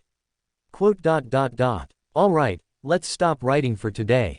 If you have something to do, go solve it quickly. I don't accept shoddy work here. A few minutes later, seeing that Klein clearly wasn't putting all his mind into writing the draft, Medi spoke impatiently. He didn't care about other things, but this matter concerned both his ritual for becoming a god and Saucerier's entrustment. Medi would rather write slowly than accept shoddy work. Sorry, Mr. Red. Klein apologized, feeling quite embarrassed. It's fine, I have eyes and know it's not your fault, it's someone else. Medi glanced at Roland, who showed an innocent smile. Tisk. Medi immediately seemed disgusted, making a sound of displeasure, then pulled out a blank piece of paper, picked up a pen, wrote a few lines of words on it, and then threw it to Klein, saying, I won't default on payment. Although you haven't finished the draft, at least the first half is well written. This is an advance payment. Klein looked down and saw that the paper contained the marionettist potion formula and the corresponding ritual. Chapter 133 The Corrective Power of Fate. This was exactly what Klein needed. As for the faceless potion formula, although Klein didn't have it yet, he actually didn't lack channels to obtain it because of creeping hunger. There happened to be a faceless within creeping hunger. As long as Klein released this faceless characteristic in the future, he would be able to learn the potion formula through spiritual communication, and even acquire the main ingredients. And although Medici didn't know this, as a hunter, he wasn't blind. After a few days of interaction, he could clearly tell what Klein truly lacked. "Thank you, Mr. Red," Klein said quickly, expressing his gratitude. "You don't need to thank me, this is just the reward you deserve," Medici said, standing up. "All right, you two can whisper. I won't stay here and be an eyesore. Tomorrow, you can finish the latter half and give it to me." "No problem." Klein nodded quickly. Medici then left the study with a brisk walk. "So what exactly do you want to do now?" After Medici left, Klein finally looked at Roland and asked with a hint of helplessness. "I just think our tarot club could add a new member," Roland said, completely without concealment. Klein was stunned for a moment, clearly not expecting that this was what Roland wanted to say. He hesitated for a moment before saying, "Although Red Angel isn't exactly a proper angel right now, I'm afraid I don't have the ability to pull him into the tarot club." Clearly, Klein had misunderstood who Roland was referring to, thinking Roland wanted to recommend Medici to join the club. To be honest, Klein didn't have too many objections to this. After all, his trust in Medici was still very high. He was now considered a genuine insider, but Medici's strength was evident. Klein didn't think he could pull him onto the gray fog. "Why would you think that? When did I say I wanted Little Red to join the club? With his intelligence, if he joined the tarot club, you'd definitely be exposed 100%. Roland looked at Klein in confusion, as if he didn't understand why Klein would think that. "Not Mr. Medici. Then who is it?" Klein was truly puzzled. He looked at Roland and asked, "So who exactly do you want to recommend to join the club?" "Furs," Roland said openly. Furs. This name, both unfamiliar and slightly familiar, made Klein pause for a moment before he recalled something. The author Offstorm Manor, Miss Furs, whom Justice Audrey recommended. Although slightly different from the original work, Justice Audrey in this timeline had indeed once recommended Furs to join the tarot club. "Yes, that's her," Roland nodded. "Why her? Wait, you know Miss Furs?" Klein clearly thought of something. "Yes, I do. She's that unlucky friend I mentioned to you before who got involved with Bethel." Roland affirmed Klein's guess, saying, "Her character is actually quite good. Although her personality is a bit lazy, she actually has a lot of potential for development. I think we can absorb her into the club." Klein, however, looked at Roland suspiciously. Knowing his true nature as a white-cut black, he would have believed him before, but after knowing that his little friend was a white-cut black, Klein clearly had more considerations. He didn't guess blindly, but asked directly, honestly, "Why exactly are you recommending her?" "Because I think our tarot club needs a publicity department," Roland replied earnestly. "Public opinion is something that must be held in our own hands.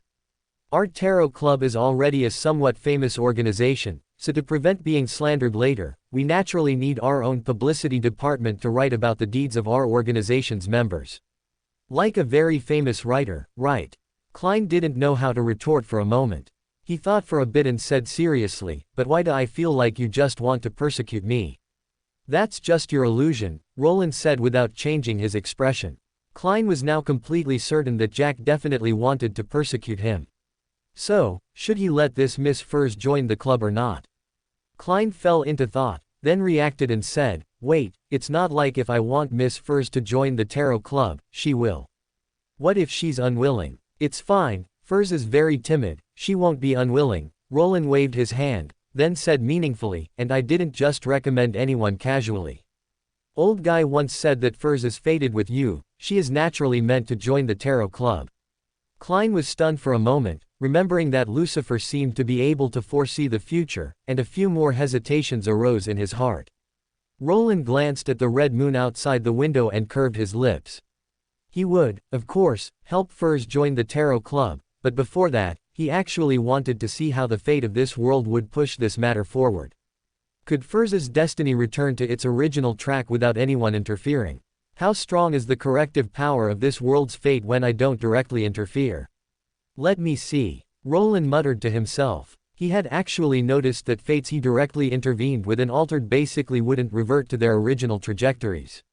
For instance, Dunn and others he saved were still living well, and it was similar for old Neil, who, though not directly saved, was still directly interfered with. However, things that should theoretically be indirectly changed due to the butterfly effect would clearly return to the original situation due to the corrective power of fate, such as a certain hunter who still showed up. This situation was actually slightly different from changing the past, giving Roland a bit more interest in researching it. So Roland was very curious. Furz's fate of joining the Tarot Club, he hadn't directly interfered with it before, nor did he have any intention of interfering. It was only indirectly affected by treating Mr. Dorr. In this situation, would Furz still join the Tarot Club for some reason? Achoo. Inside a certain apartment, Furz suddenly sneezed, which made her wonder if she had caught a cold. As she poured herself a cup of hot water, she couldn't help but look up at the sky. The time of the blood moon had passed, and today she still hadn't heard that damned full moon whispers.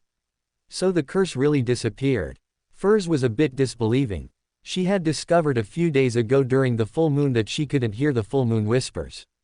She initially thought it was an accident, but she didn't expect that even today's sudden blood moon still didn't make her hear the whispers again. Did this mean her troubles were completely resolved? Thinking of this, Furz became quite excited.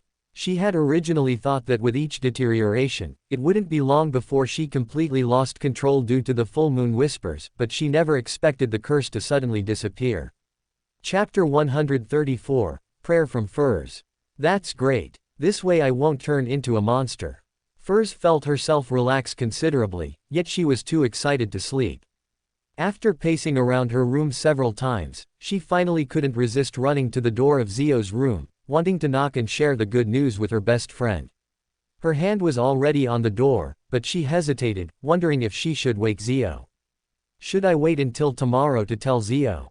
As Furz pondered, the door in front of her suddenly opened. Zio, a head shorter than her, appeared before her, her expression a mix of weariness, confusion, and a hint of worry. Zio yawned while surveying her best friend, who was awake in the middle of the night, and asked, "What happened? So you weren't asleep either?" Furz blurted out almost instinctively, her voice tinged with surprise. Zio. Zio tightened her grip on the doorframe slightly. She gritted her teeth and glared at Furz, saying, "Is there a possibility that I was asleep, but you made too much noise?" She had clearly been sleeping soundly, but then she suddenly heard commotion from Furz's room and realized Furz had run to her door. She only got up because she was worried something had happened, right? Furz immediately felt a bit awkward. Recalling how she had just been excitedly jumping around her room, Furz's guilty gaze darted everywhere. She cleared her throat and said, "Sorry about that. Why don't you go back to sleep? First, tell me what happened. I can't fall back asleep for a while anyway." Zio wasn't truly angry, she just glanced out the window, and when her gaze fell back on Furz, it couldn't help but carry a hint of concern. Zio knew about full moon whispers, so she was worried if something had happened again. "Zio, let me tell you, the full moon curse is gone. I can't hear those whispers anymore." Furz immediately shared the good news with Zio excitedly. Zio was stunned for a moment, and hearing the good news, she couldn't help but smile, saying, "Really? Of course it's real." Furz nodded repeatedly, relieved, "So I don't have to worry about turning into a monster now."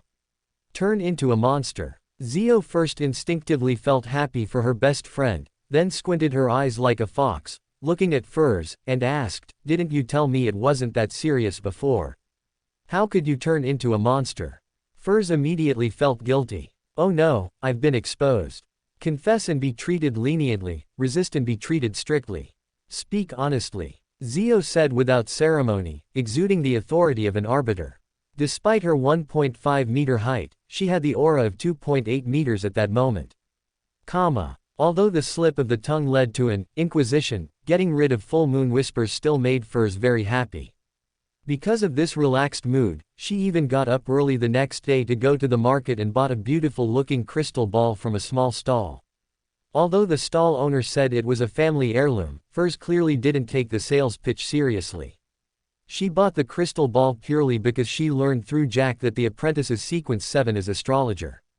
Although she was only sequence 8 and didn't know when she would advance, she had to consider it for the future. And a crystal ball, like a seer's pendulum, is a tool an astrologer might use. Of course, the main reason was that the owner sold it relatively cheaply. You actually got up so early today. Did the sun god rise from the west? Returning to the apartment, Zio, who had already finished her morning exercise, was eating breakfast. Seeing Furs return from the market, her expression was quite surprised. After all, a certain person always slept in, so waking up early was truly rare. Can't I get up early because I'm happy today? I don't sleep in every day. Furs mumbled, but her mood was still very good. She sat on the sofa and began to play with her newly bought crystal ball. But why did the full moon whispers suddenly disappear? Did a deity really bless me? Furs pondered as she played with the crystal ball. After thinking for a while, she clasped her hands together and sincerely said, "God, please bless me to acquire the astrologer potion formula soon." After saying this, Furs herself laughed and couldn't help but mutter, "What am I thinking? How can I pray to a deity for such a thing?" Meanwhile, at a certain villa in Backland, Klein, who was eating breakfast, paused because he seemed to hear an unfamiliar prayer. This made Klein instinctively look at Roland. "Why are you looking at me? Is the breakfast not to your liking?" Feeling Klein's gaze, Roland stirred the porridge in his bowl with a nonchalant spoon and said with a smile, "Actually, I'm a bit tired of it too. Little Red, why don't you make something new tomorrow? Can you make fried dough sticks?" Medici, who was also at the dining table, glanced at Roland upon hearing this and said irritably, "A fellow who only knows how to eat has no right to speak." He then frowned and added, "What are fried dough sticks?" Roland immediately explained with great enthusiasm, not only what fried dough sticks were, but also educated Medici on a series of Chinese breakfasts including ziba, steamed buns, pan-fried dumplings, and tofu pudding. Finally, he sincerely clasped his hands and said, "Please, Mama Medici, I really need Chinese breakfast. Every item, every dish, every flavor, every content, one by one, all in one go." Roland was truly tired of eating Western breakfast every day. "Can you have some dignity?" Medici's mouth twitched, and he said irritably, "Dignity is nothing in the face of delicious food." Roland said earnestly, then thought for a moment and added, "Of course, if you don't know how to make them, I can teach you. It's very simple. Jack, you can make these." Klein instantly forgot about the mysterious prayer and looked at Roland in surprise. "I can." Roland nodded. Of course, he could make these. Before transmigrating, he had countless aliases, and naturally, there was a chef alias among them. It was precisely because of this that Roland's cooking skills were actually very good, especially in Chinese cuisine. However, making Chinese food in this world was too much trouble, and Roland was really busy, so he didn't bother. But now that there was a ready-made chef, Roland really didn't mind teaching his skills to Medici to improve his daily quality of life. After thinking for a moment, Roland looked at Medici and added, "I'm also good at Russian cuisine. Little Red, don't you want to learn about the sun god's hometown dishes? Maybe you'll have a chance to make them for Saussure someday." Medici raised an eyebrow, seeming somewhat tempted. During the third epoch, Medici had heard Saussure talk about the dishes of the old era. He still remembered the nostalgia and regret in his eyes when he spoke of those things. If he could recreate those dishes from Saussure's homeland, would Saussure be happy? Chapter 135 We the transmigrators are really too strong. Of course he will. Even if your cooking isn't good, as a qualified male mother, Saussure will be happy. After all, it's the child's heartfelt gesture, Roland said at this moment, his tone carrying undisguised instigation. "So, learn to cook with me, Little Red." Medici was silent for half a second, then curled his lips and said, "All right, I'd like to see what kind of dishes you, who never enters the kitchen, can make." "Wait, what's with the Russian cuisine?" Klein, who was nearby, asked a profound question at this moment. However, it was clear that after this period of explosive gossip, he was no longer as startled as before. Klein now felt incredibly strong and fearless of any gossip. Huh, don't you know? The ancient sun god, who is also the creator of City of Silver, is also from our era. Roland looked at Klein in confusion. I thought you had already guessed. I did have some guesses, but I didn't expect it to be true. Klein wasn't surprised by this information. He originally didn't know that the creator of City of Silver was also a survivor from the old days, but Klein had indeed suspected it for a long time. After all, the name, Adam, was too indicative, and with Lucifer as a precedent, it was hard not to make the connection. Coupled with the matter of the reform, and the ideas he subtly revealed when discussing the speech draft with Medici yesterday, all made Klein suspect the creator of City of Silver was a fellow countryman. It was only now that it was thoroughly confirmed. We transmigrators are truly full of talent. Klein recalled all the transmigrators he knew. Besides himself and Jack in front of him, most of the others had reached at least the angel level, making one sigh that they transmigrators were truly too strong. It might just be a survivor's bias. After all, transmigrators who aren't strong wouldn't leave their names in history, Roland said with a smile. Klein was stunned for a moment, then nodded, admitting that Roland was right. Roland finished the porridge in his bowl and then thought of something else, saying, by the way, what did you want to do when you looked at me just now? After being interrupted by Medici, he almost forgot Klein's initial gaze. In fact, not just Roland, Klein himself almost forgot. Reminded like this, he quickly said, nothing. Klein had subconsciously thought of the new tarot club member Roland recommended yesterday when he looked at Roland earlier, but since Klein was not yet sure who the praying person was, he naturally didn't intend to say anything. Klein simply finished his breakfast quickly, returned to his room, and then went above the gray fog. The palace above the gray fog was as mysterious as ever. Klein's gaze swept across it, and he immediately locked onto the target of this prayer. It was a lady. The other party did not chant Fool's honorific name, but the crystal ball in her hand was very similar to the one Little Red once possessed. This similarity was not in appearance but in feeling. Of course, that wasn't important. What was important was that Klein actually knew this lady. When Justice Audrey recommended new members, she had privately described the characteristics of Zio and Furs to Mr. Fool, and the lady holding the crystal ball now looked perfectly consistent with Miss Furs described by Miss Justice. Klein almost subconsciously thought of his conversation with Roland last night, so he didn't rush to deal with this prayer. Instead, he first descended from the gray fog and found Roland and Medici, who seemed to be about to go out. Sherlock, I'm going out to buy ingredients. Do you need me to bring anything? Roland said in a good mood.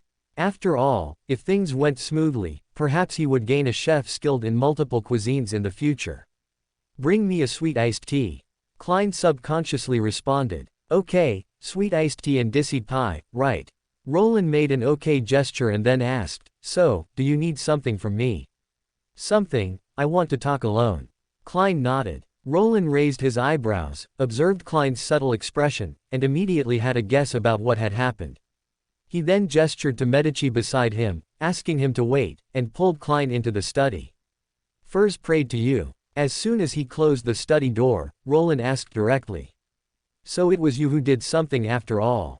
Klein's original words died in his throat, and he almost subconsciously asked. What are you thinking? I didn't do anything. It's just that you showed it too obviously, I just guessed it. Roland waved his hand, then asked with interest, how did she pray? Klein then briefly introduced Furs's situation. Crystal ball. Roland raised his eyebrows, feeling a mix of expectation and surprise. He had guessed that Furs would join the club, but he didn't expect it to be through a crystal ball. What a stiff way to push the plot. This world's fate line is probably a bot. Roland couldn't help but complain in his heart, deciding to inquire about this matter later. Then he looked at Klein and said, so, are you going to respond to her prayer? I have that intention, but the final outcome will depend on Miss Furs's own wishes. Klein nodded. Because of Miss Justice's recommendation, Miss Furs was already a prospective member of the tarot club he was considering. Now that it was almost confirmed that she truly had a connection with them, it was not impossible to invite her to join. Of course, Klein respected others' opinions. If Furs was unwilling, he would not force her. Then what are you waiting for? Go, go. Roland waved his hand, not at all hiding his anticipation. So what exactly are you planning to do? Klein asked another profound question. Not a single mistake, every single word, every single sentence, every single content, all in one glance. Nothing, just preparing to urge for updates online. I'm a loyal fan of Furz's books. Roland blinked, fully utilizing the art of language, and said, do you understand the anger of a book fan who encounters a pigeon-like author? Klein choked for a moment, apparently not expecting such a result, and it seemed that what the other party said was sincere. Klein then recalled the readers who went to extreme lengths to urge for updates before his transmigration, including those who sent razor blades, those who were dissatisfied with the ending and blocked the author's door offline, and even those who recognized the author on the street and then ganged up on him. Klein then recalled Roland's usual conduct, and he suddenly understood, but a worry for Miss Furze couldn't help but rise in his heart. After thinking for a moment, Klein subtly reminded him, normal urging for updates is fine, but that is a lady after all. Don't worry, I definitely won't solo kill her offline. If I wanted to do that, I would have already done it. Roland waved his hand and said seriously, I just want to commission some fan fiction, and it's not convenient for me to show my face directly. Klein breathed a sigh of relief and didn't ask any more questions. So Roland continued to go out to buy ingredients, and Mr. Fool once again came above the gray fog, responding to Furz's prayer. Crack. So Furze, who was playing with the crystal ball on the sofa, suddenly saw the crystal ball in her hand crack with a crack sound. Then, her vision blurred, and the next second she saw boundless gray fog and a magnificent and mysterious palace. Furze. Where is this? Chapter 136 Furze is cracked. The crystal ball cracked, and Furze felt like she was cracking too. She couldn't understand how she had arrived at such a place, which clearly wasn't meant for humans, by simply closing and opening her eyes. Surprise and fear overwhelmed Furze at that moment. She instinctively looked around, and her gaze fell upon Fool at the head of the bronze long table, scaring her instantly. No, Your Excellency, who are you? Where is this place? The desire for survival made Furze instinctively use a respectful address, while her innate writer's instinct gave rise to countless conjectures. You may call me Fool. The Fool Klein smiled. Experienced in the art of feigning divinity, he calmly looked at Furze but did not answer her other question. After all, to be honest, Klein himself didn't know where above the gray fog was, only that it was related to the celestial worthy. Fool. You are Mr. Fool, the mysterious master above the gray fog. Furze showed a surprised expression. She suddenly remembered a divination Jack had once performed for her, the result of which was related to Fool. Furze had, at one point, paid close attention to matters concerning Fool. Unfortunately, this existence was truly mysterious. As a low-sequence wild Beander, Furze had inquired in various circles she knew but failed to find many clues about Fool. In fact, the only ones she had were from Jack, including Fool's honorific name. Originally, when Full Moon Whispers mysteriously disappeared, Furze thought the divination had gone wrong. Now, seeing this, it wasn't wrong at all, it was incredibly accurate. Mr. Fool, did you help me? Thinking of this, Furze asked almost subconsciously. Help. The Fool Klein heard this and information about Furze flashed through his mind. Combined with what Roland had said, he immediately understood what Furze was referring to. This made the Fool Klein smile and shake his head, saying, if you're referring to the whispers you endured on the night of the full moon, that has nothing to do with me. Nothing to do with him. How could it be? Furze first showed a surprised expression. Then, as if she remembered something, she hesitated for a few seconds before asking, Mr. Fool, please forgive my presumption, but you seem to know what Full Moon Whispers is all about. Although she knew she was facing a mysterious existence and it was best not to ask too many questions, Furze genuinely wanted to know what the Full Moon Whispers that had troubled her for so long were all about. Of course, Furze dared to ask partly because of the approachable demeanor Mr. Fool currently displayed. The Full Moon Whispers you endured came from an existence infinitely close to a god. You may call him Mr. Door. Klein did not mind answering Furze's confusion. An existence infinitely close to a god. Furze felt like she was about to faint. She said in disbelief, but I don't even know him. Mr. Door is the ancestor of the Abraham family. Klein looked at her calmly. I think you should already understand how you provoked him. Furze was speechless for a moment. After learning that Mr. Dorr was the ancestor of the Abraham family, she indeed understood why she would be involved with such an existence, but what followed was even deeper confusion. Mr. Dorr is the ancestor of the Abraham family, which means he is the source of the curse endured by members of the Abraham family, but why? Furs truly couldn't understand. This confusion drove her to ask, "Mr. Fool, I don't understand. Why would Mr. Dorr treat the members of the Abraham family like this? Isn't he the ancestor of the Abraham family?" The fool Klein sighed at this moment, saying, "He can only do this." Klein wasn't entirely sure why Mr. Dorr created Full Moon Whispers, but combining Mr. Dorr's attitude with some information he had recently acquired, Klein could roughly guess that it was done out of necessity, perhaps to prevent members of the Abraham family from rescuing him, or perhaps simply because he was unable to control himself for certain reasons. Furs was speechless for a moment, clearly not understanding what Fool had said, but she couldn't help but hear the helplessness and sorrow within it. So there really is some hidden secret. Furs's writer's instinct made her subconsciously think of all sorts of melodramatic possibilities, but she dared not ask further. The fool Klein then smiled and said, "I cannot tell you the specific reason now. Perhaps when you advance to an angel, you can investigate the truth in that regard." Furs's desire for exploration was extinguished at this moment. She really didn't think she could advance to an angel. Being able to smoothly advance to a mid-sequence would be quite good already. Furs then decided not to delve into this matter further. She then thought of something, and after some deliberation, asked, "Mr. Fool, may I be so bold as to ask why you summoned me?" Her tone was quite respectful. Hearing this, the fool Klein smiled and said, "I heard your prayer to me." "Prayer? When? I didn't." Furs's eyes instantly widened. Although she was only a low-sequence Beander, she knew the principle of not casually praying to unknown gods. After learning Fool's honorific name, let alone praying to him, Furs basically used runes when mentioning him, avoiding the Hermes language which possessed mystical power. Under such circumstances, when had she ever prayed to Mr. Fool? Not a single mistake, not a single one, not a single one, not a single one, not a single one, not a single one. Wait, could it be? Furs finally thought of something. She forced a smile and said, "Mr. Fool, that crystal ball is related to you, right?"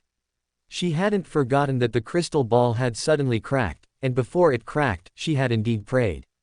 But her object of prayer was clearly the god of steam and machinery.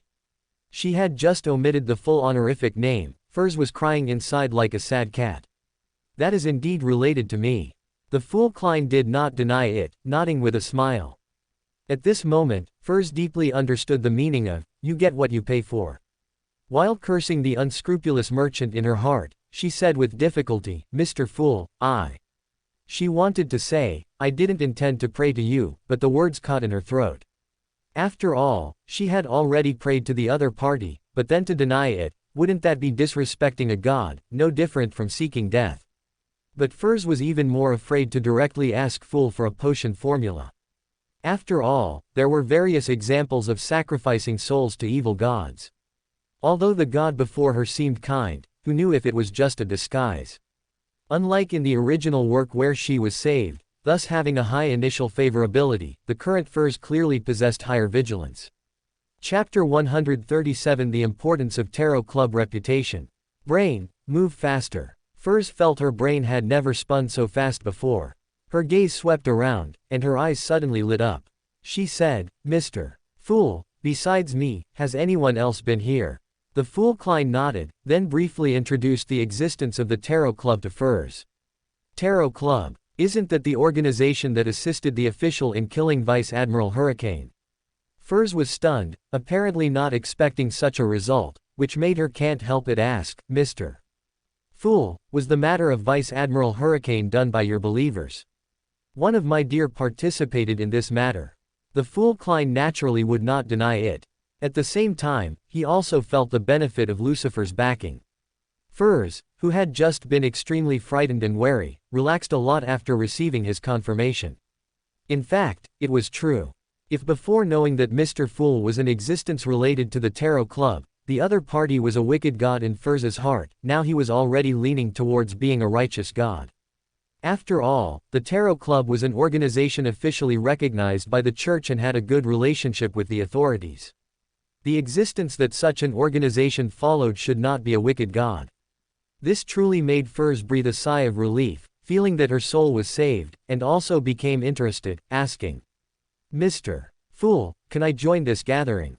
Furs was not stupid. She did not want to be associated with a wicked god, but if the other party was an existence close to a righteous god, this was an opportunity. Although Furs was somewhat of a slacker, she was not without ambition. The most crucial thing was that even if she faced a potentially good god, Furs actually didn't dare to directly beg him to send her back. In that case, it was better to fight for some rights for herself.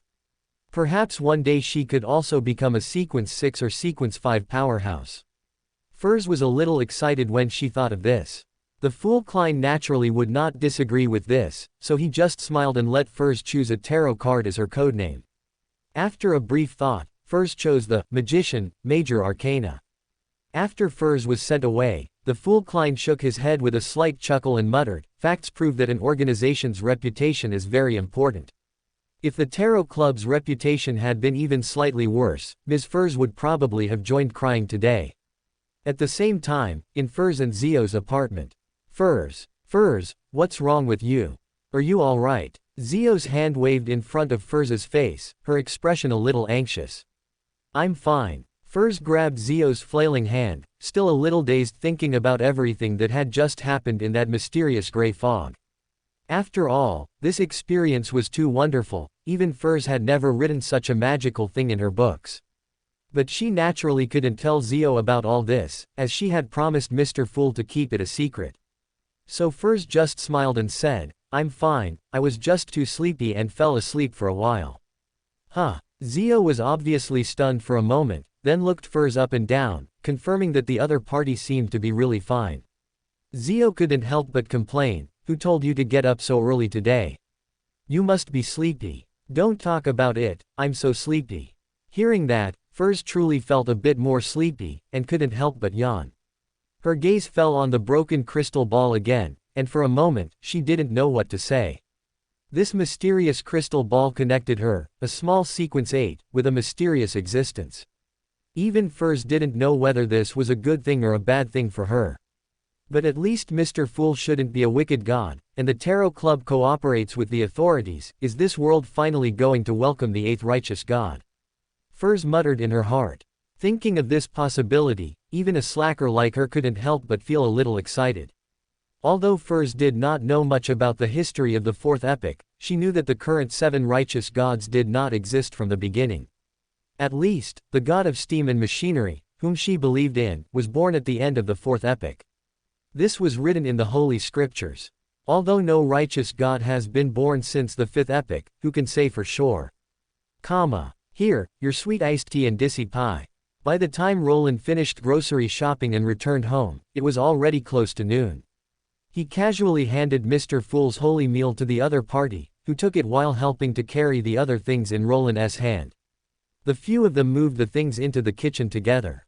Only then did Klein check the ingredients Roland bought. In addition to various common rice, flour, oil, vegetables, and meats, there were also many uncommon ingredients and various seasonings, some of which Klein didn't even recognize. "Where did you buy all these things? This is too complete." Klein was a little amazed. He wasn't someone who didn't go to the trade market, but he really hadn't seen many of the things Roland bought. "Well, there's a lot to say. For example, this fruit, a specialty from Generous City, is said to be very useful for treating baldness. I specifically asked Mr. Door to open a door for me, ran over there to buy it. Your brother is coming to visit in a couple of days, you can give it to him then to treat his premature baldness." Roland picked up a strange-looking fruit, put it into Klein's arms, and then introduced other items, mostly local specialties. "Every single one of them is perfect." Klein's mouth twitched slightly as he listened, then he said, "So, to procure these, you specifically used the time gem to summon Mr. Door and had him use his travel ability for you." "That's right." Roland nodded, saying as a matter of course, "Otherwise, how could I procure the most authentic and genuine ingredients? Don't get me wrong, there are actually many things here that I haven't tasted myself. It's a good opportunity to research new dishes." What else could Klein say? He could only say that when it came to food, Roland's initiative was truly powerful. "All right, let's make lunch first. Do you two have any dishes you'd like to eat for lunch? I'm rarely in the mood, so I'll show off my skills for you. Roland washed his hands and looked at the other two people in the kitchen. As soon as these words came out, the two people in the kitchen were a little moved. Medici naturally wanted to taste the dishes from the sun god's hometown, while Klein said he wanted to eat Sichuan cuisine. After all, since coming to this era, everything else has been fine, but I haven't really eaten many spicy dishes. Klein touched his nose, a little embarrassed. I hope someone still remembers his promise. Medici crossed his arms, his tone arrogant. Oh, that's right, let me think. Roland stroked his chin in thought. Then after a few seconds, he decided, then for lunch, we'll have spicy Russian cuisine.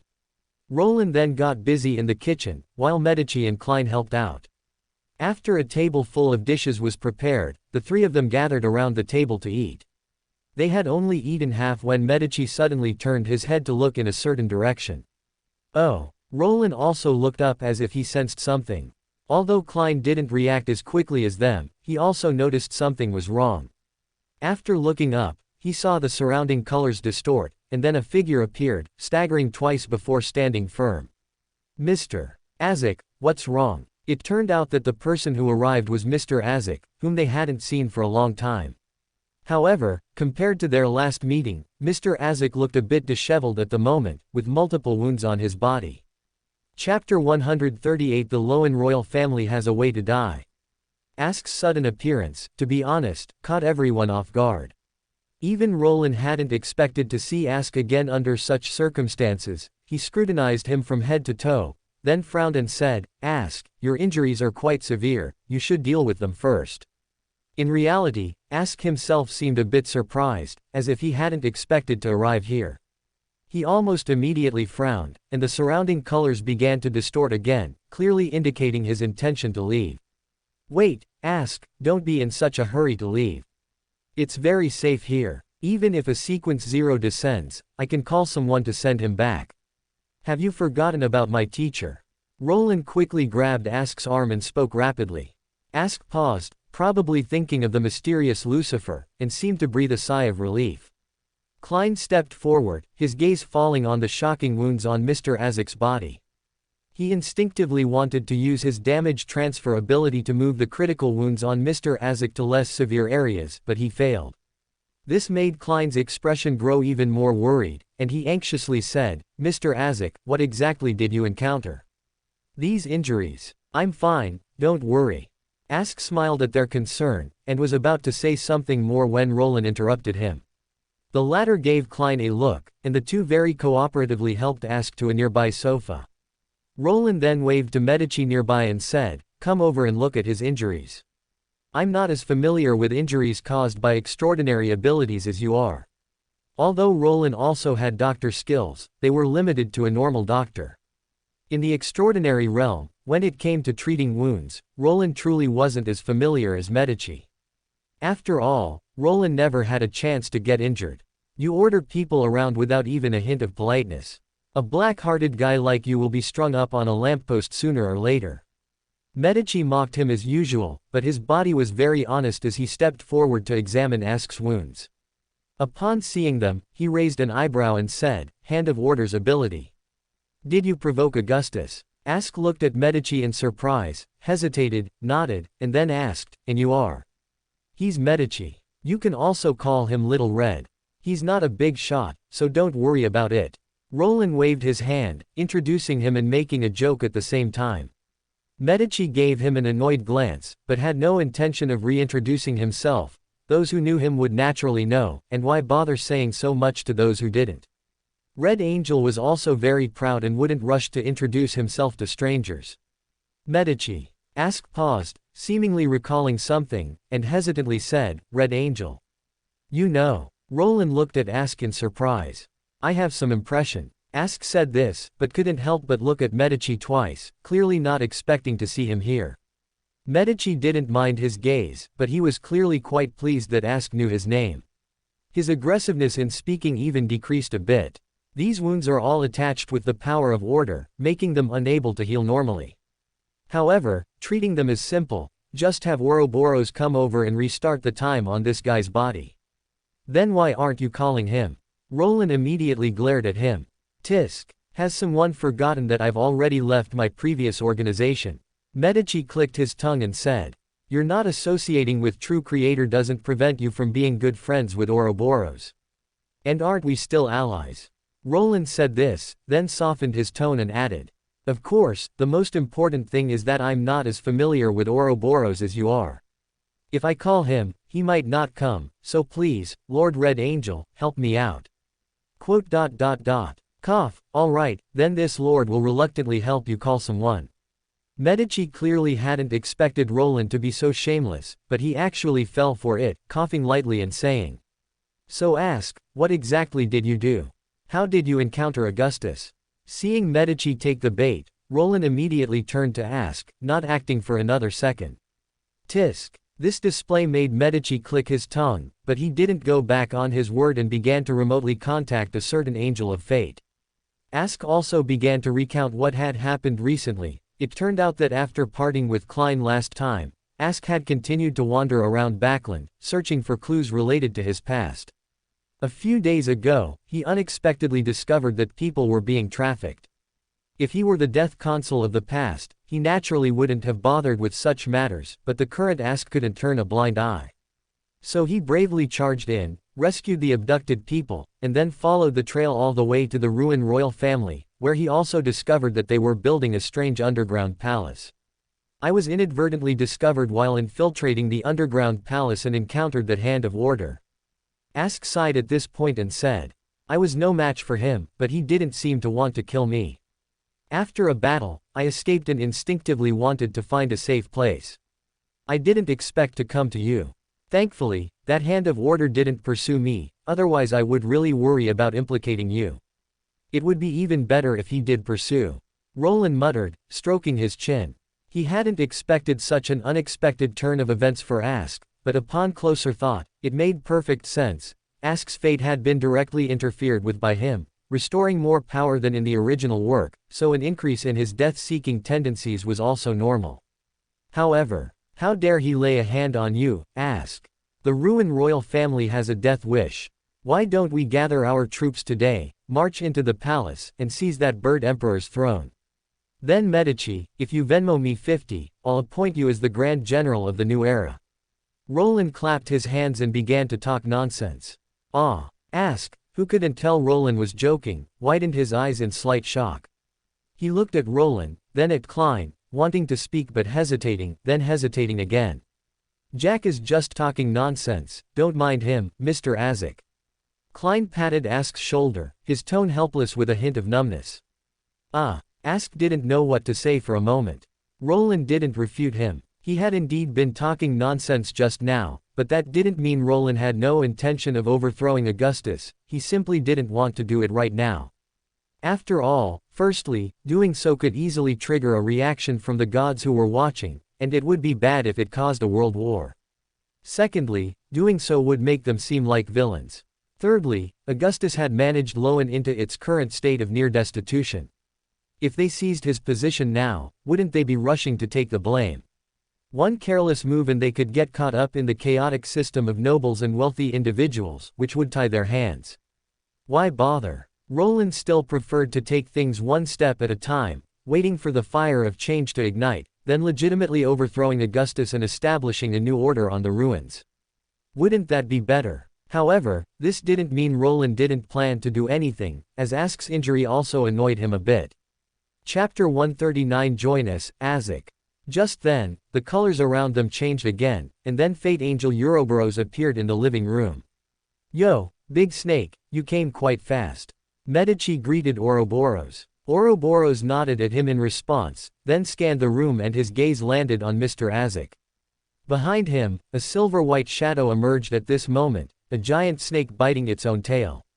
The giant snake rotated counterclockwise once, and Mr. Azek's body changed. The wounds that couldn't heal quickly disappeared, and even his clothes were mended. All right, Ouroboros said, and the silver-white shadow behind him vanished. Thank you for your help, sir, Mr. Azek quickly thanked him. Ouroboros nodded at him, then his gaze fell on their half-eaten lunch, a curious expression appearing on his face. He then looked at Medici and said, Medici, what are you eating? Big snake, can't you tell? This is the Lord's hometown cuisine, you've never tasted it, have you? Medici's lips curled up, looking somewhat smug. Ouroboros was stunned for a moment, and a hint of longing immediately appeared in his eyes. He probably thought for a few seconds, then looked at Roland, saying nothing, yet seeming to say everything. Don't worry, since I asked you to help, I definitely won't let you go hungry. Roland couldn't help but chuckle at this longing gaze. He then gave Ouroboros an okay gesture, and looked at Mr. Azek, saying, Mr. Azek, you probably haven't had lunch either.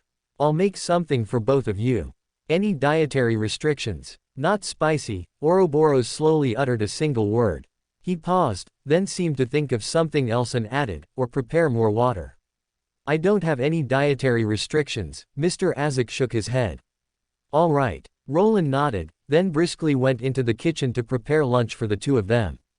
Afterward, the group gathered around the dining table again, only this time the party had expanded from 3 to 5. After everyone had eaten and drunk their fill, Roland didn't rush to clean up. Instead, he poured himself a cup of tea and looked at Mr. Azek, asking, Mr. Azek, regarding today's events, do you want to retaliate? Mr. Azek, also holding a cup of tea, was stunned for a moment. He clearly hesitated for a second before saying, I don't have any intention of retaliating, but I do want to find out what the Ruin royal family intends to do. They should be performing the Black Emperor's deification ritual, Roland said straightforwardly this time, no longer intending to keep them guessing. Black Emperor. I seem to remember something. Mr. Azek raised his hand to his forehead, as if trying to recall something, his expression slightly pained. Deification ritual. Klein clearly hadn't expected such an answer. He then frowned and said, so, the Hand of Order of the Augustus family wants to jump to the Black Emperor pathway and advance to Sequence 0. During this time, he had taken many lessons with Roland and knew that the Hand of Order was a Sequence 1 of the Arbiter pathway. That's not it. If that Hand of Order wants to become the Black Emperor, he must first become an Emperor, and he clearly doesn't meet the requirements. Roland shook his head, revealing, so the one who wants to become the Black Emperor is probably the current King of Loan, George III. Klein was stunned for a moment, and said in surprise, is George III a Sequence 1? I don't know, but probably not. Roland shook his head. He took a sip of the black tea in his cup and continued, I'm not too clear on the specific situation, but they definitely want to pull some tricks to make George III attempt to reach Sequence 0. Can that succeed? Klein asked the ultimate question. Hard to say. There's still a chance of success. After all, theoretically, even an ordinary person, by chugging a Sequence 0 potion, has a chance to directly become a god. Roland said with a smile, then his expression sobered, and he continued. It's precisely because the Ruin royal family wants George III to become a god that they abduct people, because they need these people to build the mausoleum required for the ritual. At this point, Roland paused, looked at Klein, and said, Klein, do you remember when we first arrived in Backland, I mentioned that something big was going to happen in Backland?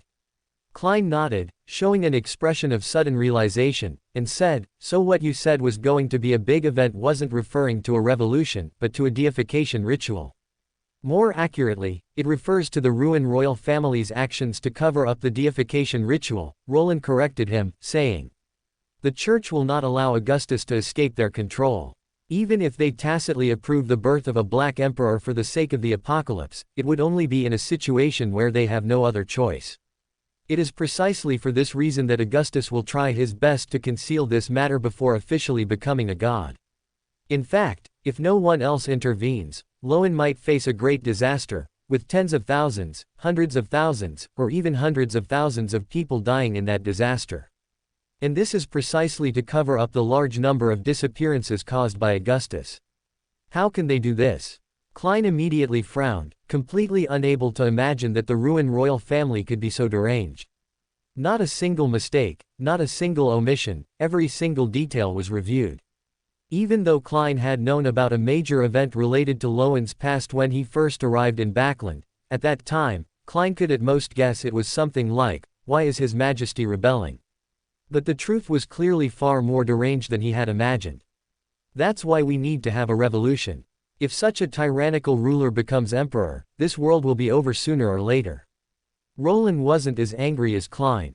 He shook his head, then looked at Mr. Isaac and said, "So, Mr. Isaac, do you want to join our cause? You also want to stop such a tyrant from ascending to godhood, right? If so, why not join us and give the Augustuses a little surprise, and also get revenge on them?" "What cause?" Mr. Isaac felt a bit out of touch with the times. He looked at Roland hesitantly, but still said, "Jack, you seem very different from before. It's just a sweet and innocent persona undergoing a drastic change to a dark one, that's all." Roland smiled frankly, then apologized. "I'm sorry, Mr. Isaac, I wasn't as naive as I seemed before. I only acted that way to protect myself. I'm very sorry for deceiving you earlier." Mr. Isaac was stunned for a moment, his expression a mix of surprise and realization. He gazed at Roland in front of him, finally sighed, and then showed a gentle smile, saying, "It's all right, there's nothing wrong with wanting to protect yourself. I know you are a very good child at heart, and that's enough." Medici, who was standing nearby, immediately made a wincing expression. "Mr. Isaac, you really are a good person." Roland didn't care what Medici thought. He smiled and said, "So, do you want to join our cause?" Chapter 140 Recover the Spiritual Cult. "So, are you going to join our cause?" Facing Roland's invitation, Ask revealed a gentle smile and said, "Could you introduce it in more detail? What exactly are you planning to do?" "Of course." Roland nodded. He then took a sip of the red tea in his cup and began to explain the current situation in Loan and the revolution they intended to initiate, doing so in a simple and clear manner. Ask listened quietly. When he heard about Loan's current state, he almost instinctively frowned. When he heard about the everyone is equal ideal society that Roland and the others wanted to create, Ask was clearly stunned. His expression was a mix of surprise and sudden realization, and it was a long while before he said, "A very good idea, a society where everyone is equal, it's very much anticipated. You actually understand." Medici, who was listening in, looked at Roland with surprise, not knowing if he was doing it on purpose. "Nonsense, how could I not understand?" Roland rolled his eyes irritably. Ask looked at Roland as if he was seeing him for the first time. Then, his expression seemed to recall something, and he became relieved, saying, "Jack, I never expected you to have such an ideal. This is beyond my expectation." "Strictly speaking, this isn't my ideal." Roland shook his head. He picked up his red tea, took a sip, and said with a smile, "I can only be considered a promoter. I am not some great person, nor do I have an unwavering desire to change this society. The true person who wants to change this society is someone else, so don't think too highly of me." Roland had a very clear understanding of himself in this regard. He was not a savior-type personality like the sun god.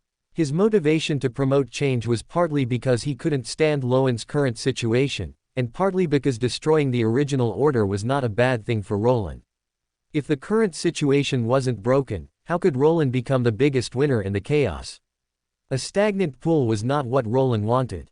Change could strengthen his connection with the Creator faction, make the Creator faction more reliant on his power, help Roland naturally carve out a piece of the pie from the seven gods, and make the world better, achieving a win-win situation. Why wouldn't he do it? Someone else. Ask was clearly a little confused. "That's where our collaborator, the true Creator, comes in." Roland said with a smile, "Because of my teacher's efforts, the true Creator is much more awake now. In the upcoming revolution, he is also one of the main orchestrators." Ask's expression showed surprise. He then seemed to recall something and glanced at Medici and Ouroboros beside him, realizing, so that's how it is, no wonder. "So, will you join us?" Roland extended the invitation again, saying, "At this stage, there isn't much to do, and it won't delay Ask from continuing to search for memories related to your past. We can even have the Aurora Order help you search, and if anything really happens, you won't be a wild angel without a sequence zero backing you. Even if your father really comes to cause trouble, you won't be afraid." Ask chuckled at Roland's words, feeling that he was still a bit out of touch with the younger generation's trends, but he still nodded, revealing a gentle smile, and said, "This is a very good thing. I don't mind contributing my share of strength for it." "Yay." Roland made a V sign. Klein also smiled. Due to his relaxed state, He couldn't help but quip, "Wild Angel, that's quite something. You really love playing with memes lately, Jack. Don't you like playing with memes, Sherlock Moriarty?" Roland glanced at him, hinting at something. Klein was immediately speechless. Roland then looked at Ask, then waved to Medici beside him, saying, "Here's a job, Little Red. Introduce Ask to your current progress." He then turned to Ask and said, "Medici is currently in charge of the specific affairs of the revolution. I only oversee the overall situation, so for the specifics, Ask, you can just ask Little Red. He knows more than I do. You only know how to be a hands-off manager, you don't do any of the specific work." Medici glanced at Roland, annoyed. "Who said I didn't do anything? Didn't I bring someone in for you?" Roland looked at Medici in confusion, and said righteously, "I initiated the revolution, I brought the people, I came up with the ideas. I've already done these things. If I still have to do the specific tasks, wouldn't I become an old workhorse? If you're considered an old workhorse, then what am I?" Medici, who was responsible for most of the revolution's work, asked a profound question. "You're considered capable," Roland replied earnestly, then added with a smile, "and you are one of the biggest beneficiaries of this, after all, so it's normal to do more work." HMPH. Medici scoffed, but didn't refute. He just looked at Ask and said, "Ask, right. Give a simple introduction. I need to understand your situation first to determine which part of the content you are suitable to be responsible for." Ask didn't hesitate and then introduced his situation. Medici listened quietly, thought for about a few seconds, then said, "To be honest, your situation isn't of much use here in Loan at the moment. It's far from the time for a full-scale war to break out, but—" Medici's gaze fell on Ask's face. There seemed to be flames burning in his blood-red eyes. He curled the corners of his mouth, and his smile was somewhat unrestrained as he said, "Your identity, if placed in the South Continent, would be a good move." Ask was stunned, clearly having thought of something, and said, "Does your excellency mean you hope I utilize my identity as a descendant of the death?" "Yes." Medici nodded. "The numinous episcopate has been operating in the South Continent for many years. If you can reclaim them, the subsequent affairs in the South Continent will be much simpler, and this is also an opportunity for you." Medici's gaze was sharp, and his words carried a hint of temptation. "You might know about the numinous episcopate's artificial death plan, which is related to the death uniqueness. Although you are only a sequence 2, your identity is special. If you can successfully subdue the numinous episcopate, whether it's the existing sequence 1 Beander characteristic of the numinous episcopate or the death uniqueness, we can help you obtain them. Perhaps you can become the next death." PFF'd. Ask hadn't reacted yet, but Roland, who was watching from the side, couldn't help but burst out laughing. Medici immediately looked at him. "Sorry, I couldn't help it." Roland blinked without apology, then looked at Medici and said, "Ahem, but Little Red, your intelligence system might need an update." "Tell me." Medici felt a bad premonition in his heart. "Is there a possibility that the numinous episcopate's artificial death was based on Ask's other half of the soul?" Roland said with a smile. For more thrilling fanfiction stories like this, check out my channel Fanfic Audiobook. Dive into epic adventures, mysterious realms, and legendary journeys brought to life through immersive storytelling. Don't forget to like, share, and subscribe for more amazing audiobooks.